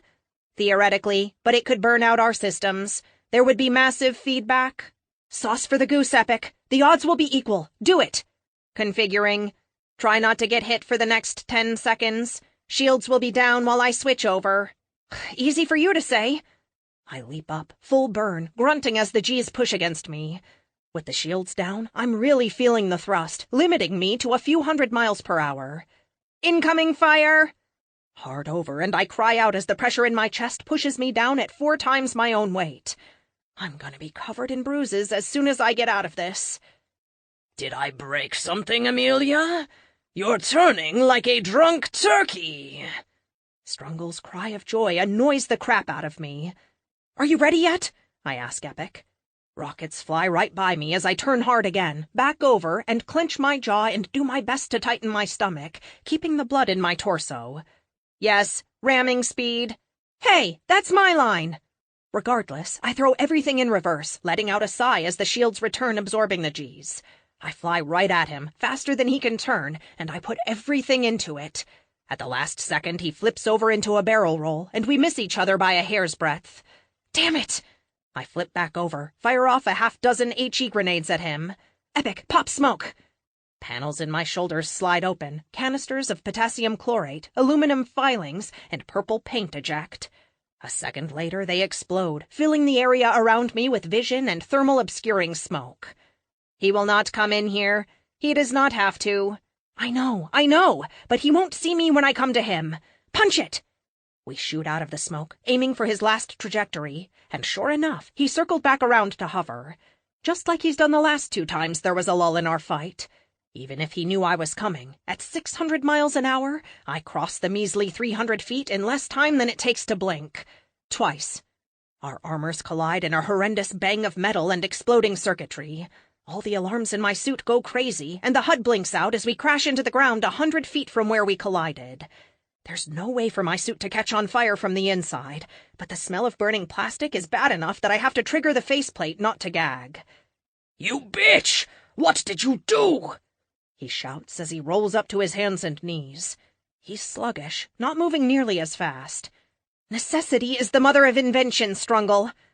I put a hand on my knee and lift myself to a standing position, taking a deep breath. Epic should reboot any second. Any second. Strungle manages to stand. Reaching behind his shoulder, he wraps his metal fist around the mallet magnetically attached to his back. I've improved your design in every way. Even without my shields, I can still keep you here long enough to win. He runs at me. The mallet crackles with electricity as he swings it at me. I leap back, stumbling over debris and barely escaping being squashed. I reach behind my own shoulder and unlatch the Sword of Doom, bringing it up in front of me in a two-handed grip to defend myself. I still have power, and the suit's autonomous functions still work, like strength. "Ha! You don't even know how to use that thing properly!" He charges forward, screaming as he brings the hammer up to swing it down on me. I dive sideways and bring my sword up. I aim for his arm, but miss, hitting the haft instead. The sword does exactly what it's supposed to do. Its monomolecular blade cuts right through the haft, sending Strungle falling forward as his momentum is untethered by the mallet head flying through the air. I spin around and pounce on him, slamming my foot into his chest and holding the blade to his throat. "Don't think for a second this won't slice through your armor, because it will!" I growl at him. I hear a beep, notifying me Epic is in the process of rebooting. Just a few more seconds and I can close the faceplate. "Ha!" His suit whines, a plate slides up over his chest, and light explodes in front of me, sending me rocking back in a desperate attempt to cover my eyes and clear my head. "Epic, I can't see!" No response. "Epic?" "He can't help you now, Amelia. Say goodbye." My vision clears, and he's holding my BFG. Oh no. Strungle, no! Too late. He pulls the trigger. My self-destruct on the weapon doesn't account for Epic being offline. We're screwed. The weapon whines as the ZPFM powers up. I can't see his face through the helmet, but I can imagine he's confused. I turn and throw myself to the ground. My faceplate slams shut. White-hot fire covers me as the ZPFM ignites like a small nova. I'm moving as Epic blasts us forward, trying to escape the shockwave. Oh God. Kate? Carlos? I clear my head. "Epic, how much damage did that do?" "Considerable. However, we have more pressing concerns." "Kate could be hurt. Turn us around and—" "Amelia, you have 2 minutes to intercept a rocket with a 250-mile head start. If we stay to save them, then all superpowers on Earth will be gone." Would that be so bad? No more supervillains? Kate could live a normal life. Or it could kill all of them. We do not know the ramifications of stripping them of their powers. It would also be a net sum of 0. If the Thune or a race like them were ever to come to Earth again, we would be defenseless. Right. Of course you're right. It's just... Kate... I know. Plotting course. Brace for acceleration. The kinetic shields are at 20%. I am afraid this is going to hurt. 23. Locking armor. I am afraid you will black out. Hold on. The G's slamming into me pile up quickly, and my vision fades to a tunnel as swatches of darkness encroach on it from the outside. I tighten my stomach and grit my teeth as best as I can, but it's a losing battle. As the airspeed indicator shoots past 4,000 miles per hour, I pass out. "Amelia!" Epic calls my name, but the darkness and the fog that cover my brain makes it hard to respond. I try, but my mouth won't move. "Amelia, wake up!" Right. Orbit. Killer satellite. Things come back in bits and pieces. Adrenaline hits my system as the urgency of the moment catches up with me. I am wide awake. How long do we have? My voice sounds weak, even to my ears. My entire body aches like I've been beaten with a stick for half an hour. Less than 15 seconds to deployment. Follow the yellow brick road. 3-dimensional triangles pop up on the HUD, showing me the path. I can make out a glimmer in the distance that Epic puts a circle around. That must be the satellite. But it's so far away! I kick in the M drive and floor it, navigating the triangles to line us up. The distance drops like a rock. From 50 miles, 30, 20... Only 5 seconds left. Epic, tank missile! I can add 3,000 miles an hour to my speed. Armed, in the pipe, locked on. The plates on my back shift, locking the launcher into place just as the counter hits 1. Fire! The suit shakes as the electromagnetic weapon fires. There's no trail of fire here, nothing to see. Even if I had high-speed cameras recording, I doubt I would catch more than a shadow of it. The rocket carrying the satellite explodes in a million pieces, the kinetic energy of the tank missile decimating its relatively fragile frame. Debris impacts the suit with a dull thud as the vibrations transfer to me. Wait, nothing should be hitting the suit. I check the shields. They're down to 10%. Oh no. Epic, did we get it? I ask. Worry and fear creep into my voice. I can't help it. Scanning. There does appear to be the right amount of debris. I do not see any large objects, rocket thrust, or anything else that would indicate a satellite. I think we did. To be on the safe side, I jink around the debris field for a moment, letting our momentum carry us around the Earth. You better notify NASA and the DoD about this.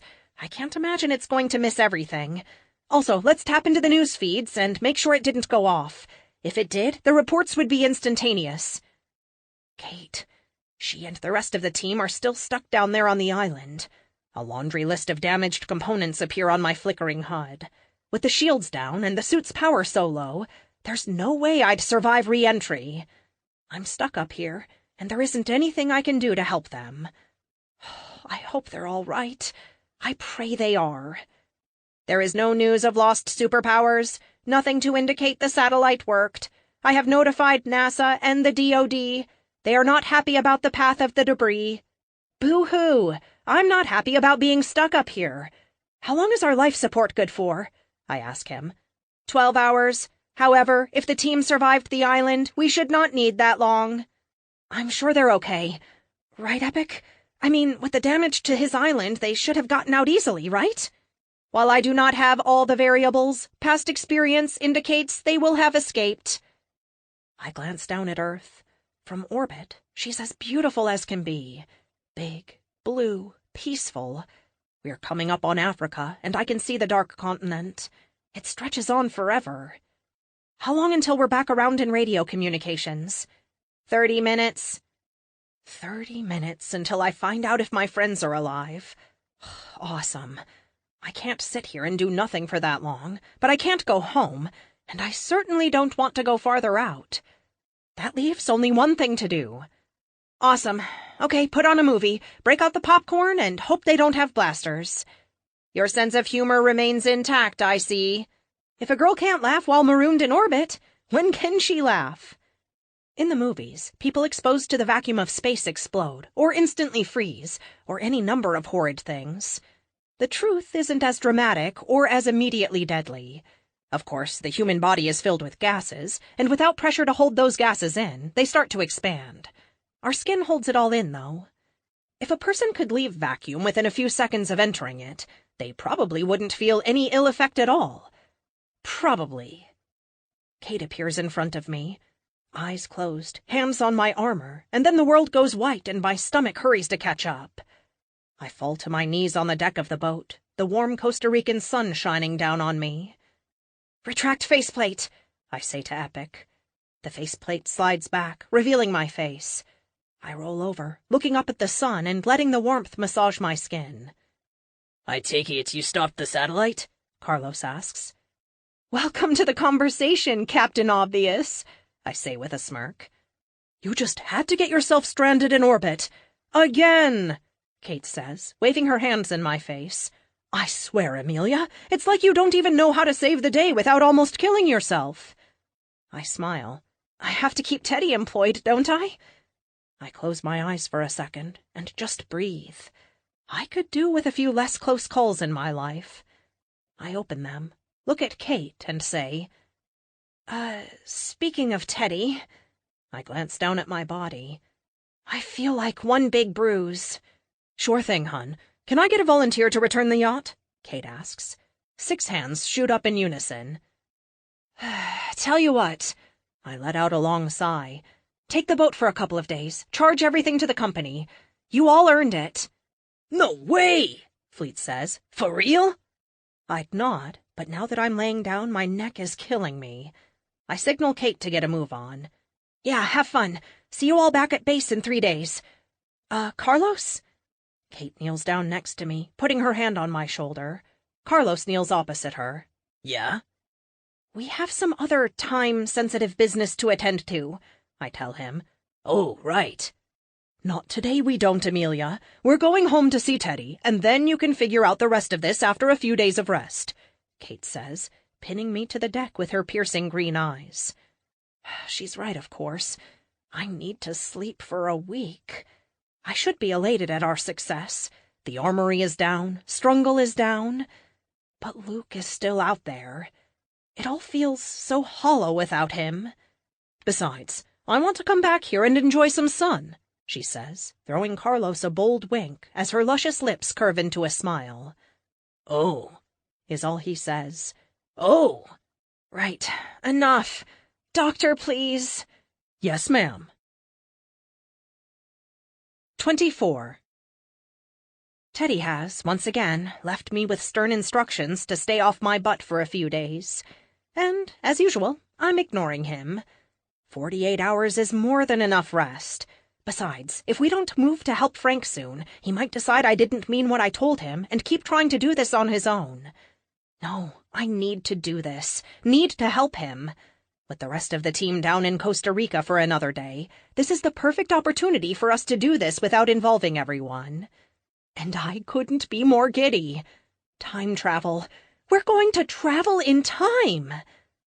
I wheel out of the lab into my apartment, swing by the couch, and grab my coat before heading for the elevator. I drum my fingers on the arm of my chair while I'm waiting. Carlos and Kate should be back by now, and if Frank keeps his word, he'll be showing up on the landing pad of the Spire in 20 minutes. The elevator doors open on a swirl of air as a vortex of energy forms in front of me. He's supposed to meet us up top. If he's coming in now, it's because there is a problem. I wheel back to avoid his landing while signaling Epic to call Kate. Frank comes out of the swirl of air as if he's falling, only to right himself as gravity realigns once he's out of the vortex. He lands with a thump. He looks exactly the same every time I see him. Haggard, shabby clothes, 5 o'clock shadow. I thought we were... He waves me quiet as he turns around and focuses on the portal. It closes. I can almost see something behind him, but then it's gone. Someone is following me. I had to come now or risk not coming at all.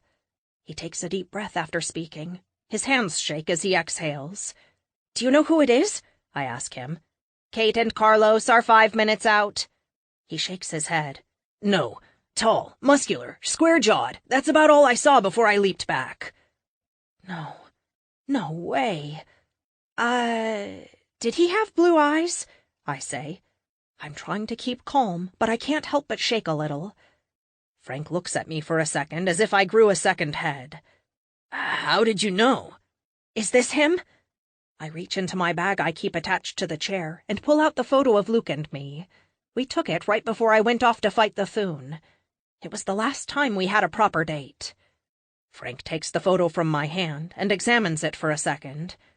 Oh, please let him say no. Please say no. Yeah, that's him. He's different, but not that much different. You know him? We're interrupted by Kate and Carlos popping into existence behind me. Fear flickers through Frank's eyes, and I can see his instincts kick in. He holds it together, though, and stays. Good man. I glance back at them. Carlos is in his protector garb, which is just as impressive as it was the first time I saw it. Kate is in her black form-fitting catsuit, with all her gear ready to go. How did you run into him? I ask. I show the picture to Kate and nod to Frank.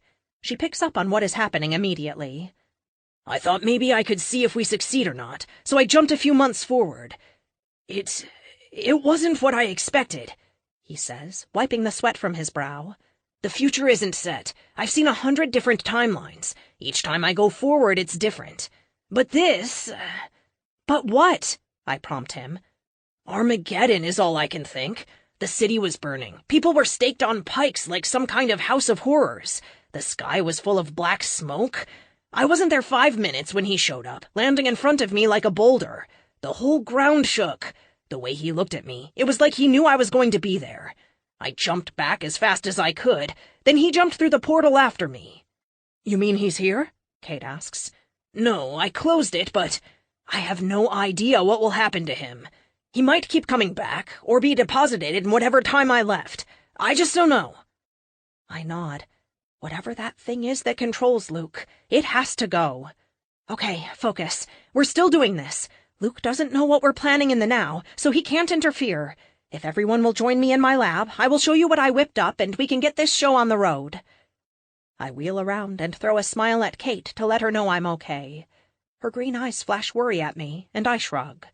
There isn't anything I can do about that future. However, I do have a plan for Luke. I think. I'm terrified of how it will work, and what he will think of me if it does work. It's just the only thing I can think of to save him. The lab slides open, revealing my gadget. Frank, if I understand you correctly, as long as you're touching someone, you can go back in time with them, correct? In theory. That stops me cold. What do you mean, in theory? Carlos asks as the lab door slides shut behind us. I took an entire car back in time. It should work, but I just can't be sure, he says, eyes nervously leaping about the room as if he's trying to look every way at once. We'll deal with that bridge when it's on fire, I say, to stop any argument. Frank, we had a deal, and I intend to honor it. You're going to need help, though. Help? You said yourself you can't control the exact moment you come out, and the farther back you go, the harder it is to control, right? He nods. It's funny. Now that I have him here, he seems so much older than before. Okay, so here is what I have. This pod will hold 4 people, 2 adults and 2 kids. For all intents and purposes, it looks like a photon torpedo made by Apple computers. All white, with a mesh of my special alloy wrapped around it. It's powered by a ZPFM and has the most powerful version of my kinetic absorbing tech I could make. It can protect someone well past 100 Gs. He looks at me, eyes wide open. We're really going to do this, then? Go back and save them? I smile. There are days I love my job. Yes, there are a few caveats. I point at Carlos and Kate. When we're done saving your family, we need to go back and bring one more person forward in time. Frank looks around. The elation that was so clear on his face a moment before, fading almost as fast. Who? He asks. This isn't really well known, Carlos says, speaking up when the rest of us remain quiet. The Protector is a calling, not a superhero. A symbol left by the ancient Greek gods to help mankind on a path to peace. Ancient Greek gods? Frank looks from Carlos to me. And you believe this? He asks me. Carlos's veins bulge, and I almost chuckle. Kate puts a reassuring hand on him, and he relaxes. Yes, I do. The Protector has a guide, a mentor. Her name was Pythia, the Oracle of Delphi. She could see versions of the future, kind of like how you go to versions of the future. How come she hasn't seen any of this? Warn you about your boyfriend, or Strungle? It doesn't sound like she's much of a fortune teller, he says with a smirk. Now I'm feeling my blood start to boil. I may not have been the biggest fan of Pythia, but she did save my life. Frank, first of all, she didn't warn us because she died saving my life. And second of all, I can't believe I'm about to say this. A man who travels through time shouldn't throw stones. I guess I was a little more forceful than I intended, because Frank takes a step back and looks appropriately chastised. Sorry, it's a lot to take in. What do you want me to do? Carlos glances at Kate, and she squeezes his shoulder. Then he says, We want you to take us. He nods at Kate. Back in time to 400 AD, and bring the Oracle of that time forward with us. I need her guidance. The whole reason we started looking for you was to ask for help, he says with a shrug. Frank takes his ever-present rain hat off and runs a hand through his thinning hair. I've never gone back that far. I did 20 years once, and it took a lot out of me. We could try, though. Why so far back? She told me once that people stopped seeking her guidance after 400, that she spent the next 1,600 years in solitude. I know it left her in pain. I'd spare her that, if I could. Frank rubs his chin, clearly thinking about it. You know I can't alter the past, right? Once I take her, I will have created a new timeline where her world goes on without her. She will be here with us, but the world we create won't have a Pythia or anything she might have done. I hadn't thought about that. Which means, when we also take Frank's wife and daughters, there will be a timeline where they are missing, and a Frank Parker in their reality looking for them. What if he goes and takes them from his past, and then so on and so forth? This isn't quite a causality loop, but it's similar. Carlos arrives at the same conclusion I do, about 3 seconds after me. I hadn't thought about that, but it doesn't change what I need to do. Can you do it? He asks. I suppose there's no harm in trying, but I want to save Jasmine and the girls first, he says, then looks at Carlos and Kate. I'm sorry, I do want to help you, but if your trip kills me, I want to know my girls are safe. Kate smiles at him with her trademark look designed to relax people. It's okay, Frank. We understand. We'll get your girls and then we'll see about the rest. What do we do next? I look over at the pod. It's 100% ready. We just need to go. If I understand you correctly, you can travel in space and time?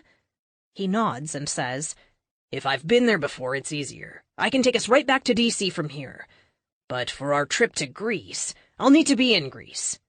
That's easy enough, Carlos says with a smile. I happen to have a timeshare there.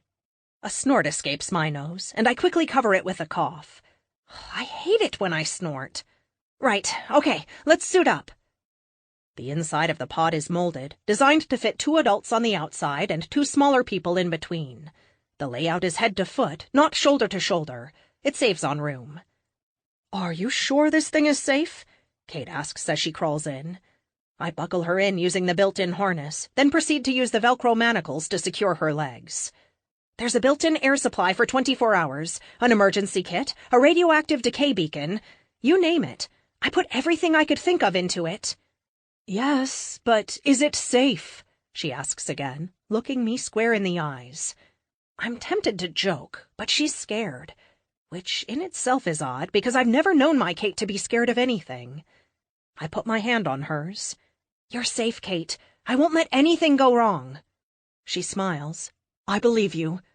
I give her one last squeeze before reaching up and closing the lid.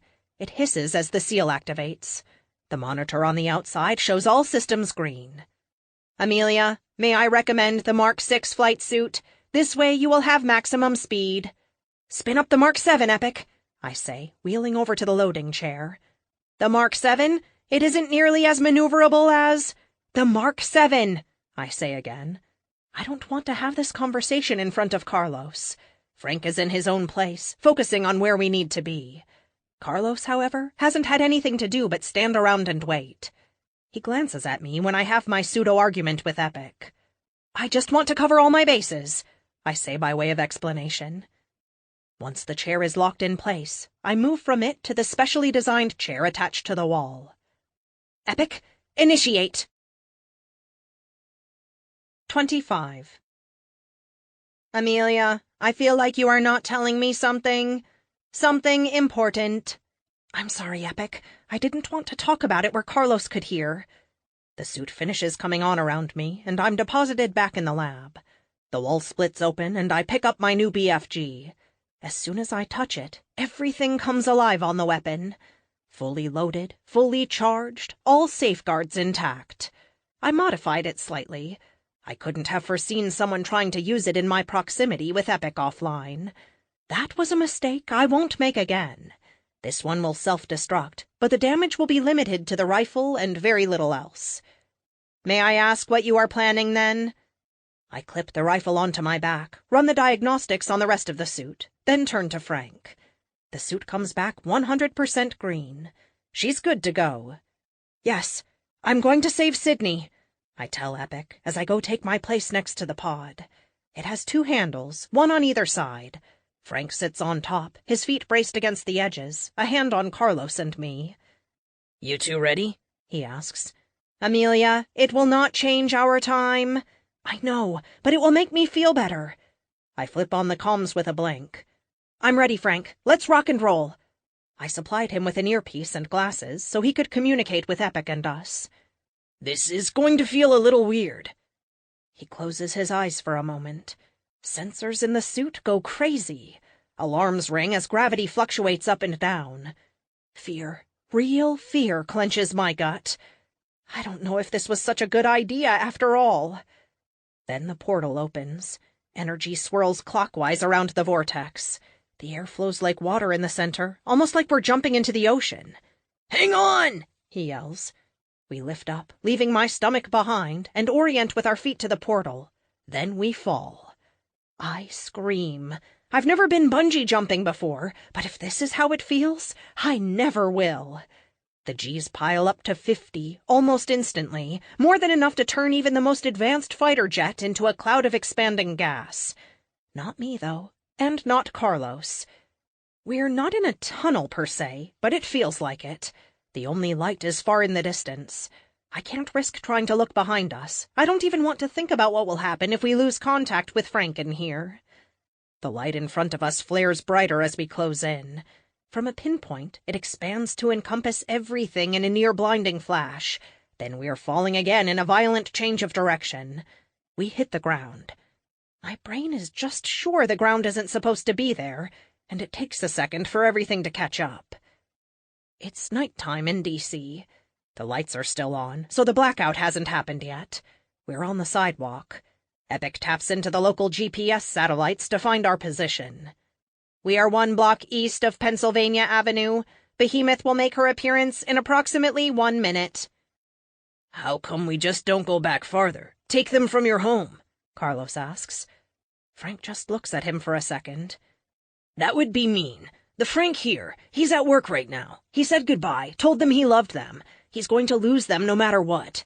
Taking them sooner would just be cruel. Carlos shrugs. Whatever you say. Where are they? Frank looks back behind us and slides off the pod.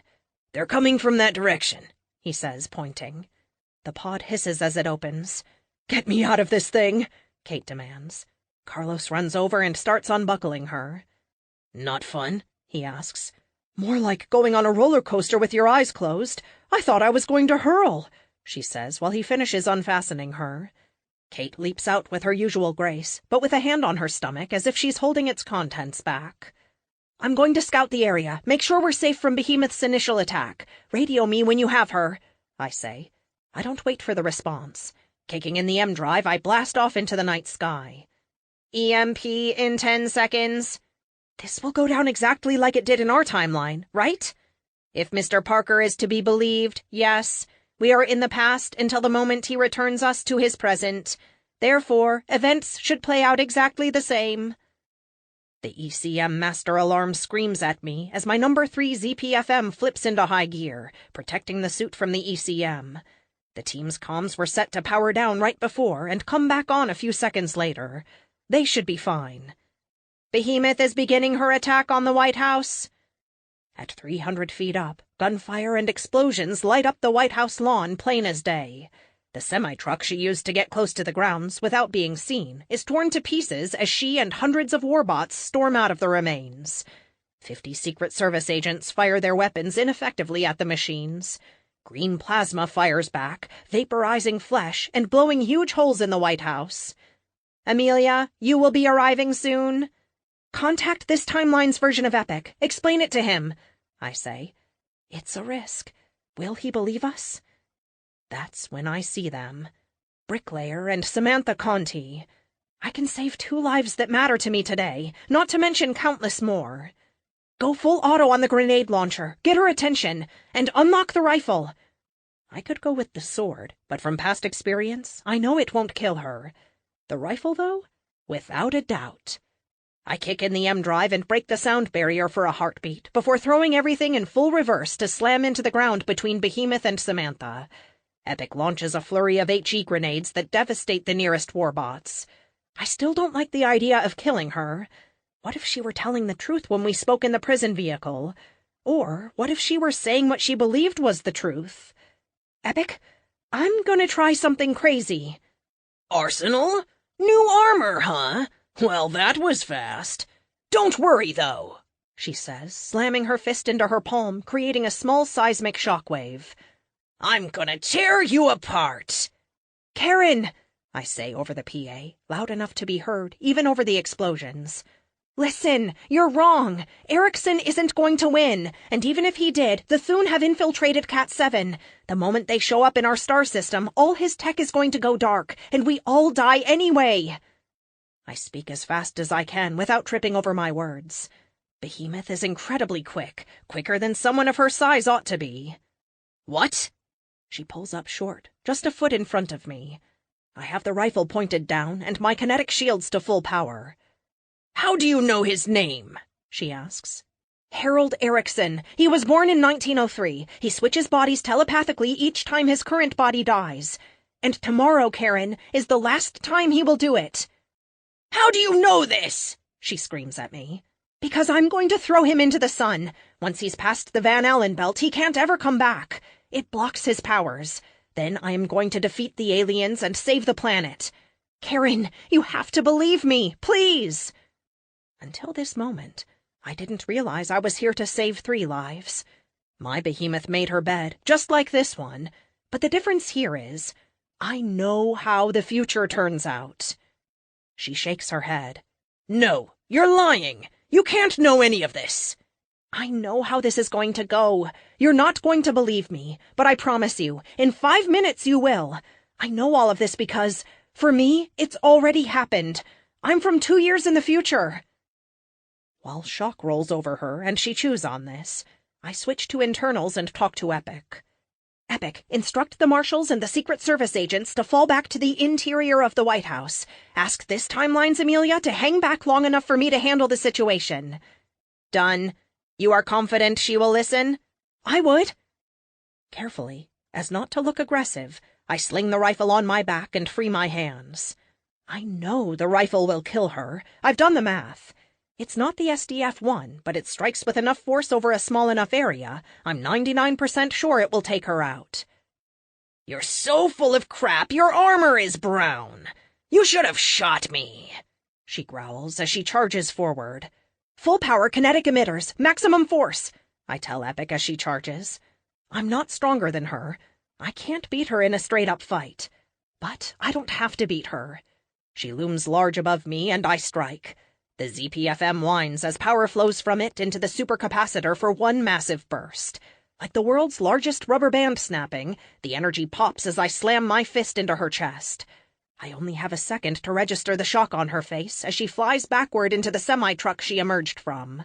The cab explodes in a fireball that lights up the sky, casting long shadows on the White House lawn. Carlos, I need you here, I say over the comms. Where are you? He asks. At the White House. Look for the explosion. He doesn't answer for a second. Amelia, what are you doing? Righting a wrong. Kate can handle Frank's family. I need you here. Behemoth emerges from the flaming debris. She scowls as she stomps forward. The U.S. Marshals and Secret Service agents listened, thankfully. They've all retreated to the White House. I don't know how you did that, little girl, but I am going to peel you out of that armor and bathe in your blood. I stand my ground. Epic updates Carlos's position, and he'll be here any second. I don't think so, Karen. You can't beat both of us. Both of you? Her charge is interrupted as Carlos falls from the sky. He didn't use his spear to travel, he just leaped. Landing with a ground-shaking rumble, he stands right up, shield out, and takes her charge on Aegis. A thunderclap echoes, and the shockwave rips up grass and cracks concrete as it emanates out from between them. Behemoth takes a step back, shaking her head clear. Sydney, You're not Sydney? Behemoth stutters. No, Carlos says. He glances back at me. He has to be wondering what the hell I'm doing. Me too. Karen, this is the new protector. Tonight, if you don't stop, you murder Sydney, I say. You do it by clapping your hands over his ears with all your strength. I suspect you've known how to do this for some time. Maybe something you learned while you were dating. Her eyes go wide. For the first time, something other than black pits of hate stare back at me. I wouldn't kill him. I shake my head. But you do. He comes to stop you, to save me. When he does, you murder him. You leave the world defenseless, without hope. Please, Karen, please listen to me. The world is stronger with you in it. You're right about one thing. The aliens are coming, and we have to be united to defeat them. Work with us. Help us stop them. For a second, a mask of rage and hate passes over her face. Then it's gone. Her eyes clear, and for the first time, I see the woman beneath the monster. I believe you. Erickson, he told me this was the only way, and I really thought it was. I nod. I know. Help this world, Karen. Be a force for good.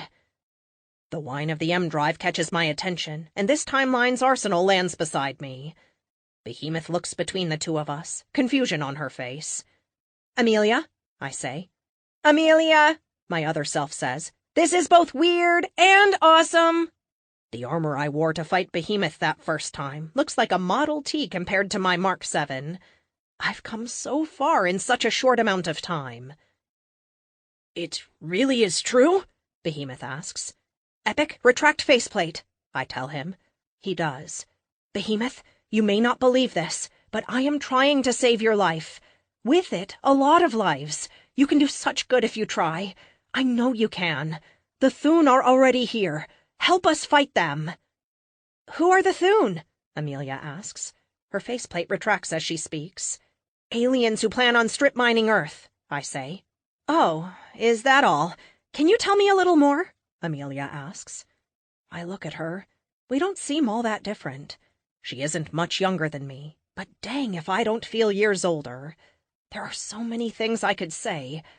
But what if I just make matters worse? Don't worry, you'll figure it out.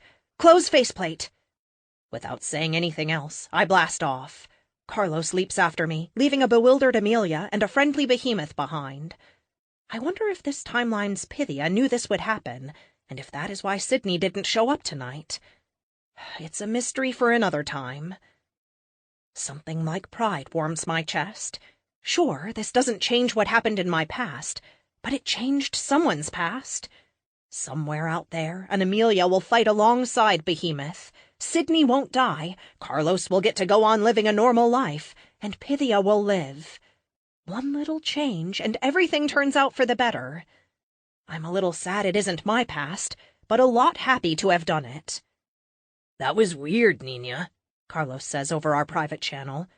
You changed an awful lot back there. Are you sure it's for the better? No, not really, but I hope it is. Sometimes hope is all we have. I do one flyby of Kate so as not to scare Jasmine and her daughters. Kate waves and I come back around and land. I think it's best we don't explain to them the intricacies of time travel. Technically, this is a different timeline now, but it is still Frank's past. He deserves his family, and they deserve a father. Thank you, Jasmine says as the whine of my M drive dies down. For all of us.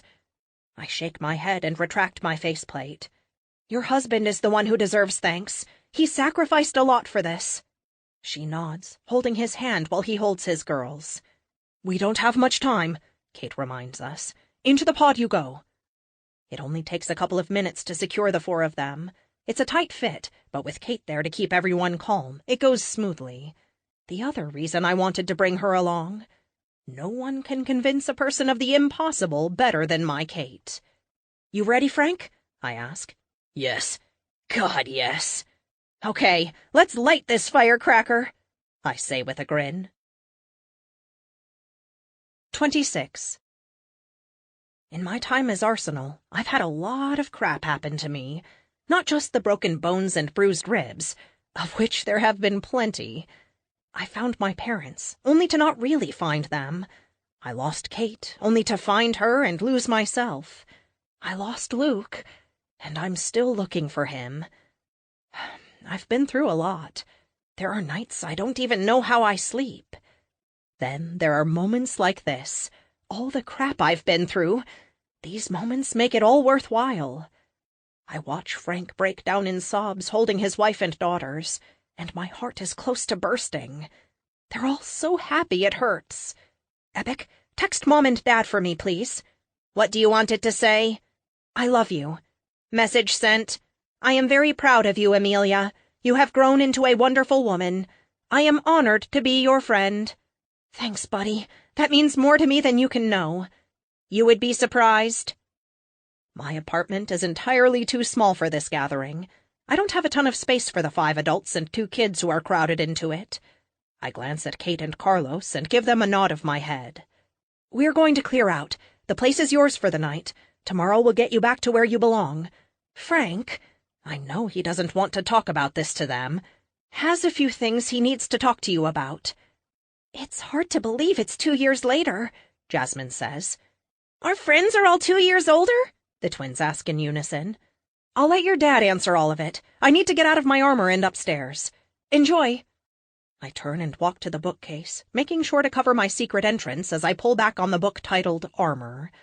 Okay, I guess it's kind of obvious if I think about it, but it's also fitting. I don't envy Frank having to explain his version of time travel to them. They died in our timeline. That's final. They're from an alternate timeline, but it wasn't alternate until we changed things. My head hurts. A couple of minutes later, the automated armor removal system deposits me back in the lab, right into my oh-so-comfortable chair. To my surprise, Kate is waiting for me. Somehow, in the time it took me to change my armor, she's changed her outfit and put on some dark red lipstick that makes her look like $1,000,000. Amelia, you thought I'd forgotten, didn't you? I glance around the lab, looking for a clue as to what she's talking about. Did I forget a date or something? No. But I have no idea what you're talking about. She smiles her 1,000,000-watt smile. You need to change your clothes, put on some makeup, and get ready to party, because the girls and I are taking you out on the town regardless of if you want to or not. Kate, we literally just traveled through time, fought Behemoth, and changed someone's past. I'm beat. Can we do this tomorrow? The unyielding look in her eyes tells me we can't. I sigh, loud and dramatic, projecting my displeasure at her. She presses her lips together in what I am sure is the sexiest pout that ever was. You're going to hurt my feelings if you keep that up. I told you, we're going to celebrate your birthday. Normally, I am all for you getting some rest. You can drink an extra Coke tomorrow to keep you together. Tonight, we're going out. Come on, I'll help you get ready. An hour later, Kate, Tia, Lux, Tessa, and I are exiting the luxury SUV provided by the company. The restaurant Kate picked is a Mexican-American fusion upscale place, owned by one of Arizona's more famous chefs, Casa de Comida, which, if the little Spanish I've picked up over my life is right, roughly translates to Home of the Food. I certainly like the name. Kate shot me a little pick-me-up in the car, and I slammed a white monster. No substitute for sleep, but I'm 21. I can sleep later. The place is slamming. A live band plays popular music, the staff is dressed in brightly colored, vaguely authentic uniforms, and the food smells divine. My mouth waters the second the smell of fried green peppers and tortillas fills my nose. Oh, this was such a good idea, I say as Kate pushes me to the elevator. We make quite the entrance. My wheelchair catches everyone's attention, but the 5 women behind me keep it. Somehow, Kate manages to look amazing even after the long day we've had. Black, knee-high boots, distressed jeans, a white top with a scooped neckline, and her patented black leather jacket, along with her red lipstick, lend her the look of a rock star. Kate is followed by Lux, with her exotic blend of American and Asian features, and her long, straight blonde hair that almost glows in the dark. Tonight she's wearing an equally straight black dress that goes down to her ankles and caps it off with a pair of 5-inch white heels, easily making her the tallest of us all. Tia, who is only 5'4" anyways, stuck with flats that are popular in Argentina at the moment. Her forest green skirt wraps around her knees like a glove, showing off every inch of her toned legs. She'd put an Italian soccer player to shame with her calves. Her top is a black sequin loose-fit blouse that flutters in the wind. Tessa, true to herself, has her bad girl cut-off shorts on, with her white tank top that stops just short of her pierced belly button. I don't know if she does this to mess with me, or if she is really a big fan, but the tank top has an image of Arsenal saying, "Arsenal shot first." Monica pulls up the rear in a pale blue dress and matching heels. Her icy blonde hair is up in a bun, with what looks like icicles holding it up. Needless to say, the restaurant falls into a hush as we move through it. I hate being the center of attention, and I feel like everyone is looking at me. A man slides his chair out in front of us, and my heart skips a beat. It's going to be Seattle all over again. This time, though, it's civilians. Kate, She puts a quieting hand on my shoulder. The man, a good-looking fellow with black hair and brown eyes that look out of place with his too light skin, pushes his chair back in, turns to me, and raises his hands. I start to freak out when he claps. At first, it's just him. Then there are people everywhere up on their feet applauding, cheering, shouting our names. "I love you, Kate!" a man yells. "Girl power, TK!" a woman screams. Then the chanting starts. "Arsenal! Arsenal! Arsenal!" I'm desperate not to cry. After everything that has happened, it's beyond emotional to hear such support. I wave at the crowd and then point at the lift. Kate gets us moving again. People turn to cheer and applaud as we make our way to the elevator. They're still applauding when the doors close on the six of us. "You planned that, didn't you?" I ask Kate, looking up at her. A single tear wells in her eyes and drips down her chin. "No, I just know how people feel about you. I wanted you to feel how I feel about you," Kate says. "How we all feel about you," Monica adds. "On two worlds," Lux says. I don't even know how to process what I'm feeling. My mouth hangs open for a solid 10 seconds, and my heart clouds my vision with tears. "Thank you," is all I manage to choke out before the doors open. 27. Annoying bugs dive-bomb me on an alien planet. Massive stalks of green vegetation engulf me as I try to swim away. But I can't swim because I'm 6 and I haven't learned yet. I open my eyes with my face stuffed in a pillow and my arms and torso wrapped up in flannel sheets. The alarm continues its dispassionate assault on my ears. Epic, shut it off!" I groan. He does. I sigh. Rolling over, I toss the pillow aside and stare up at the ceiling. I'm covered in sweat from the nightmare, and I just want to go back to sleep. But if I close my eyes, I know I'll be right back there, trapped on an alien planet, unable to walk. A long sigh escapes my lips.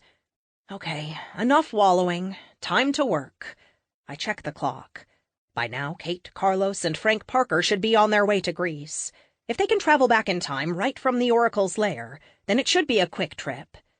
Epic, what's the status on decrypting Strungle's database? "I have successfully decrypted the entire thing. I have all his notes, work, and prototypes on file.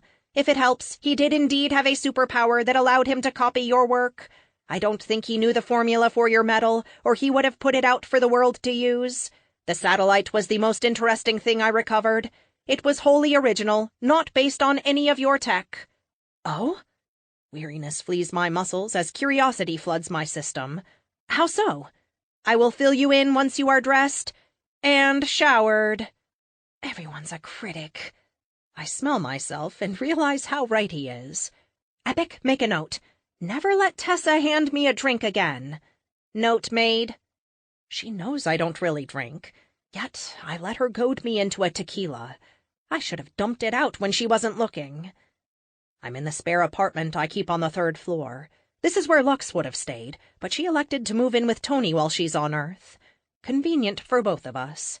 I don't know about the legalities of him marrying an actual alien from another planet, but I won't be surprised if they make an announcement soon. 30 minutes later, I'm freshly showered and sitting in my favorite wheelchair with my chin in my hands, looking at the screen. There's a complex array of calculations scrolling by, just slow enough for me to scan them, each one containing a piece of the puzzle. Had Strungle's satellite detonated, it would have killed every single superpowered person on the planet. I don't know why he thought it would only cut us off from the other dimensions where the powers come from. The shock alone from this much energy being released on this wavelength would kill even ordinary people who weren't attuned. I don't know how many casualties it would have caused, but billions isn't out of the question. All the more reason I'm glad we stopped it. "So you think," I say to Epic, "that Strungle's abilities were modified by the gem as well?" "Yes, I think, either knowingly or not, he was serving the entity in the gem.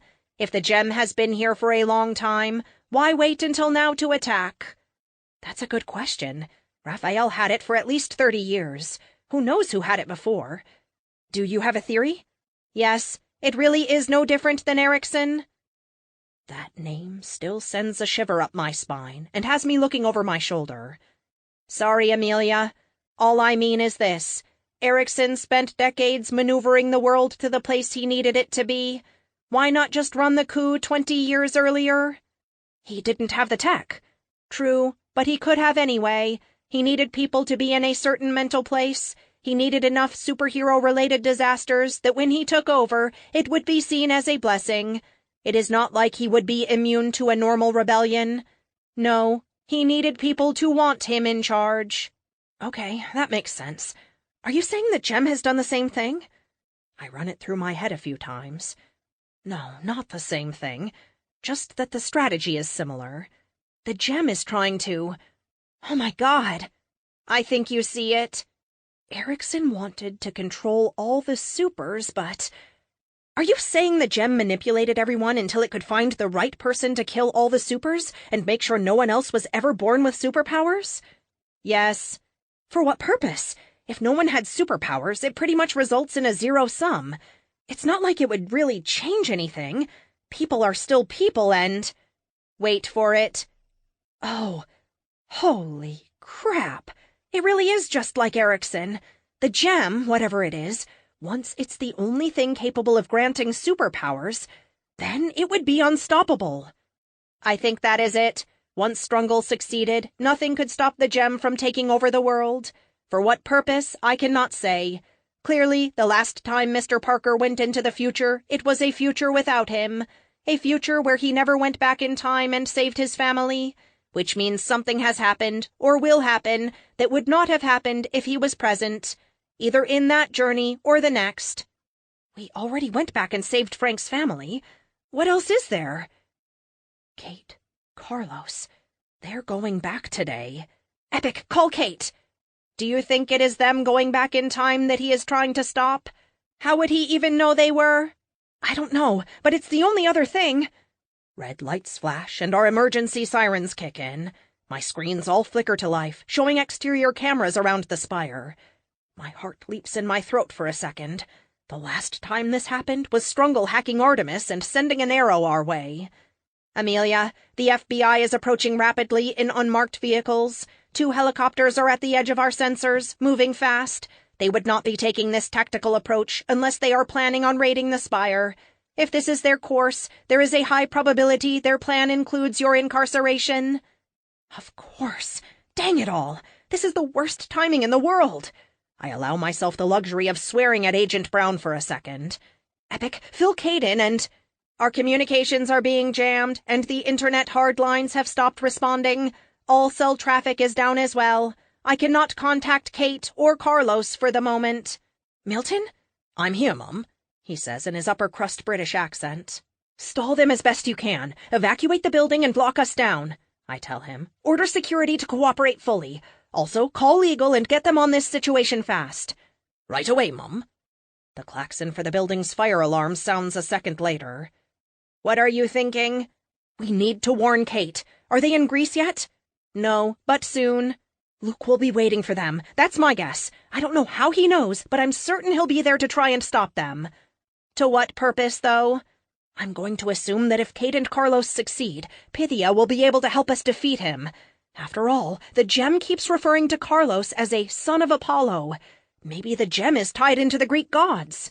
That is a possibility. What suit do you want? Spin up the flight suit. I feel the need for speed. Despite their attempts to jam all communications, my lab is perhaps the most heavily signal-shielded place on Earth.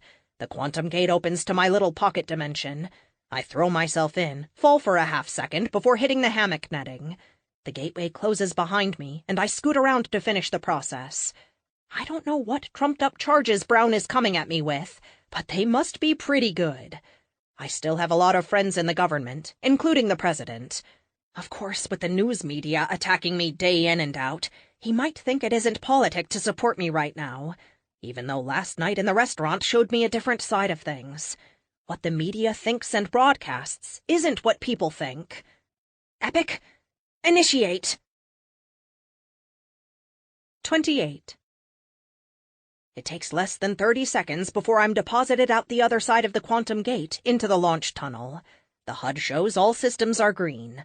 All 4 M drives are ready at 100%, as well as the individual ZPFMs assigned to each. Special heat-resistant paint, similar to but more advanced than what they used on the SR-71, coats the flight suit in preparation. This really is the fastest suit I've ever made. Theoretically, the only thing that can slow it down is the atmosphere. However, I plan on being out of the atmo long before friction becomes a serious problem. Panels slide around in place, clicking and whirring as the suit reconfigures for launch mode. Epic, status? They have surrounded the building. Tactical teams are infiltrating. The staff have all surrendered. Security has assured them there is no resistance. Our lawyers are on the way, and the 3 team members on site have been notified of the situation. I am afraid Tia will be the one seriously disrupted by this, as she is a guest in the country. Dang, I hadn't thought about that. When I get back from saving the world, Agent Brown and I are going to have words. This is just stupid. I agree. He may not see it that way. Upload complete. I am with you. Awesome. System check? We are 5 by 5. Despite what's going on, the worry in my heart and the way my nerves are firing, this is still the best part of the job. Punch it! The launch tube is one big mass driver. It fires me at almost 1,000 miles an hour before I even hit the air and my own M drives take over. Epic locks the suit up. Even with the base animetal improvements, I could still be hurt by a sudden shift. Once we're in the air, Epic puts a window on the HUD showing me the base. Ha! They weren't expecting that! I can't see the looks on their faces, but the craned necks of 50 FBI agents all looking up at once is a sight to behold. Winds buffet me as we plow through the sound barrier, the vapor cones spreading out around the front of us like a shield. Amelia, I am detecting an energy. The beam of light sizzles through the air next to me. Alarms scream as the heat from the near miss flashes over the suit. I jerk hard to the side instinctively, even though there's no way I could dodge something moving that fast. What the hell is that? I ask as I glance at our speed. We just hit 4,000 miles per hour, and we're accelerating at a rate of 100 miles per hour every second. Unknown. It may be another super.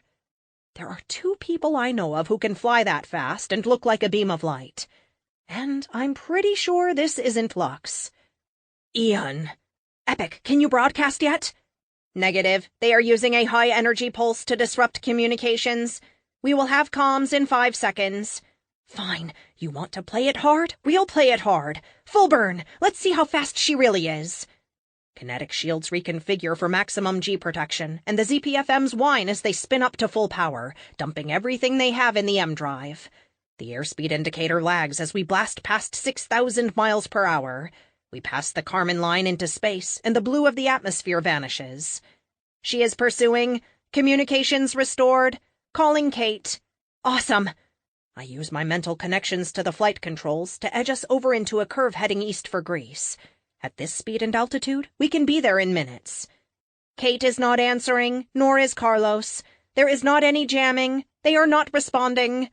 Dang, if they're already in Pythia's cave, then we can't communicate with them. Ian flashes past me again. Her ghostly figure within the energy envelope is a perfect picture of a woman.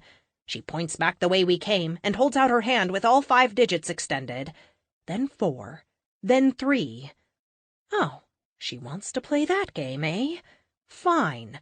I don't exactly have a countermeasure for her, but I do have ECM. I grin. I have fantastic ECM. Epic, full power on the ECM. The HUD flickers as the ECM master alarm flips on, and the suit starts pumping out incredible amounts of electronic noise.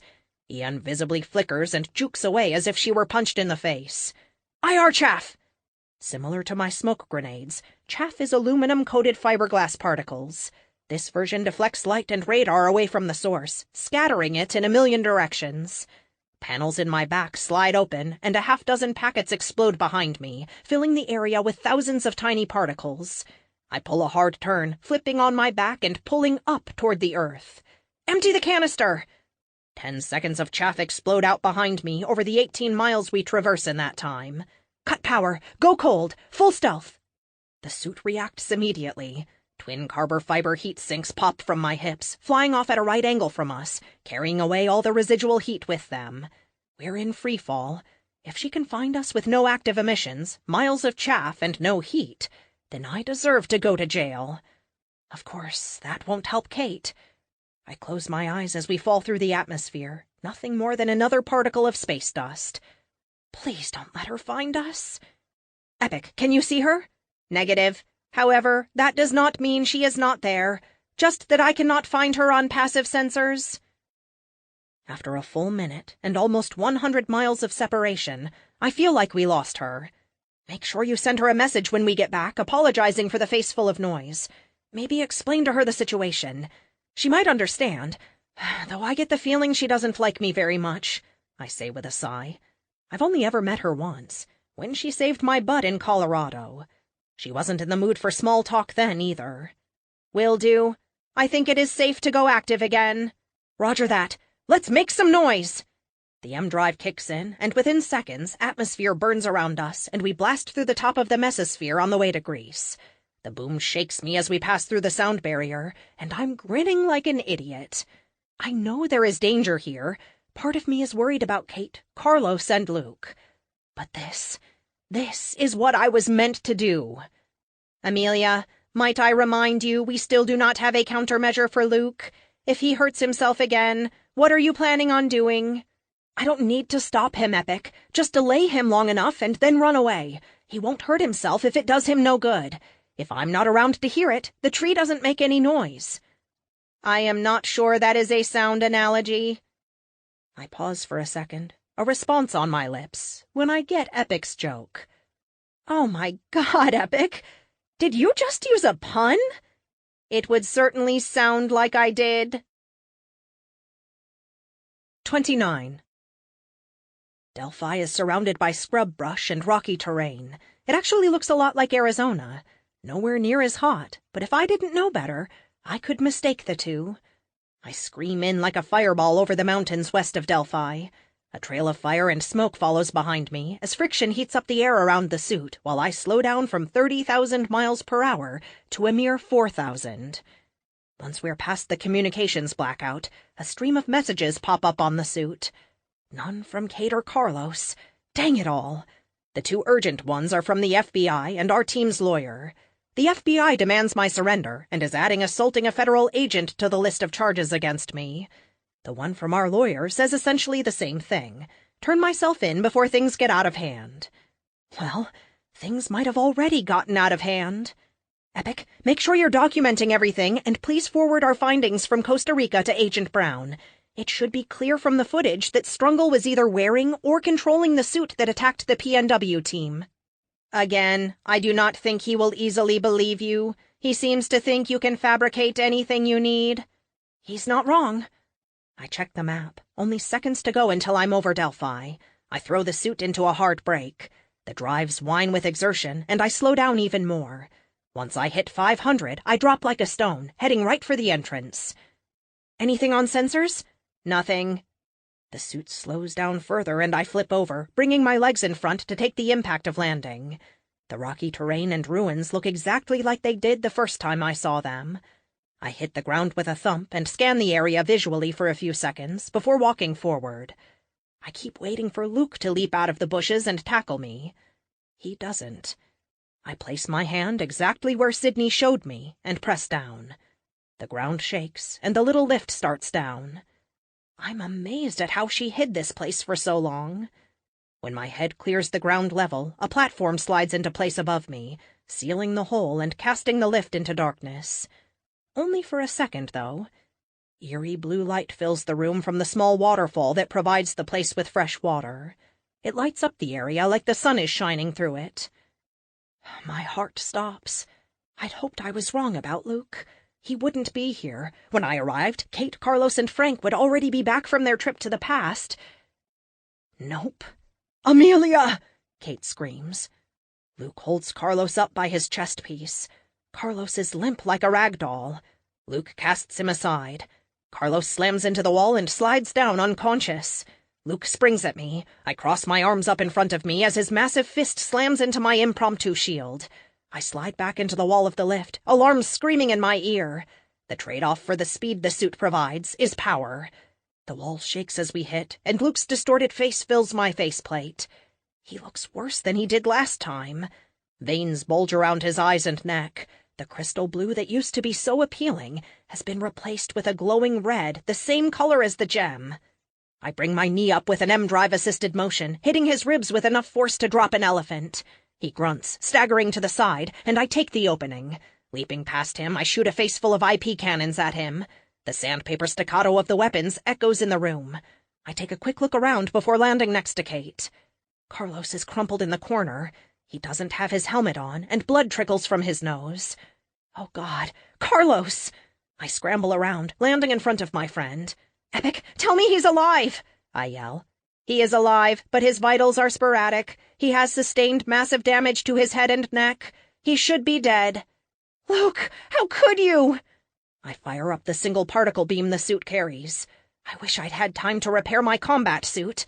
I still have the problem of stopping Luke without killing him. Luke's gone, little girl. He was too weak, so I cast him out as Apollo did to me, the not Luke says. He's right. It isn't even close to Luke's voice. More like a hollow, haunted sound, as if pure hatred and a bulldozer had a baby. I don't believe for a second that Luke is really gone, though. He just wants to get in my head, and I won't let him. Who the hell are you? I ask, pointing the particle beam at him. Kate is smart enough to port away from me, moving to where Frank is hiding behind Carlos's poster bed. The cave has changed from its original construction. When Carlos became the protector, Pythia made it more like a home. A bed, TV, kitchen. Not Luke takes a step forward, cracking his neck as he moves, and growing even more massive. The child of Apollo figured it out too late to help him. I was here before your inferior race, before the gods. When they came, they defeated me, throwing me into Hades. Their remnant, he nods to Carlos, was the only one who could stop me. But now he's dead. You will be soon, either here or the next time we meet. Regardless of what you do, the Earth will be mine once again. I need to buy some time to come up with a plan that isn't run away. How did you know what they were planning? Not Luke grins mercilessly, sending a chill down my spine. His face was never meant for hate. I've spent the last 100 years waiting for Pythia to die. Do you think I sat idle? Since I awoke, I have placed eyes and ears everywhere. Now that the wench creation of Apollo and his precious protector are gone, nothing can stand in my way, including you and your toys. Your science cannot stand before my might. I don't feel like correcting him about Carlos. Then my stomach flops. Wedged into the wall next to the waterfall is the broken remains of the pod. He's smashed it into 1,000,000 pieces, destroyed it beyond repair. I'll have to build another one, and that could take a few days. If the future Frank saw comes to pass soon, we might not have the time. The distraction costs me. Not Luke takes a swing at me, but this suit is fast, and I duck out of the way. I spin around and slam him in the ribs as hard as I can. He just grunts and headbutts me. I slide along the tile floor, digging a deep furrow 20 feet long. Amelia, he was here before the Greek gods? If so, he may be the Titan from mythology. If legends are anything to go on, he may be unbeatable. Stars fill my vision, and everything fades from red and black to normal. I can't take another hit like that.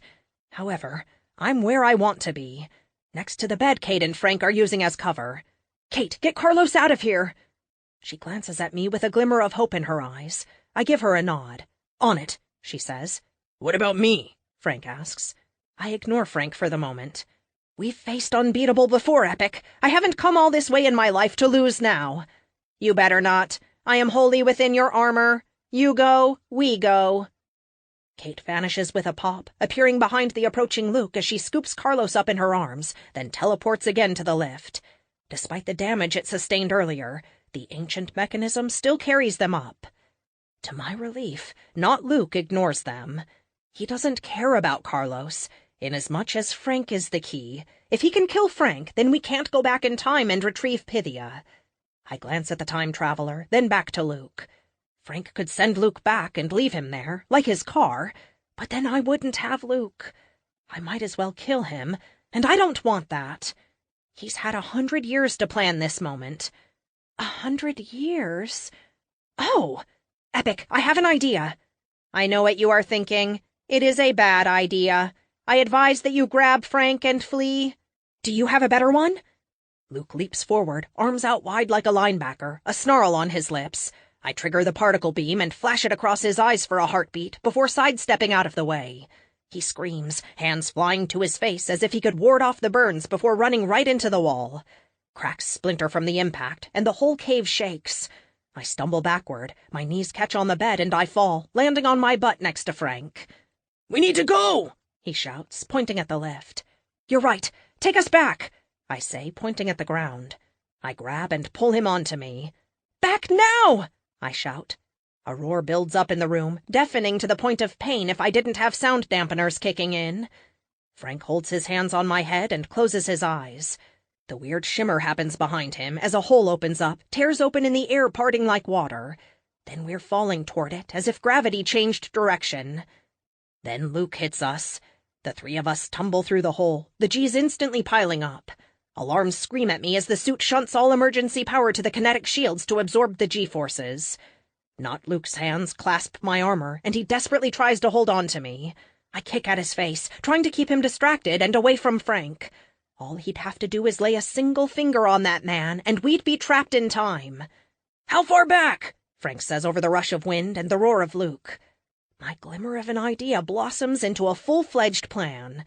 It will either be awesome or horrible, but either way, the future will be safe from Not Luke. 1900, I say to him. I kick at Not Luke again. He dodges and slaps a hand on my shin. His fingers crush the metal around my ankle. Alarms scream as the suit's integrity fails. His other hand finds the edge of my knee and starts pulling. Alarms warble as he peels back the armor protecting my knee and shin. "I'm gonna tear you apart," he growls, spittle flying from his lips like a rabid dog. Time is a funny thing. If I understand Frank's power right, and I hope to God I do, then he really does travel to our past. However, when he comes back, everything he changed shunts off into another timeline, leaving the original time unchanged. 2 seconds, Frank says, his face a mask of concentration. A roar, the anger of Luke, drowns out the rush of air and even the sound of my own heart. A massive tsunami of energy approaches us from below. A swirling vortex that outshines the sun and is louder than a train. I push Frank off me, holding on to him with one hand and letting myself slip down to wrap my legs around Not Luke's head. His hands come up around my waist and he tries to yank me off of him. "You're going to die here," he yells as his eyes bulge from me choking him with my legs. I wrap my knuckles against his forehead. "Consider your visa revoked. Get the hell out of my dimension." Then we hit the vortex. 30. Sunlight beats down, warming the exterior of the armor and shining in my eyes, letting me know I'm alive. The HUD is off, which worries me, but if that energy vortex was what I think it was, then I'm just glad we're alive. Are we? Luke. The flight suit is light enough that I can push myself up.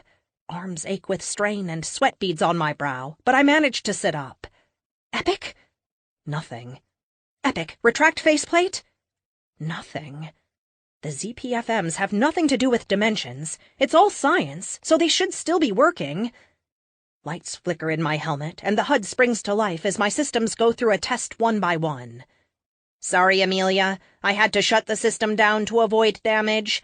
I am attempting to tap into the local networks and see where we came out. Oh, buddy, I don't think you're going to find any wireless networks around here. With the power working, I manage to stand. My right knee actuator doesn't respond. That's where Luke tore the suit. Oh, please let this have worked. Retract faceplate, I say. The silver reflective faceplate slides up into the helmet. Then the helmet folds and retracts into the shoulders of the suit. Luke? I call out. Frank? I'm on a hill. It's hot and sunny, and I can make out the ruins around us, but I don't see anyone else. With a sigh, I limp to the top of the hill, dragging my useless leg up with me. I'm out of breath and aching by the time I get to the top. One of the old stones is newly shattered, and I see a booted foot sticking out of the rubble. Luke! I run over, dropping to one knee and digging at the stones. They're heavy, but I'm strong enough to chuck them over my shoulder like pebbles. I clear his legs, working my way up to his stomach. He's normal-sized, but he isn't breathing. Come on, Luke, hang on! Finally, I make it to his face. His beautiful, non-angry face. I clear his mouth, lean down, and start CPR. I'll do chest compression, Frank says, dropping to the ground next to me. He looks even more haggard than I've ever seen him. Trails of blood dribble down his face like tears. He puts his hands on Luke's chest and starts compressing while counting. Come on, baby, don't die on me now, I whispered between breaths. A red gleam catches my eye when I look up from breathing for Luke. The gem. It isn't attached to him anymore. It sits like a normal ruby. No sparkling, no fire inside it. For now. It worked. In part. Luke coughs, sitting up with alarming alacrity. I barely get out of the way. Frank leaps back, tripping on rubble and falling on his butt. What? Where... Amelia? He says, shaking his head. I'm here, baby. I'm here, I say. For the first time in forever, I have Luke back. I slip my arms around his chest and lay my head on his shoulders. It was a bad dream. Tell me it was a bad dream, he asks. It was, but it's over now, Luke. It's over now. You're home. I don't know how long I sit there hugging Luke tight. He does the same. It feels so good to have him back. I hate to rain on your parade, but we have a problem, Frank says, interrupting us. No problem, Frank. It's what I expected to happen when I told you to bring us here. It actually worked out for the best. I peck Luke on the cheek before pulling myself up. You can't time travel. If you had gone back to 400 AD like Carlos wanted, you, he, and Kate would have died. Luke shakes his head, taking his feet unsteadily. Something's wrong, he says, his voice thick with pain. I sigh. Not wrong, you two. Perfect. This is the year 1900. Frank shrugs. Luke looks at me for a second, the way he always does when he's waiting patiently for me to explain it to him. Oh, how I missed that look. I pull him up to stand next to me. His muscles ripple with strain behind his torn shirt. I can't help but smile. He's beat up, bruised, and worn, but he's all mine again. Oh, come on. This is too easy. 1900? 3 years before Tesla turns on Wardenclyffe? It's 3 years before superpowers exist, I say with a duh look. You mean we're trapped in 1900 with no superpowers? Luke asks. Yep, I say with a smile. And since this is before any dimensional rifts, that is just a hunk of ruby, not a murderous creature from another dimension. It's why you're free. I'm free? He looks around as if seeing the world anew for the first time. Then he sweeps me up, bringing his lips to mine in a kiss so warm I melt. I don't care what the next 3 years brings. Right now, this is perfect. This concludes Explosive Arsenal by Jeffery H. Haskell, narrated by Emily Beresford. Copyright 2018 by Jeffery H. Haskell. This unabridged audiobook is published by arrangement with Jeffery H. Haskell and was produced in the year 2019 by Tantor Media, Incorporated, a division of Recorded Books, which holds the copyright thereto. Please visit Tantor.com for more information on our growing library of unabridged audiobooks. Audible hopes you have enjoyed this program.